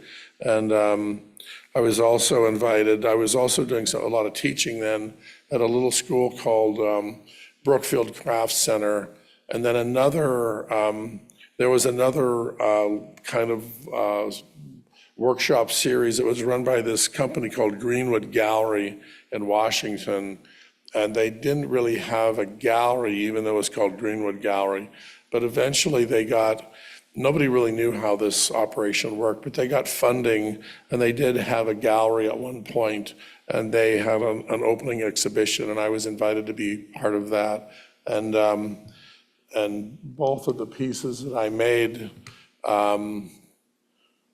for that exhibition sold, and some of the pieces sold at my other exhibition. So I kind of started to feel like maybe there was a possibility that I could make a living working in my studio, and that I sort of had a chance, is kind of how I felt. And I was in the Young Americans exhibition at the American Craft Museum, and while I was cleaning up my one teacher's the dog crap out of his dog run, it kind of gave me solace to think that maybe there was a possibility that I could work in my studio and try to make a living, which is not an easy thing to do, even at this stage.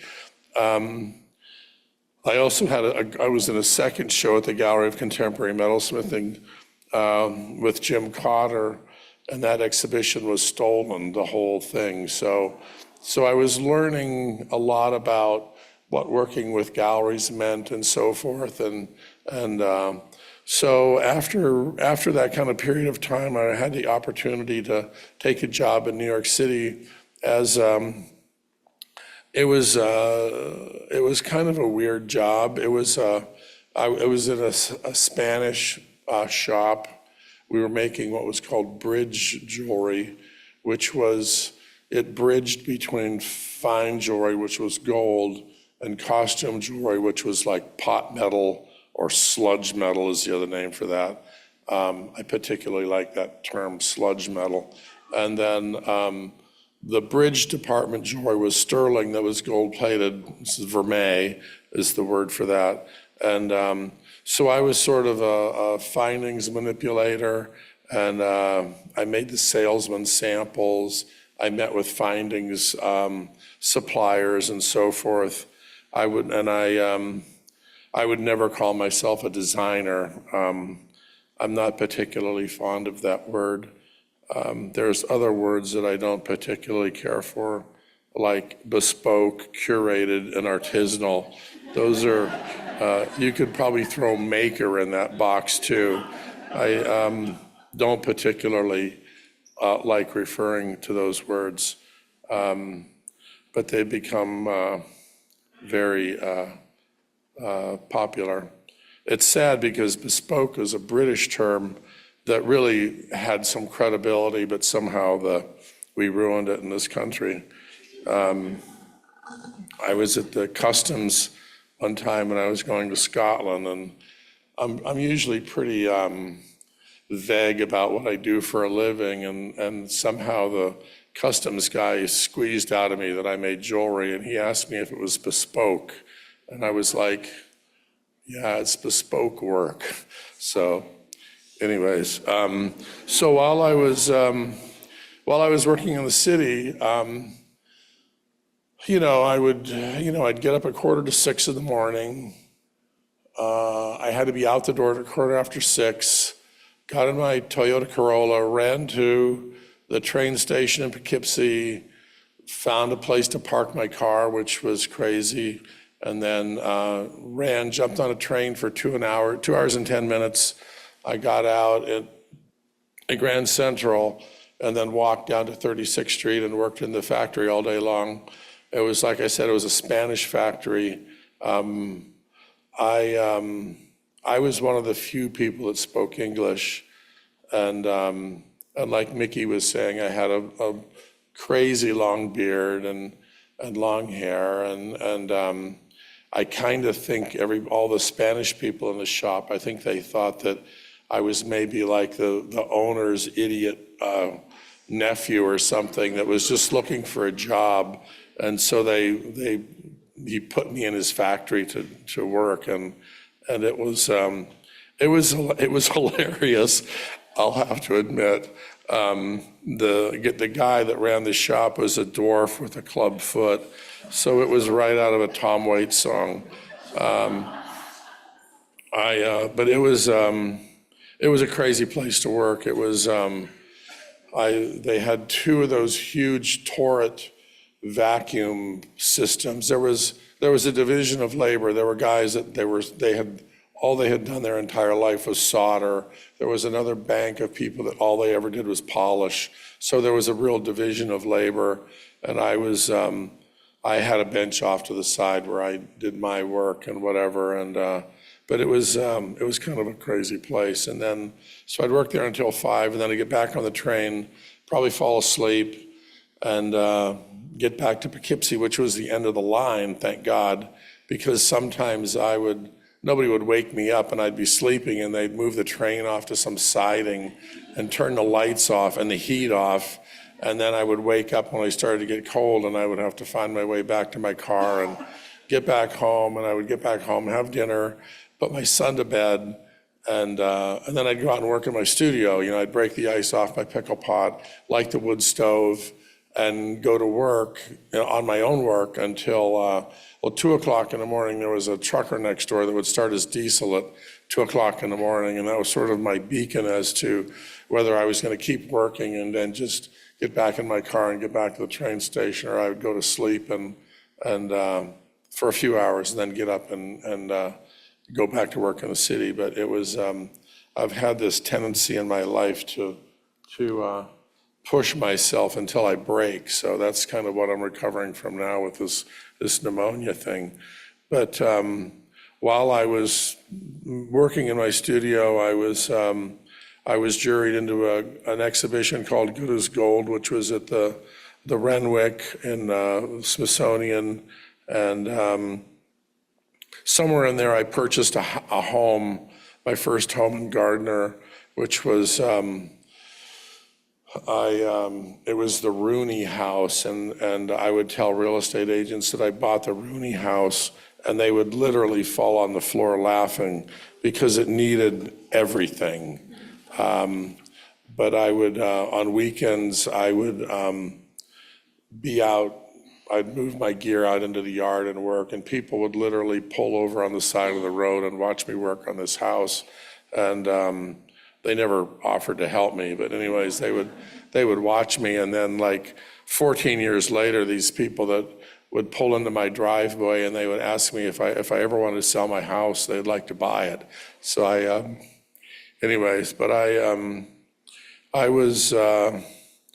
worked for this one firm in the city for a while, and the owner was sort of that classic, he took over the family business, and he was kind of an idiot. And he had this, it was a good idea, I have to admit. And with big businesses like that, if you write an invoice to like, Zales or wherever you're writing these orders to, once you get that order, you can go to the bank and they'll front you the money for that order, which was great because then he was taking that money and he was buying gold futures, because that was when the Hunt brothers were taking over the silver market and the price of gold was going up hundreds of dollars every day. I remember listening to the price of gold when I was driving to the train station. So until I was friends with this guy named Alan that worked in the factory, and there were all these like weird guys around one day, and I asked him who these odd people were around the building, and he said it was the bank's auditors. And I thought, okay. So I went home and I asked my accountant friend what that meant, and he told me that it meant I needed to find a new job. And the next day I went to work, and they had changed the locks on the doors. So that was the end of that job.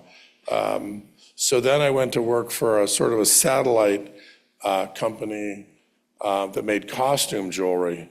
And it was just a really frightening, dangerous, scary place. I just worked there one summer. They didn't really quite know what to do with me, but I sort of made models. I don't know what I did there. I did some production, but it was a horrible, dangerous place. And after that summer, I pretty much figured that I was done commuting to the city. So after that, I found a guy named Peter Ross, who it turns out was David Yurman's primary model maker. So I went to work for Peter, and he lived pretty far away too. He lived about 45 minutes away. So I worked for Peter, fabricating and building things for David Yurman, and Peter was a really accomplished model maker. And so I worked with him, and then I worked directly with David as a contract maker. I was sort of working more and more as a mechanic in the field, just building work. And so I worked for Peter for a while, then I worked directly with David, and I reached a point that I just felt like I wasn't skilled enough to build the work that I needed to build, because I wasn't able to build the work fast enough to make a living. And I reached a point where I was really broke. I was really in trouble. So I had an opportunity. This guy named Ed Levin called me up, and he wanted me to come and be a shop foreman. And he lived pretty far away too. He was up by Bennington, Vermont.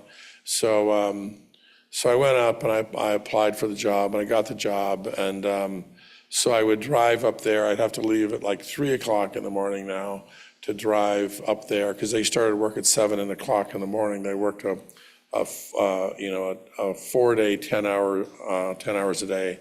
So I had to be there at 7 to unlock the door to let the workers in. So I did that for 18 weeks. I worked there until I got fired. And anyways, in the meantime, I was doing a whole bunch of teaching. I taught at Haystack and a bunch of different things. But I also, at that point, I'd been out of school for probably 4 or 5 years.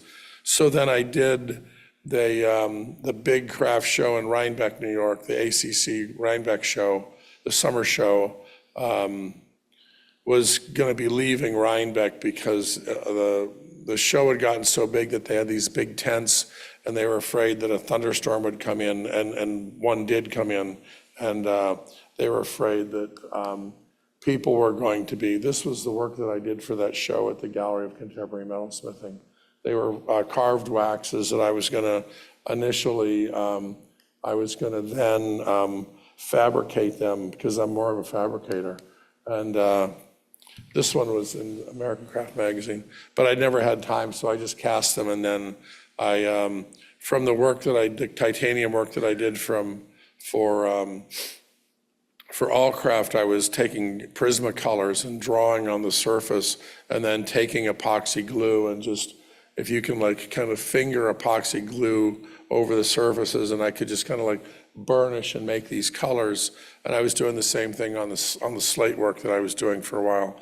So this was sort of a carryover from that. But so I applied to the.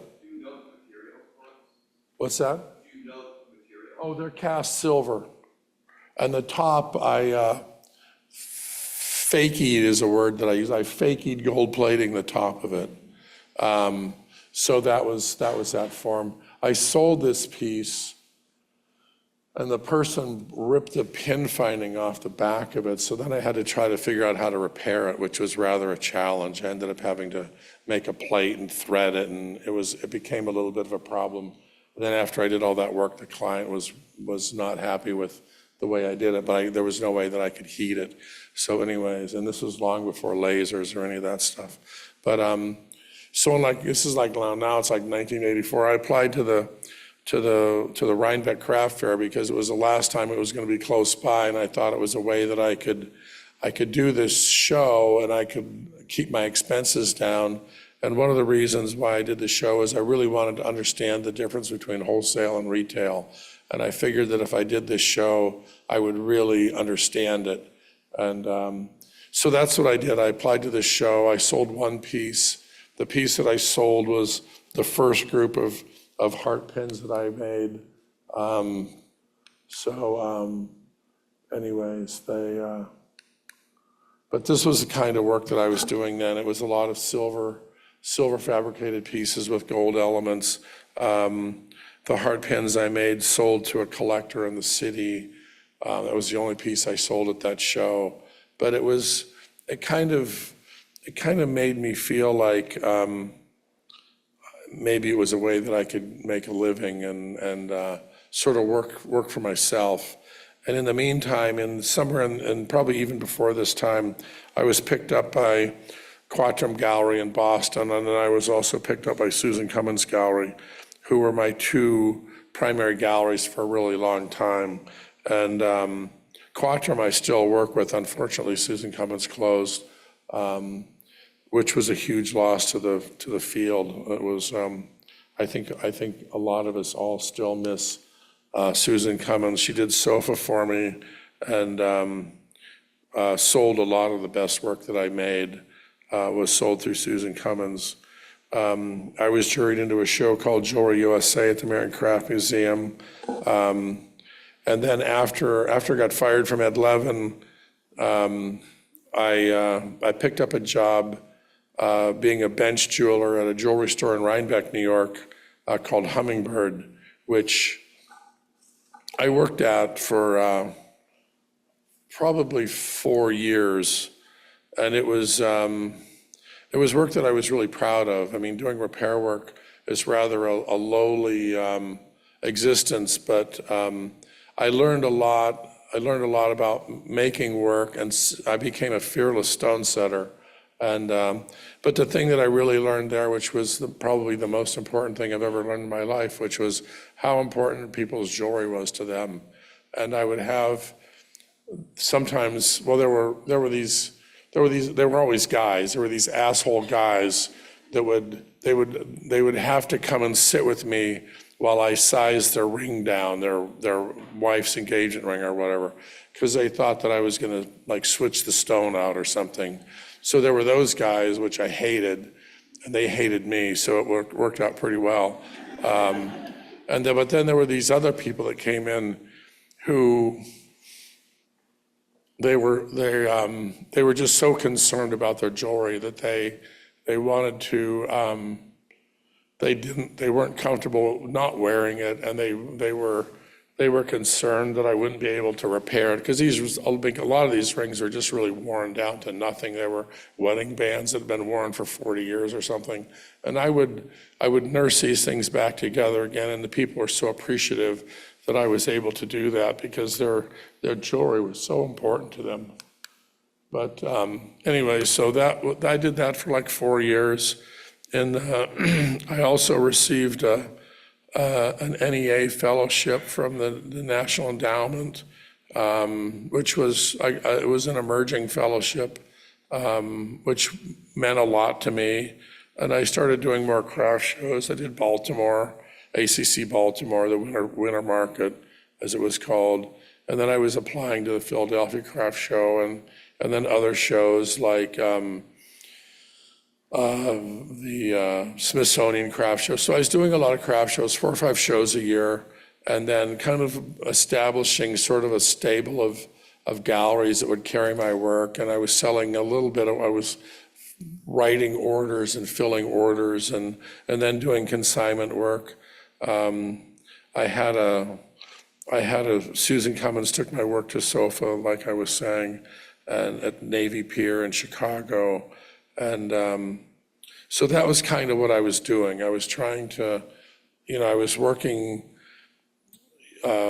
doing craft shows, and I was doing a lot of teaching. I was like lots of days. My work was sort of, Thursday I was in the city teaching I taught in the city at Parsons or the 92nd Street Y for a long time. And then Friday and Saturday, I was at the bench doing bench work in Rhinebeck. And then the rest of the time, I was working on filling orders and doing work and so on and so forth. So that's kind of what I was working on. I received a second NEA, which was pretty amazing. I never thought doing something once really counted. I've always felt like you have to do something more than once. One aspect of the teaching was that I've always thought it was important for a person to practice, and the teaching part didn't force me, but it made me want to practice.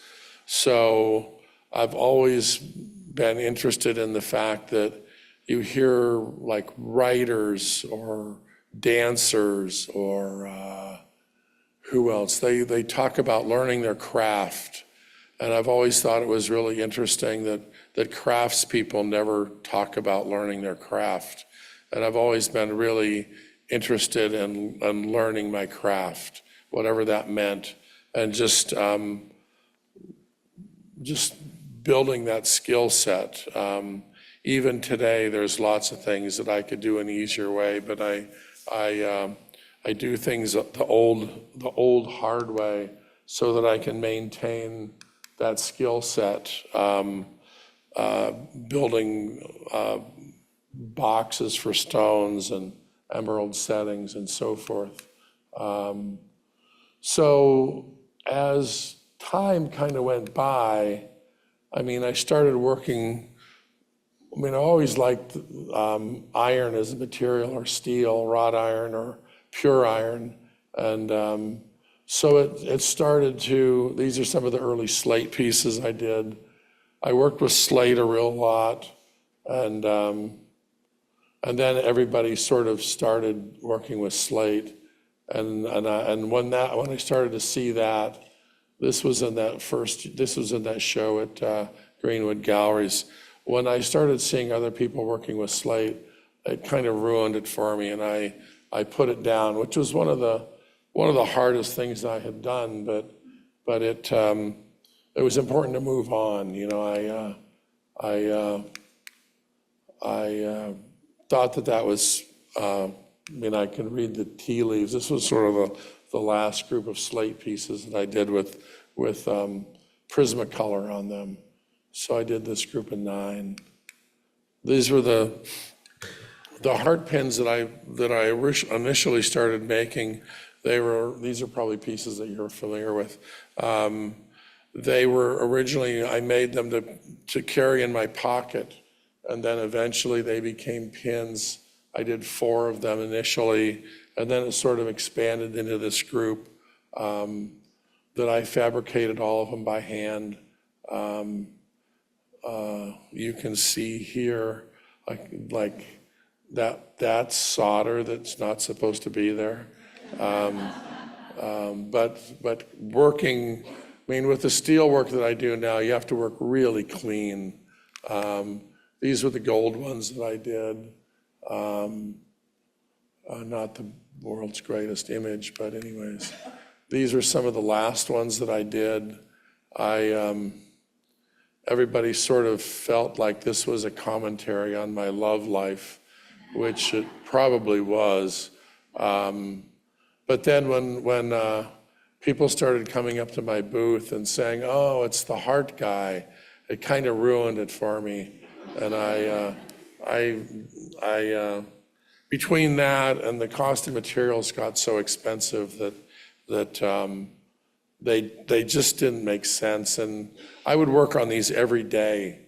I would spend a morning working on these pieces, and then I would go on and do other stuff. But you had to kind of keep working on them to keep your skill set up, because they required so many skills.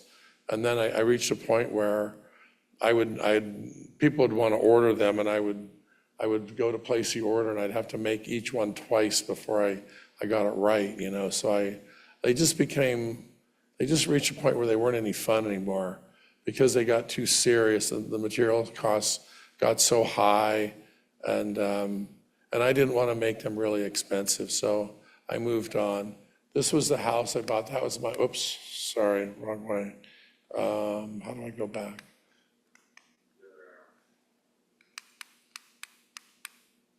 Oh, come on. This is the other arrow. The other arrow.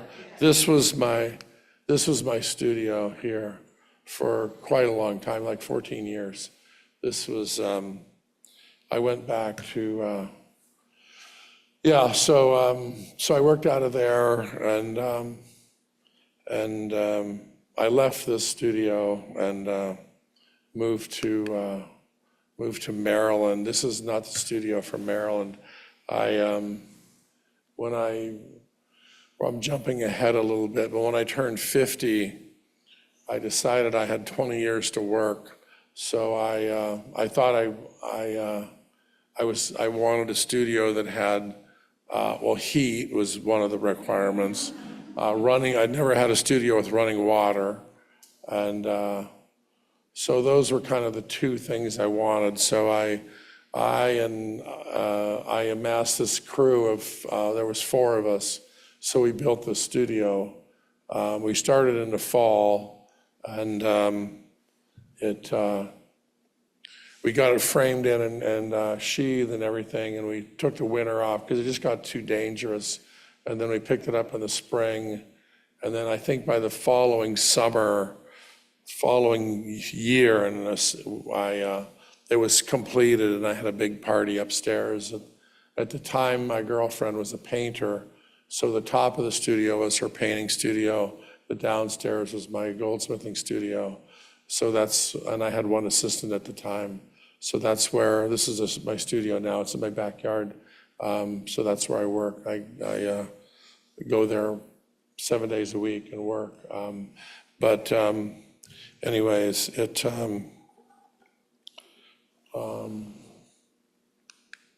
this was what it's like inside pretty much. I refined things on that anvil upstairs. It's a little bit different now.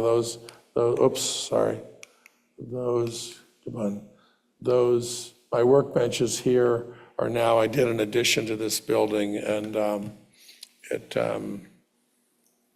those are in like a bench room now. So it's a little bit bigger, and I have other machines now. I have a big roll mill and other things. But anyways, I came here. I'd built a studio in Maryland. That was like my first kind of real studio, and I don't have any photos of that. But it was when interest rates were 11%, and I couldn't really get a loan. And I didn't really have any money, and so I built that. It was a $140,000 building that I built on credit cards, which I don't really recommend doing, but it's what I did because that's what I had to do. And so as soon as the paint was dry on that building, I walked away from it and came to High Falls, where I am now. And anyways, but this was the kind of work that I was doing early.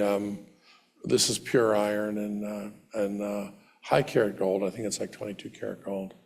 Anyways, early nail pieces where they were sort of more found objects. The nails that I found or worked with when I was working on the old Dutch houses, I reached a point, and this was sort of an influence of working at the bench repairing jewelry. I got tired of making brooches. So I wanted to make work that was more intimate. I wanted to make work that was against a person's skin. So I had this idea that I would make bracelets. So I made a bracelet that I wore for a year so that I would understand what a bracelet was. So I realized it was the one that I made was round that I wore, and it was really cumbersome. So I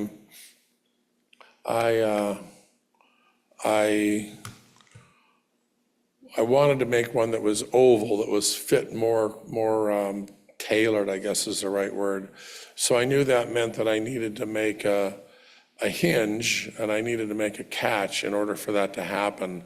So I sat down and I looked through all the books on that talked about making hinges, and I knew that couldn't possibly be the way to make a hinge, because some of them are pretty ridiculous. I wanted to make a hinge that was 5 millimeters long with 5 lugs. That was my goal, and there was not a way to do that. So I sat down with a pencil and a paper, and I cracked the code on how to make a hinge. So that was the first thing I did, was I figured out how to make a hinge. But I don't want to make like one hinge. I want to make like 1,000 hinges. So I figured that out, and then I figured out the catch. And so the only other component of that was to figure out the nail, because I wanted to make it. I tried many times to forge and take a nail and forge it so that I liked it, so that it was authentic and sort of said what I wanted to do. And I didn't really have the confidence to do that. I would try, and I just felt like a poser. And so I'd put it down and forget about it. And then I would come back and try again until finally I got to the point where I could come up with a nail that I was happy with. So then I figured out how to engineer, make the nail, form it to a perfect oval shape, which is really important to me. And then I engineered that so that I could build the hinge in, and then also make the catch and make it work. And they're under tension so that the catch would sort of snap in. So once I had that all kind of figured out, then I was sort of on my way with making these bracelets that I wanted to make. But that was a long journey. But also, now I've transitioned to working just with gold. They started out being silver with gold accents, and then they started being gold with white gold accents. So that was sort of the transition that happened. The other thing my other side hobby was doing vessels. This is a big pewter vessel. It's probably foot high, maybe. So I was always working on these pieces too. I loved working with pewter. This is a gold cup that I made. This piece is in Yale. But then I did this series of pewter vessels. These are in a lot of museums around the country. I would buy a 2-foot square piece of pewter and I could make 9 cups. And the rims of these cups were made from the scrap from making all the heart pins. I kept the scraps, I bought an ingot mold and poured the biggest ingot, round ingot that I could. It was like the size of a cigarette. And then I would roll these out and form all these rims for these vessels. So that was sort of like, and I did all different surface finishes on them. And I had these guys in the city that would gold plate them on the inside. They hated to see me come and because they were such a pain to plate. They'd had to, they dropped the anode inside to plate them. But this was a series. Some of these pieces show up on eBay now. There's 3 or 4 of these on eBay now that are for sale if you want to buy a pewter cup. I sold them for $175 a piece, and the ones on eBay are $4.95. So these are steel vessels that I made. They're not functional, but I just wanted to get back to making vessels. These are sort of some of the last vessels I made. I did make some other 22 karat gold vessels, but they didn't work out, and I ended up cutting them up and making jewelry out of them.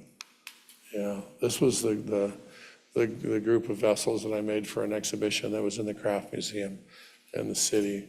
A silver one, a gold one, a steel one, and a lead one. It was about dualities and preciousness and non-preciousness and toxicness and whatever. But yeah, I love that steel vessel a lot. The steel one and the lead one are these collectors bought. The silver one I gave away, and the gold one is in Yale now, like I said. Anyways, these are some more vessels that I made during that period. They were all fabricated. I was making, I would look at the jewelry that I was making, and I felt like if I scaled them up, they'd make cool hollowware. So that's kind of what I was trying to do. So they were scored and bent, and then they went together like that. And then the bottoms I tucked in, and then I flared the top out, and then the bottom I fit in from the inside, which was kind of a challenge, but I got really good at it after a while by tracing the inside. But yeah, those were the vessels I love making. Yeah, I don't know where any of these pieces are. It's kind of weird. I've made so much work, and I could never, ever have a retrospective because I don't know where any of it is. It was just, I sold a little bit of it, but a lot of it was sold through galleries, and I don't really know where it is. I saw a few of those pieces. The last couple of days, I've been doing trunk shows at Twist, and people brought pieces in that I had made that I didn't know. I didn't know where they were. I also learned yesterday that I made Dave Matthews' wedding band. And I was like, yeah, and I met him, and he bought a bracelet for his wife, and I was like, why didn't anybody tell me I made Dave Matthews' wedding band? Anyway, it's just kind of, what's that? Yeah. So these are some of the early nail bracelets, where that's like, that is a little container on the top that hinges open, and then that end hinges out. So I did a series of these pieces. And then that's Niello, is the black stuff. Another one that lifts up and unlatches that sapphire. So these are some of the early pieces. I know where this piece is. A friend of mine has it. This is probably, I think, one of the most successful. Other ones, these shard pieces I made, bigger other pieces. Anyway, so all these are a little bit more recent pieces, but like all during this, I was working with galleries, and a lot of people gave me grief about working with galleries because they were mostly selling directly to retail at shows, but I never wanted to do that many craft shows. I never really liked them, and I don't really like people that much, so that's probably why I don't do them. But this is sort of a group that I did, a kind of a group shot. I don't know if you ever looked at the Tiffany ads, but they're definitely mirroring my photography. These are the pave pieces. I'd worked with setters before, but recently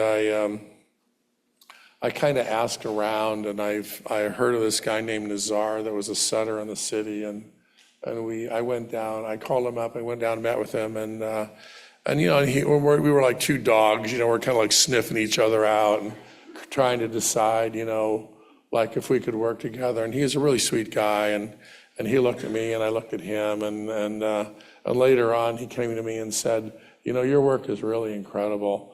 And I said, yeah, your work is incredible too. And I said, I'd love to learn how to set like this. And he just gave me kind of one of those looks like, yeah. And I said, oh, I'm too old, right? And he goes, yeah, you're too old. So anyways, but so we've become good friends now. But anyways, he's always doing some crazy project. These are the other, this is actually in a book that's coming out by this woman, fusing gold on steel, fabricating. This is a bracelet that I made. It's got 5 feet of solder seams, and I got it all done, and I realized it's not strong enough to function properly. So it's just an object I have now. Anyways, it happens sometimes, Other brooches that I made. Every now and then I make a piece like this. It's friend. Usually I make a companion piece. I don't know where these pieces are either. They're just gone. These mosaic pieces. I look at my slides. I have tons and tons of slides on my computer, and I look at it and I just feel tired because all the work that I've made. This is one of my favorite pieces. I have this piece at home actually. Another piece. This is from a show that Susan Cummins did. I made this piece and I just thought it was so fragile that that eventually it would just snap in half. But I've never got it back. It's sold and I've never had to repair it, thank God. But there's a fragility to the work that I make that I really like. So this was another one from every couple of years I'd have an exhibition with Susan Cummins. This was the ad that was in American Craft Magazine long time ago. Another one from that series. These are like 1.5 inch square. Other ones that I made for Susan Cummins. And somebody is enjoying this somewhere. This is an older piece. I don't know why it's there, but anyways, other pieces. I did a whole series of these where there was I made like a channel and with an element that would fit into that channel, these kind of monolithic pieces. Every now and then I'd make a piece that's just gold, and I realize how easy it is to work with gold. Fabricating with steel is a little bit different animal. This is the companion piece to the other one, these kind of sun pieces. This piece is in the Metropolitan. Another piece from that series. These, I started making these hinged locking cuffs for a while. I really love these pieces. Forming them and then cutting them up and switching things back and forth to create what I want to create. Yeah. This one's in the Museum of Art and Design. Okay, I'll go fast. Now the bracelet, fusing gold on steel. These are pieces I did for, Artful Home, that series. I saw this piece yesterday, which was really nice to see. Another piece that was, I make some iconic pieces every now and then, and they, people knock them off. This was a piece that was vagrantly knocked off by numerous people. The lock, figuring out the locks, another cuff, another brooch. And these were these lockets that I was making. I love making lockets because of the intimate quality. This one is a Victorian style locket that hinges open, swings open. Other lockets. A friend of mine has this locket. Another, I know where this piece is as well. These fabricated pieces that were really hard to make, but I love making them. This is the technical part of the program. I'll show you. Can we get this video to run? This is a video, actually. Yeah, no. Oh, this is not that one.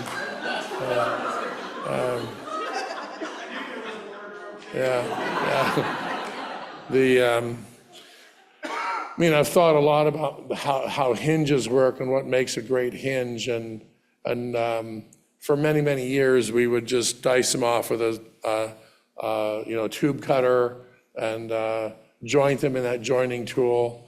And then I had a lathe, and then I bought a real lathe. This is a German lathe. It's about a 3-foot bed. So we chuck the tubing up. We have a digital readout that will take us out 3 decimal places. And I know that the number that I'm hunting for is 180. So that's 1.80 millimeters. And then the cutter is almost a 0.5 millimeter. So now I know that when I've zeroed it out, now I've moved over 180, and then I can dice another piece off. You can see the tube bending. You're almost working on the edge of disaster. So, but that's how we're making the lugs for the hinges now. And this is a normal day in the studio. So, but thank you all for coming. I appreciate it.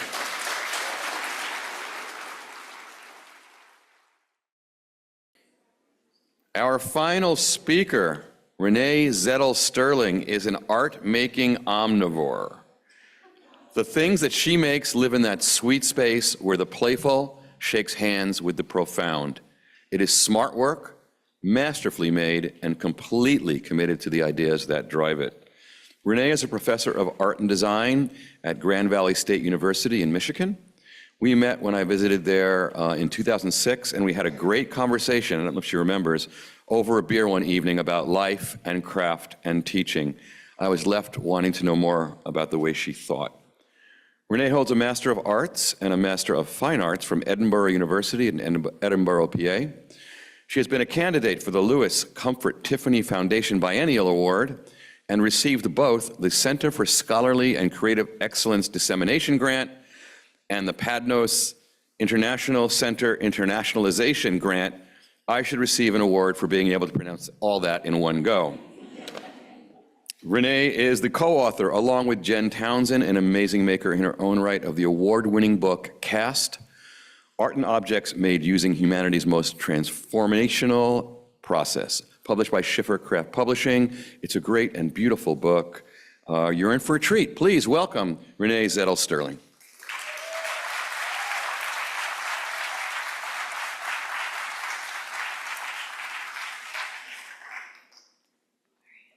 Are my notes back? Okay. All right, well, thank you. It's intense up here, you guys. I want to thank everyone. Thank you. Thank you for having us here this weekend. It's been really amazing. I do just want to say that I know Now, another level of hell that you can add to artist statements is being the last presenter at a symposium. You guys, it's been freaking torturous. I'll live, but it's been hell. I just have to tell you, I don't wish this on anybody. So, okay. Okay, so I was like, can't we just rip the Band-Aid off? My title is Becoming Altered, an Investigation in Humanness, or my alternative is Who Am I and Why in the Heck Am I Here? So I knew at an early age that art allowed me to explore ideas surrounding identity, belonging, and asking the hard questions. I can relate to this quote by Frida Kahlo. So I make work about what I know, my lived experiences, and the uncertainty of living. A friend of mine that I work with, J.C. Christie, he's a blacksmith, iron caster. He always says to me, Renee, living is hard. And I think it is, and it's also a strong motivation to dig deeper into our lives and why we're around. So I've always been in love with objects. I believe this started early in my life, growing up Catholic. I was mesmerized by the beauty and the performative nature of these objects. Later in life and in my artistic practice, I asked myself questions like, can objects possess a force and dimensionality outside of their assigned identities? Can artifacts such as scissors, spoons, and bubble blowers express universal content? Does an object have to be limited by its means or utility? I became interested in the juxtaposition of these objects and altering of these objects to create new meaning. I also became interested in how we use our senses and our relationship to these objects in our lives. And also kind of the memories that these objects hold became really interesting to me as well. The work I was making at the time became metaphors for the fragility of life and impermanence. It's really tempting to press the button more than once. I just had to, thanks. The self-control is, So, this previous work and life experience informed this body of work, Objects of Mourning, which I created for well over a decade and is also the most prolific kind of years as a maker. Physical death is one of the only certainties that we have in life, and every culture deals with it differently. And every person processes it differently. And I believe that the only teacher about death is death itself. So I began the study of death, mourning, and grief. I was less interested in where we go, but rather, how do we deal with this loss? I'm also interested in our shared humanity in facing death and dealing with loss. So I started the process of throwing myself at this very personal and universal topic. In order to talk about my work or this body of work, I have to talk about what is profoundly important to me, my family, and those who have passed. According to my mom and grandparents, my dad thought the sun rose and set on me. I have always felt extraordinary love and have lived a very, from the beginning, joy-filled life. All of this was disrupted but not lost when my dad died when I was 4 going on 5, and my younger brother Tommy was almost 1.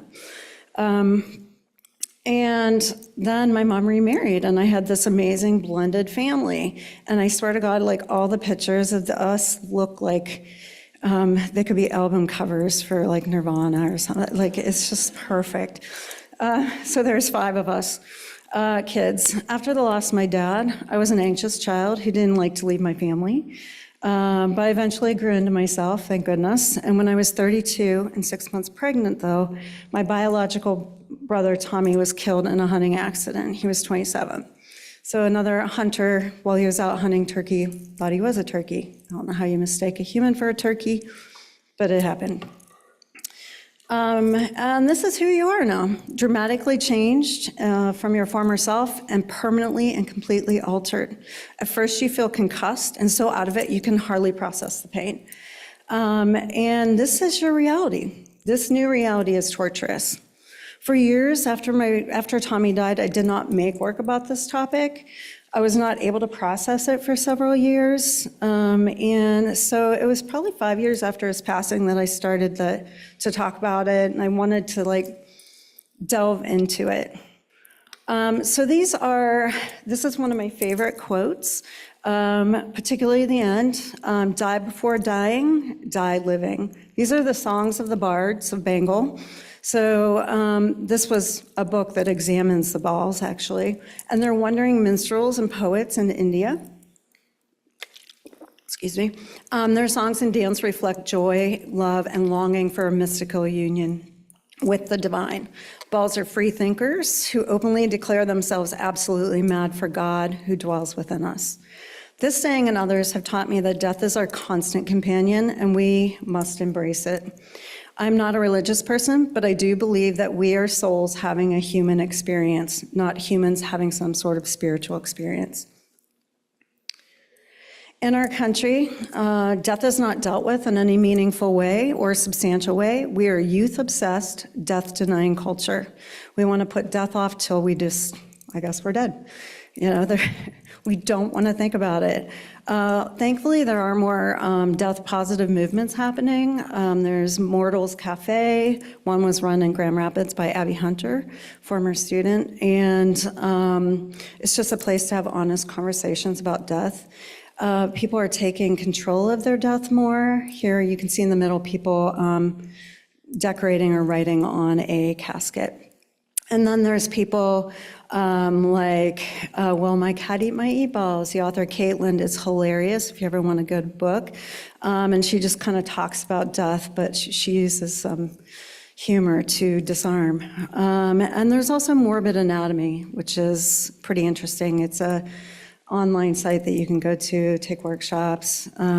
So we are starting to normalize it a little bit. I find it distressing that as a culture, we do not publicly grieve for our dead, which I've already mentioned.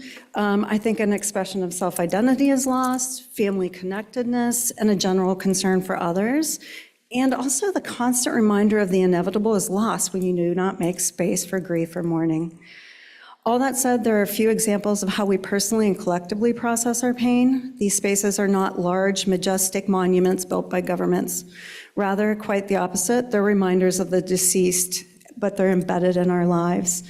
The middle image, I had a chance to go to Kent State. I've been there a couple times teaching. And so on May 4th, 1970, we know the National Guard fired on the students. And 4 of them were killed, and they made room in their parking lot.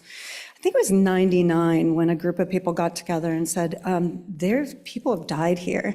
You can't be parking here. And so they made these spaces within the parking lot that kind of hold that space for those people that had passed.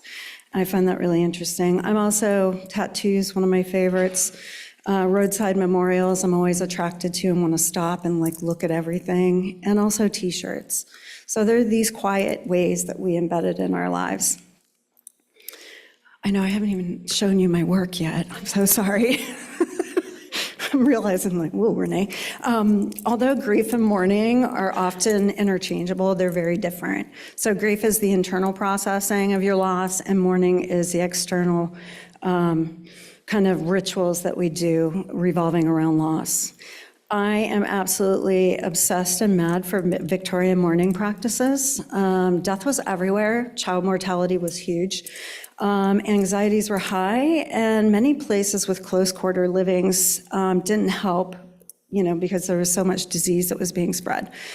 I found it fascinating that they were using fashion to mourn publicly, and this started with Queen Elizabeth when her beloved Prince Albert died.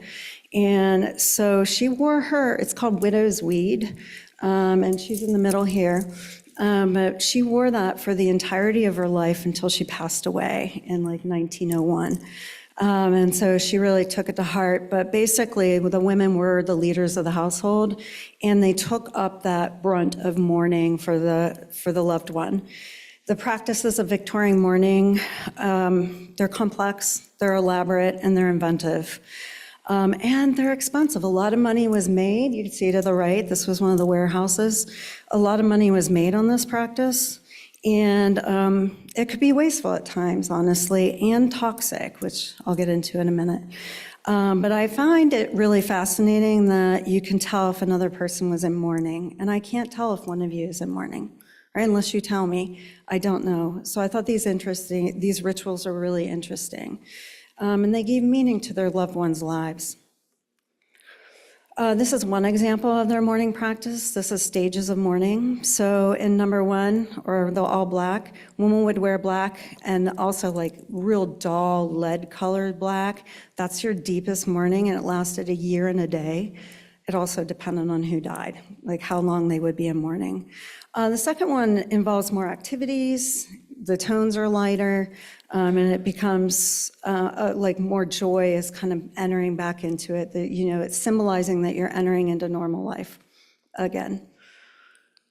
Postmortem photography is another ritual practice that became popular. The photos were used as memorials, not as documentation or shock.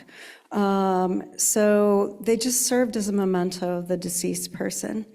There are a lot of fakes out there, I guess, but they are rather, sorry, this I should have gave a trigger warning that I was showing you deceased people, but it was very common practice, and actually my family does it. So maybe other families do this.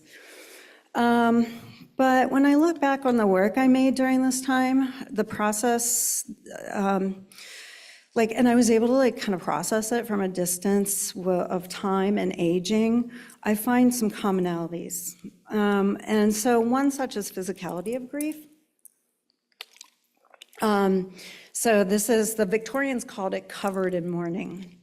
And there's most certainly a physicality to processing the death of the loved one. I think we've all kind of felt this where there's a heaviness. It's just so profound. And my dad once said whenever Tommy died that he was holding my hand and rubbing my thumb, and he said that it was an honor for him to carry that weight of that grief for Tommy. And so in many ways, grief is like love in reverse, I guess. So this is some of the work. After Tommy died, there was questions about what to do with his clothing and other family members' clothing. And the clothing is, to me, analogous to skin. It's very intimate, and many occasions it still smells like them. So I volunteered to take all these clothings and make quilts for my family. And then I started to realize the power that they provided. They really became this transitional object, kind of like a baby blanket. And I wanted to kind of explore that more. And in this one, the mask is my grandpa's piece of clothing, his handkerchief, he always had one. In the middle, on the bottom, is my brother Tommy's waffle shirt. And then at the end is, the green one is my dad's. My mom kept my dad's last piece of clothing. It was the robe he wore when he was passing. So, and these are kind of for different reasons, they're placed differently. So I really miss the sound of my brother's voice. I really would do anything to see my dad again. So there's these kind of, they become signifiers, and they also become an extension of my desire. This is and I'm kind of all over the place. And also, when I show you one thing, there's probably 3 or 4 more like it, because I really get on an idea, and then I'm like, ooh, hand fans, what style? And then I start doing every style under the sun. So this is one of the hand fans that I created. And on it is basically all of these skeletons and skulls, which are actually just a reminder that you too must die. No one's getting out of here alive, right? And so it's just a reminder of that. But this fan is heavy and weighted, and it feels like you're in mourning. It's supposed to be an object that's lightweight and can move air. And so I've kind of put it on its end and played with those ideas about that weight. These are some pieces that, again, going back to that kind of pain that you're physically feeling. The piece to the right that you can see I'm wearing on the bottom is basically has these nails that are worn by clawing into the skin. And in the little glass vial, I found some of my brother's hair. And so everything became precious after he passed. And then in the top is my grandmother's clothing, and so it kind of a cast clothing pin. So you'll see a lot of fiber work in my first degree is I have a BFA in fibers and papermaking from Indiana University of Pennsylvania. And then I have the metals and then the sculpture. So my MFA is actually in sculpture installation. I am not a jeweler's jeweler. I'm not a metalsmith's metalsmith. I don't know where I live in this world, but I love this world, and I knew it as soon as I started taking classes in jewelry. So I try to the investigations kind of always combine a lot of these things. So if it were possible to look in on my soul and my heart, one would see it as being marked by death and loss. This work is an outward expression of this idea. The images around the lip of the funnel, and you'll see it, I actually have a tattoo, and you'll see it on other things. It's my dad and my grandpa and my brother, all very profoundly important people in my lives who have passed. But as you wear this piece, the funnel is full of kind of charcoal, and it starts to stain the clothing, leaving that mark. This is another one with pencil lead and an eraser. And casting is a passion of mine. The first time I saw it, it completely changed my life. Metal casting, that is. I couldn't believe what I was seeing. It felt like true alchemy, and the transformation was incredible. So I wanted to play with that idea. And in this piece, you can see that it's my brother's work shirt, and it's hinged in the back. And we all know that sometimes when we cast something, it doesn't really turn out all the time. It's not as certain as fabricating. And I like that idea of that I had to come to terms through the process that this might not turn out, right? And then it'd be like another loss. And this piece weighs a lot. And after you wear it for a while, it starts to turn, the weight starts to turn your skin, leaving a marker. I'm also obsessed with lacrimatory, which is small vessels, usually made of glass or terracotta, found in Roman and Greek tombs. And so they were supposedly given to the mourners to collect their tears. And the Victorians picked it up a little bit too. And so men and women alike would shed the tears. And the Victorian ones, they actually said they had special toppers. So when the tears evaporated, you were done mourning. And this is all kind of supposedly, I can't say any of this is absolutely for certain, but it didn't matter to me. I love the idea. And this is out, okay, yes, I almost pressed it again. Okay, I did it. Okay. This one is out in on the table. And it's basically you can blow bubbles through your tears. So it has bubble solution, a little pipette. And so you can mix your tears in the bubble solution and blow through, your pain, I guess. And there's a lot of different kind of these tear catchers that I worked on. And I just absolutely had fun with it. And just so you know, this is a Christmas ornament that was cast. And so basically I sandblast all the glitter off of it, and then I cast it, visible man parts, so I really do like just sometimes casting things, and then I'll figure out uses for them later, or I have a plan. Another thing that became obvious is public versus private. I also became interested in the veils of the Victorian era, and veils still are worn today, not as frequently though. But they allowed the women to be in public while still maintaining a private space to process this intense grief. And so I found it really interesting too how it transformed their figure, which was one of the things probably my favorite thing about it. A little side note though about the material on these are crepes. It's dyed crepe, and terrible chemicals were used in the making of this fabric. So it created skin irritation, respiratory illness, blindness, and even death. So it made it really, really hard to breathe while wearing these.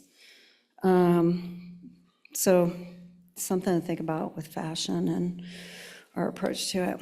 This is probably one of my favorite things that I love looking at and would love to own one, but these are hidden mother photography. This is a genre of photography from 1840 to 1920. And basically because exposure took so long, the moms would have to hold the children, but they didn't want to be in the photo, so they creepily held them under weird blankets and cloths, and it's I find these so haunting, sad, and kind of comical. And as a mom, I have a 22-year-old, I find that sometimes moms just feel this way. right? So this is a real feeling if you have kids, so, and you're a mom, because they hate you the most, right? So you always get all the baggage. But also, interesting fact here, that women were, during the Victorian era, so around 1860, the women were, this was a respectable career option for a woman back in the day. So I think it like exponentially like exploded the amount of women photographers that existed during 1861 and 1871.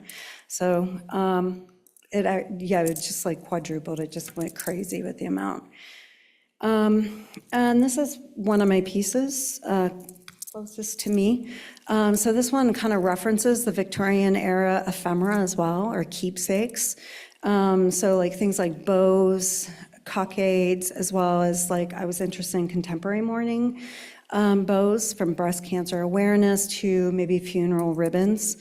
So I'm just like fascinated with the historic and contemporary bow symbolism, and this piece also looks like armor, so I kind of based it off of a fencing mask, protecting myself and finding that private space for grief. So revisiting, I'm starting to revisit my first love, which was paper casting. So actually you could say my undergraduate degree is in paper making. And I didn't make paper to draw on, I made sculptural forms. And so it's, this piece actually has 27 glass tears, which represents the amount of time that Tommy was alive. And this piece here really started to change my work, I think, a lot. You'll start to see like less metal, and I'm just using the metal to like hold the paper components. And gone are kind of the days of using a lot of metal. Okay, don't touch it. But in this piece, you can see where I'm really featuring the metal. This was so large, I had to like make it in 4 pieces and then rivet it together. But I really feel that, okay, so a description is there's gold leaf, so I'm using it as a signifier of importance. And like through that, come out of that like fiber that moved through the one mask into the other mask, where it's this like outpouring of pain and sorrow. And this one is an earlier piece. This is my brother's clothing, so I'm kind of hiding aspects of my identity, and I'm also kind of hiding aspects of him too. This is his obituary on the back, and I hate obituaries. There's a few that I'm like, oh yeah, I know this person, like they're quirky, they're snarky, and they're awesome. But for the most part, you're really not telling anyone anything about this person. So I've always found them to be a little disarming. I don't care for them. And this is, the clothing is in the shape of tears and trimmed with beads, so it adds, again, the importance to the forms. This piece I almost lost my finger on, but because I was shredding the fabric to crochet it. So this is my cousin, my dad, my grandma's, my grandpa's brother, my cousin. This is all their clothing that I created into another piece of fabric. So this one's hard to wear. It's hard to breathe in, and it smells. Because I swear, no matter how much you wash your clothes, they still stink, right? It's just so hard to get that smell out of the living. But here you can see that reference to those like silhouettes again. I also love figuring out how to attach soft materials to hard materials. And in this one, normally I just go back to Cold Connection, right? But I've learned there's certain things over the years that kind of make it easier to do those things. A little close up. I'm also obsessed with like snowflakes because they're all different and they're all temporary, like we are. These are mirrored forms. They're expressing 2 different feelings, one of celebration of the deceased, which is the colorful ones, and then the other one are the dyed cones. So I was dyeing the clothing to be dark. So it's kind of this idea of expressing loss and the celebration at the same time. I'm also Irish, so that's like a big thing, is propping the dead up and like having a party. I remember when my grandma died at 16, we got hammered. Like the kids did, like it was crazy. I was like, what is this? It might also be my fascination with death is kind of my Irish upbringing as well. So I've also been like, part of this body of work is mapping and anchoring the self. So I've always been interested in how land and place holds trauma. This extends to battlefields, houses where trauma has occurred, as well as my own personal space of trauma. So land and structures, they hold on to that pain, and you can just feel it sometimes. It's just so present. This piece, I've done multiples of these too, but in 2010 through 2019 or 2012, I had this wild idea that I would like be a hospice volunteer because I wanted to learn about death. And so I got my training, I became a hospice volunteer, and man, the things I learned were completely wrong. I thought they were like, basically I learned about the tenacity of life. So I had a 104-year-old patient, I don't know what else to call her, but I'll call her patient, I'm not a doctor, but she was a hypochondriac and 104. I was like, what the heck? But it was also really interesting too because her family had an order where she wasn't allowed to be fed. And so I had to show up at lunch and watch her try to take a pea on a fork and bring it up to her mouth. So when no one was looking, I was like jamming food in her face. I was like, I can't watch. And you could tell she was hungry. So that was kind of like, you just see these things are like, just don't make sense, right? Even at 104, she deserves the dignity of eating, right? Is the way I felt.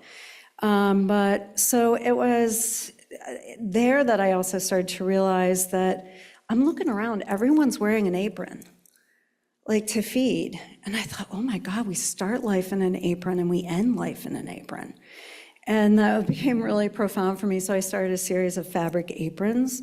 And on this one, this is Coopersville, Michigan, where I live. And you can see the bullseye and the gold beads. So this is where I've done the lion's share of dealing with the grief and dealing with the mourning. And again, and it's over my brother's clothes. This is called Mort cloth, map cloth. So here you see is a topographical map of Jefferson County, Pennsylvania, where my brother was shot. I used his clothing. I dyed a lot of it a little bit darker to reference that mourning and grief of the Victorians. So I was using his clothing to define the hills, the train tracks, the creeks, and the roads around this area. And so this is near my grandparents' camp. So this place shifted from a place of comfort after he died to a place of longing.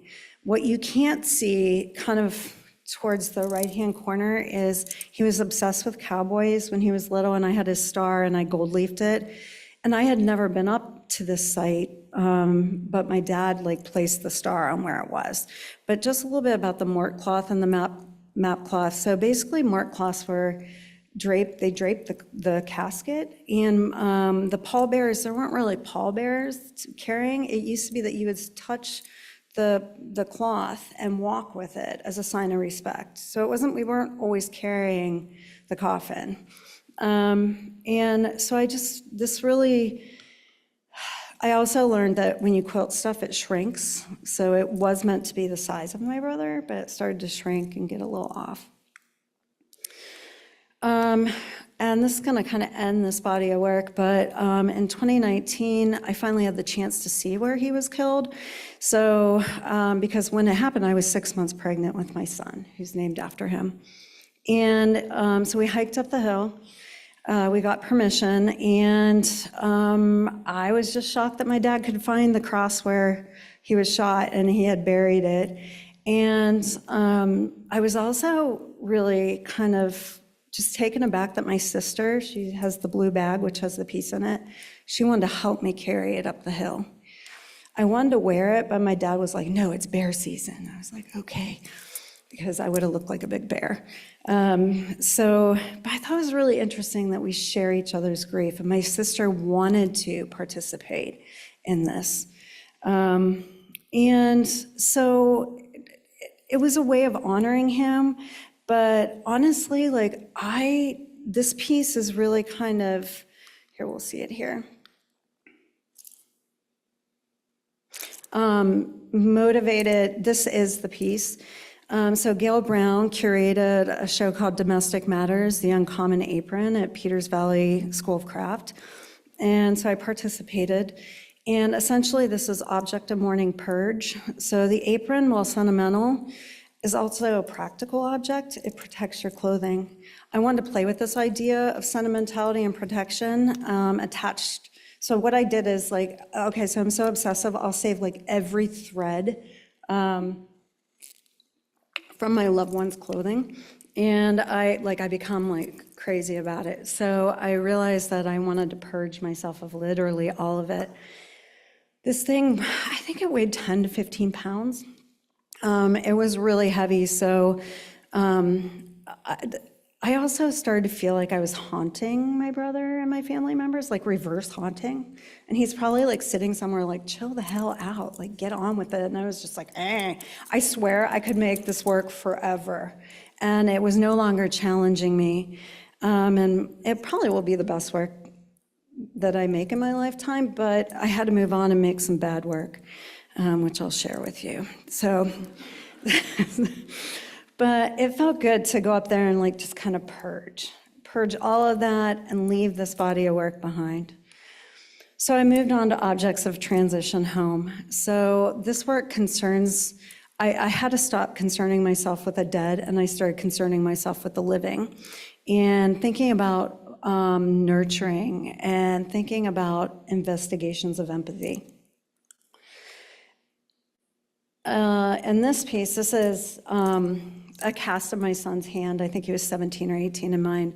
And so we're kind of embracing, or we're bound together.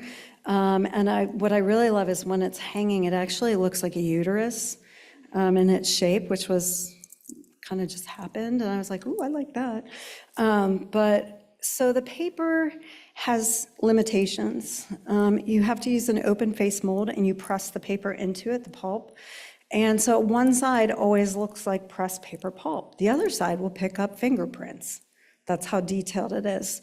But I really like the material because it's lightweight, and I like the challenge that the limitations provide me and what I can do. Let's move on, just talk a little bit about why the hand. So the image of the hand has long been associated with empathy and continues to this day. So if you get on Google and you do a Google search of empathy, you're gonna get caring hand gestures, right? This or like that. And so that is what you will see. And and also like I considered when I was making this work about like kind of like sayings like the hand of God, lend a helping hand, and all these references to the hand that we see all over. So I started to really focus inward on this particular body part. These are caves in Argentina, which protect or house markings from ancient humans. In the caves are stenciled handprints, you can see to the right, and they don't know what they really are. They're not sure if they're ritual, they're not sure if they're messages, but to our modern day eye, they look like signatures or graffiti tags, a way of saying, I was here. Either way, this demonstrates that ancient humans also felt the drive to capture their existence through images of their hands. And I'm like inspired by these images of contemporary and ancient gestures of the hand. And I find the continuum of time and the expression, like it just expresses humanity to me. And I can identify deeply with these, and I find it really comforting. I'm sure these ancient people reflected on themselves when they made these handprints. How could you not? These are in my driveway. These are little hands that were left there before we moved in, and I think about them every day. They too kind of like became part of my thought process. Also, the Fetty hands, also known as clasp hands, were a popular Victorian motif, and these were just kind of made and given as symbols of love, loyalty, and fidelity. My most cherished possessions are those of my grandparents' hands, my grandpa and grandma Westover, and you can see how many times they broke and how terribly I repaired them. Look at the glue dribbling down the hand. Yeah, craftsmanship not at its finest here. So I think a lot about these because I can remember her peeling an orange and handing it to me, and her hands being that gnarled, kind of knuckled look. And I'm super obsessed with bog people and bog bodies. So These are thousands of years old. The unifying factor is that they've been found in peat, which the chemical makeup and the organic quality of the peat kind of mummifies them, and it even mummifies their organs. And I just really am fascinated by the process, but mostly the color. Especially in this one, I love the metallic color, and it just reminds me of permanence. Interesting fact. So in 1976, the Danish police actually fingerprinted the two-land man who died 2,300 years ago. So they're the oldest fingerprints ever of a person. So, and then I have this affinity for Barbara Hepworth's hand. So she always said that her left hand is her thinking hand. And I think as jewelers, if you're right-handed, your left hand is your gripping hand. Your squeezing, pinching hand. And so I saw a lot of similarities in that as well. But hands have also played an essential part in the creative act throughout time, allowing us to make tools, use tools, allowing us to show expression of kindness or resentment, and they're just kind of compelling for their symbolic interpretations. Here's my hand. So I always think about empathy and this idea of spending time thinking about the living as starting with myself. And you can see where I'm using gold, and even when you don't see it, it's there. It's just because the image isn't there. And I'm obsessed with the gold leaf because of it's a symbol of holiness. It represents kind of, it designates importance because one, it's valuable, and we see it throughout time. You know, we see it in art history, and we see it as these halo forms. Also, in Buddhism, it's known for knowledge and enlightenment. This piece actually has gold on the back, but you can't see it. And this is, again, my hand kind of on a serving platter. Still using the metal, I use copper primarily, but it's hidden. Like it's almost like acting as the gold is acting. This piece is my son and I, and so one says mama. I remember when it was like mom, and then it went to like mother. Like it had all these iterations. Eventually it was bro. You know, as we all know. Okay, 40 minutes. So yeah, it's just about those relationships that we have with people in our lives. They can be like intertwined and insane. And this is my husband, I pinky swearing. And this one again goes back to my son and I, kind of that jumbled intensity. He's now 22 and he's chilled out, but for a while, you know, teenagers, they just make you insane. So I also started to then look at people. I started to think about my color palette is changing, but I was looking at kind of other connections. And so our greatest need as humans is to belong and connect to one another like we're doing today. And we want to know that we're valued and respected. And so I started a body of work of creating works similar to the previous work, but it was dealing with people that I have intellectually collaborated with. This is Jim Beauvais, fellow metalsmith, went to grad school. But what's important here too is my color's changing, kind of like the Victorian changing of color. So I'm moving into magenta. And magenta is the color of cheerfulness, happiness, rebelliousness, and passion. But magenta is also strange because it has no wavelength of light for magenta. So it's like the color that doesn't exist. And I kind of like those ideas too. I was also thinking about Reiki. On my bucket list was to become a Reiki master. And I was like, and then like right before COVID, I had Reiki for the first time, and it blew my mind, like what was happening in the images and things I was seeing. But it's also that kind of like healing with the hands and placing the hands over the body. And I also was thinking about the soul star chakra, and that color is also magenta. Also continuing to look at hands, but this time handshakes. So handshakes or gestures were thought to be originated in ancient Greece. So the shaking of someone's hand wasn't like it is now. It was actually to see if they had weapons. And so it became something different. Oh, hold on. Yeah. So this is Dallas Henke, I work with him. He's a printmaker. We also do a lot of foraging together, and I taught with him for 20 years. This is his artwork. And I'm going to breeze through these because I don't have a lot of time. And I'm using his prints in the work. I'm also using organic materials similar to our interests. And this is his hand kind of reaching up.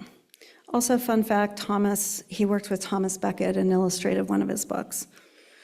Sue Amendolara, my mentor at Edinburgh University of Pennsylvania, and here she's passing on the torch of the sphere is kind of symbolic of education and love of teaching and love of this field. And we'll move on. Here we are at a show, because I really want to talk about something else. It doesn't allow you to move quickly. Okay. Bev Seeley, my mentor at Grand Valley. But again, you're seeing like less metal, more fabric, more paper. Jimbo Bay. And because I know I got a 40-minute signal. John Townsend, who I wrote the book with. I like to joke that the picture on the right is actually after we wrote the book. And that's what we looked like before the book. So, so true. Laurel Fulton, somebody I taught with at Grand Valley, who's incredible. And her work actually deals with a lot of these kind of concepts of connection. And of course, these things start with myself, and these kind of feed me, and so you see these spoons. During COVID, I started to think, wow, this is what retirement's like, because it's like no one was bothering me. It was like, I know it was terrible, but I was also like personally kind of like it changed me for the better. So this work is kind of more playful. I was using what I had on hand, and I was collecting these things on walks.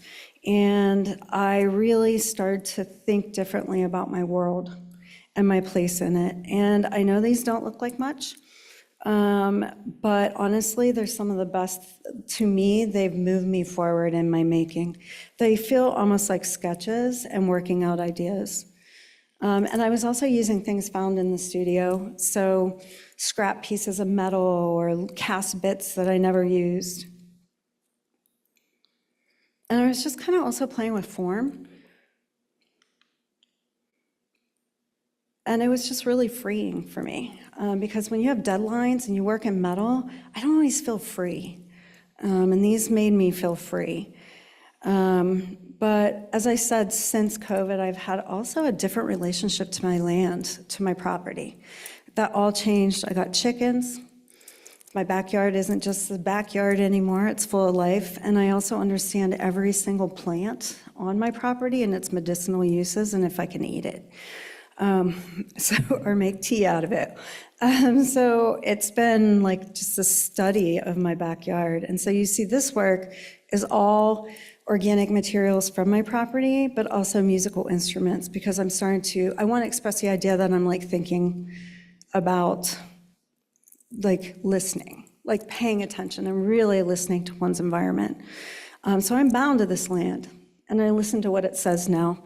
With this work, I'm using, well, I already told you this, but the organic, I'm off. I'm just gonna keep moving, people. So, but these two bodies of work, I'm almost done, have connected me back to my childhood and a powerful aspect of my forgotten self. I literally lived outside. The 5 of us were not allowed in the house hardly ever. My mom would put Kool-Aid outside and some sandwiches and like have at it. And so I really was partially feral, and I like lived in the woods. And then I just entered into the time where I never went outside unless I was getting in my car to go somewhere. So this was a profound shift for me. And I'm just so happy to be able to learn from the land and feel this sense of empowerment. This is my latest work. So hag crafting, objects of resistance. And I haven't made anything yet. I've only partially made stuff. But I'm currently looking at the concept of the hag and the witch archetype in folklore, popular culture, and female ageism. Owning my aging body and claiming the crone hag is an expression of the fierce and unapologetic child that I once was. As we age, our sense of self changes. At 53, I've lived over 60% of my life based on the current average lifespan of an American female. I see the world differently than I did 15 or 10 years ago. We all struggle with aging in one way or another, but since living in perimenopause, and let me tell you,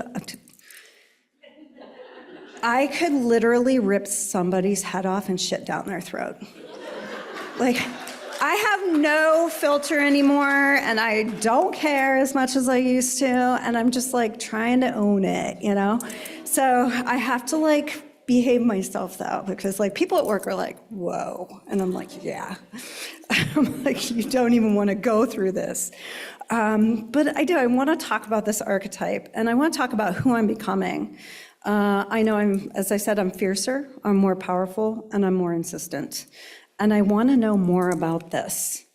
There are many female archetypes, and I feel I'm living somewhere between, there's even 3 more than this. I'm living somewhere between the wild wise woman and the crone. So gone are the maiden and the mother days. Middle-aged is considered an age of invisibility. No one considers a middle-aged woman to be vibrant emotionally, intellectually, or sexually. We are a ghost of our former selves, no longer relevant in the eyes of popular culture, and for many, this attitude is prevalent in their personal lives. The witch, hag, crone archetype doesn't allow for being a ghost of one's former self. Rather, this archetype forces consideration, even if it's feelings of fear and disgust. And let me tell you, I do the same thing. I'll see someone and I'm like, oh, I hope I age okay. I hope like age, blah, blah, and like he just like runs around. And so I am not removed from doing these things, right? We all have been there. But anyway, I love that they're typically the villain, but also kind of an anti-hero. She demands our attention, even if you do not want to give it to her. Also, some of the books I've been reading. And during the satanic panic of the late 80s, I was accused of witchcraft. No joke, it was horrifying. It lasted a year. I was followed. I didn't leave my house. It was crazy. Like, all we did was check out some books from the library. But then when people asked my best friend, are you guys witches? She's like, yeah. And I was like, no, we're not. Like, so now I'm like, yeah, we are witches. So, but I don't know what I'm doing. I'm hoping to, explore these ideas and also learn film editing, because I want to do more performative pieces.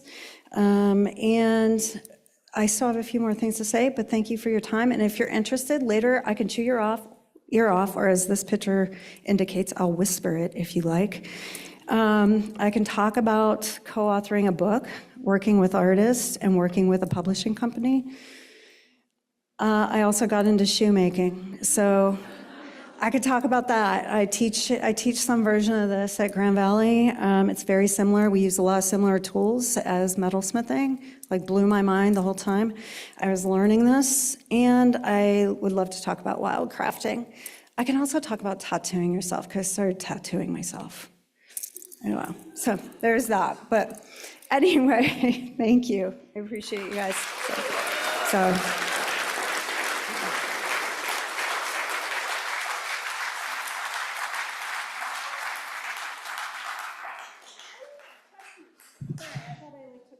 We have a question from online here. The format of some of your, especially your previous work, was in PPE, basically, specifically your masks. Were all of them made pre-COVID? And if so, how does the pandemic affect how you would make or show those now? The mask forms, you mean?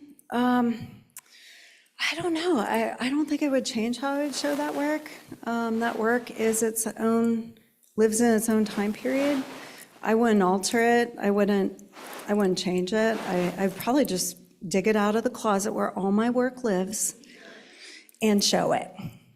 So, yeah. Any other? Okay. Oh, there's a question. Oh, Lynn, your question. So it seems like all of the rituals that you were researching for mourning from like the Victorian age, Edwardian ages, are pretty specific to women, which is not surprising.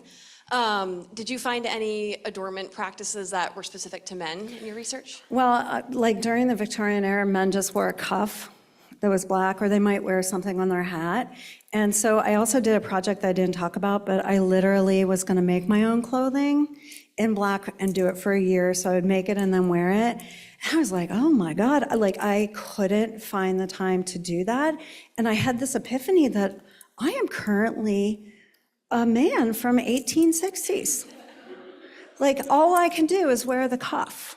So then I like changed it and I did a whole series where every day I made a brooch and then I wore it the next day. And so it's called liminality, so it's kind of displayed on the wall. One day was really hard because it was actually the BB from the gun that hit my brother and I wore it. My dad had dug it out of the tree. I mean, I can get really dark. We should have ended with Alex's presentation. So, yeah. So.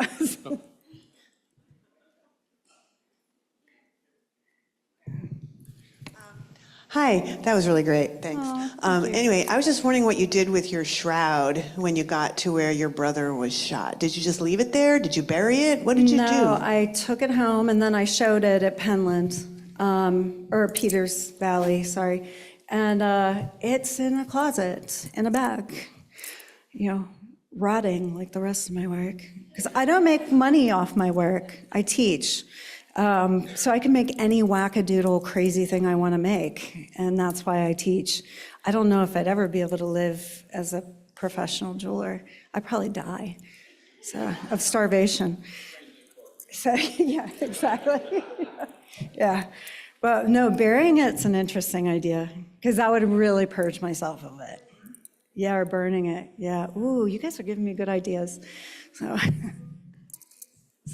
yeah, ooh, yeah.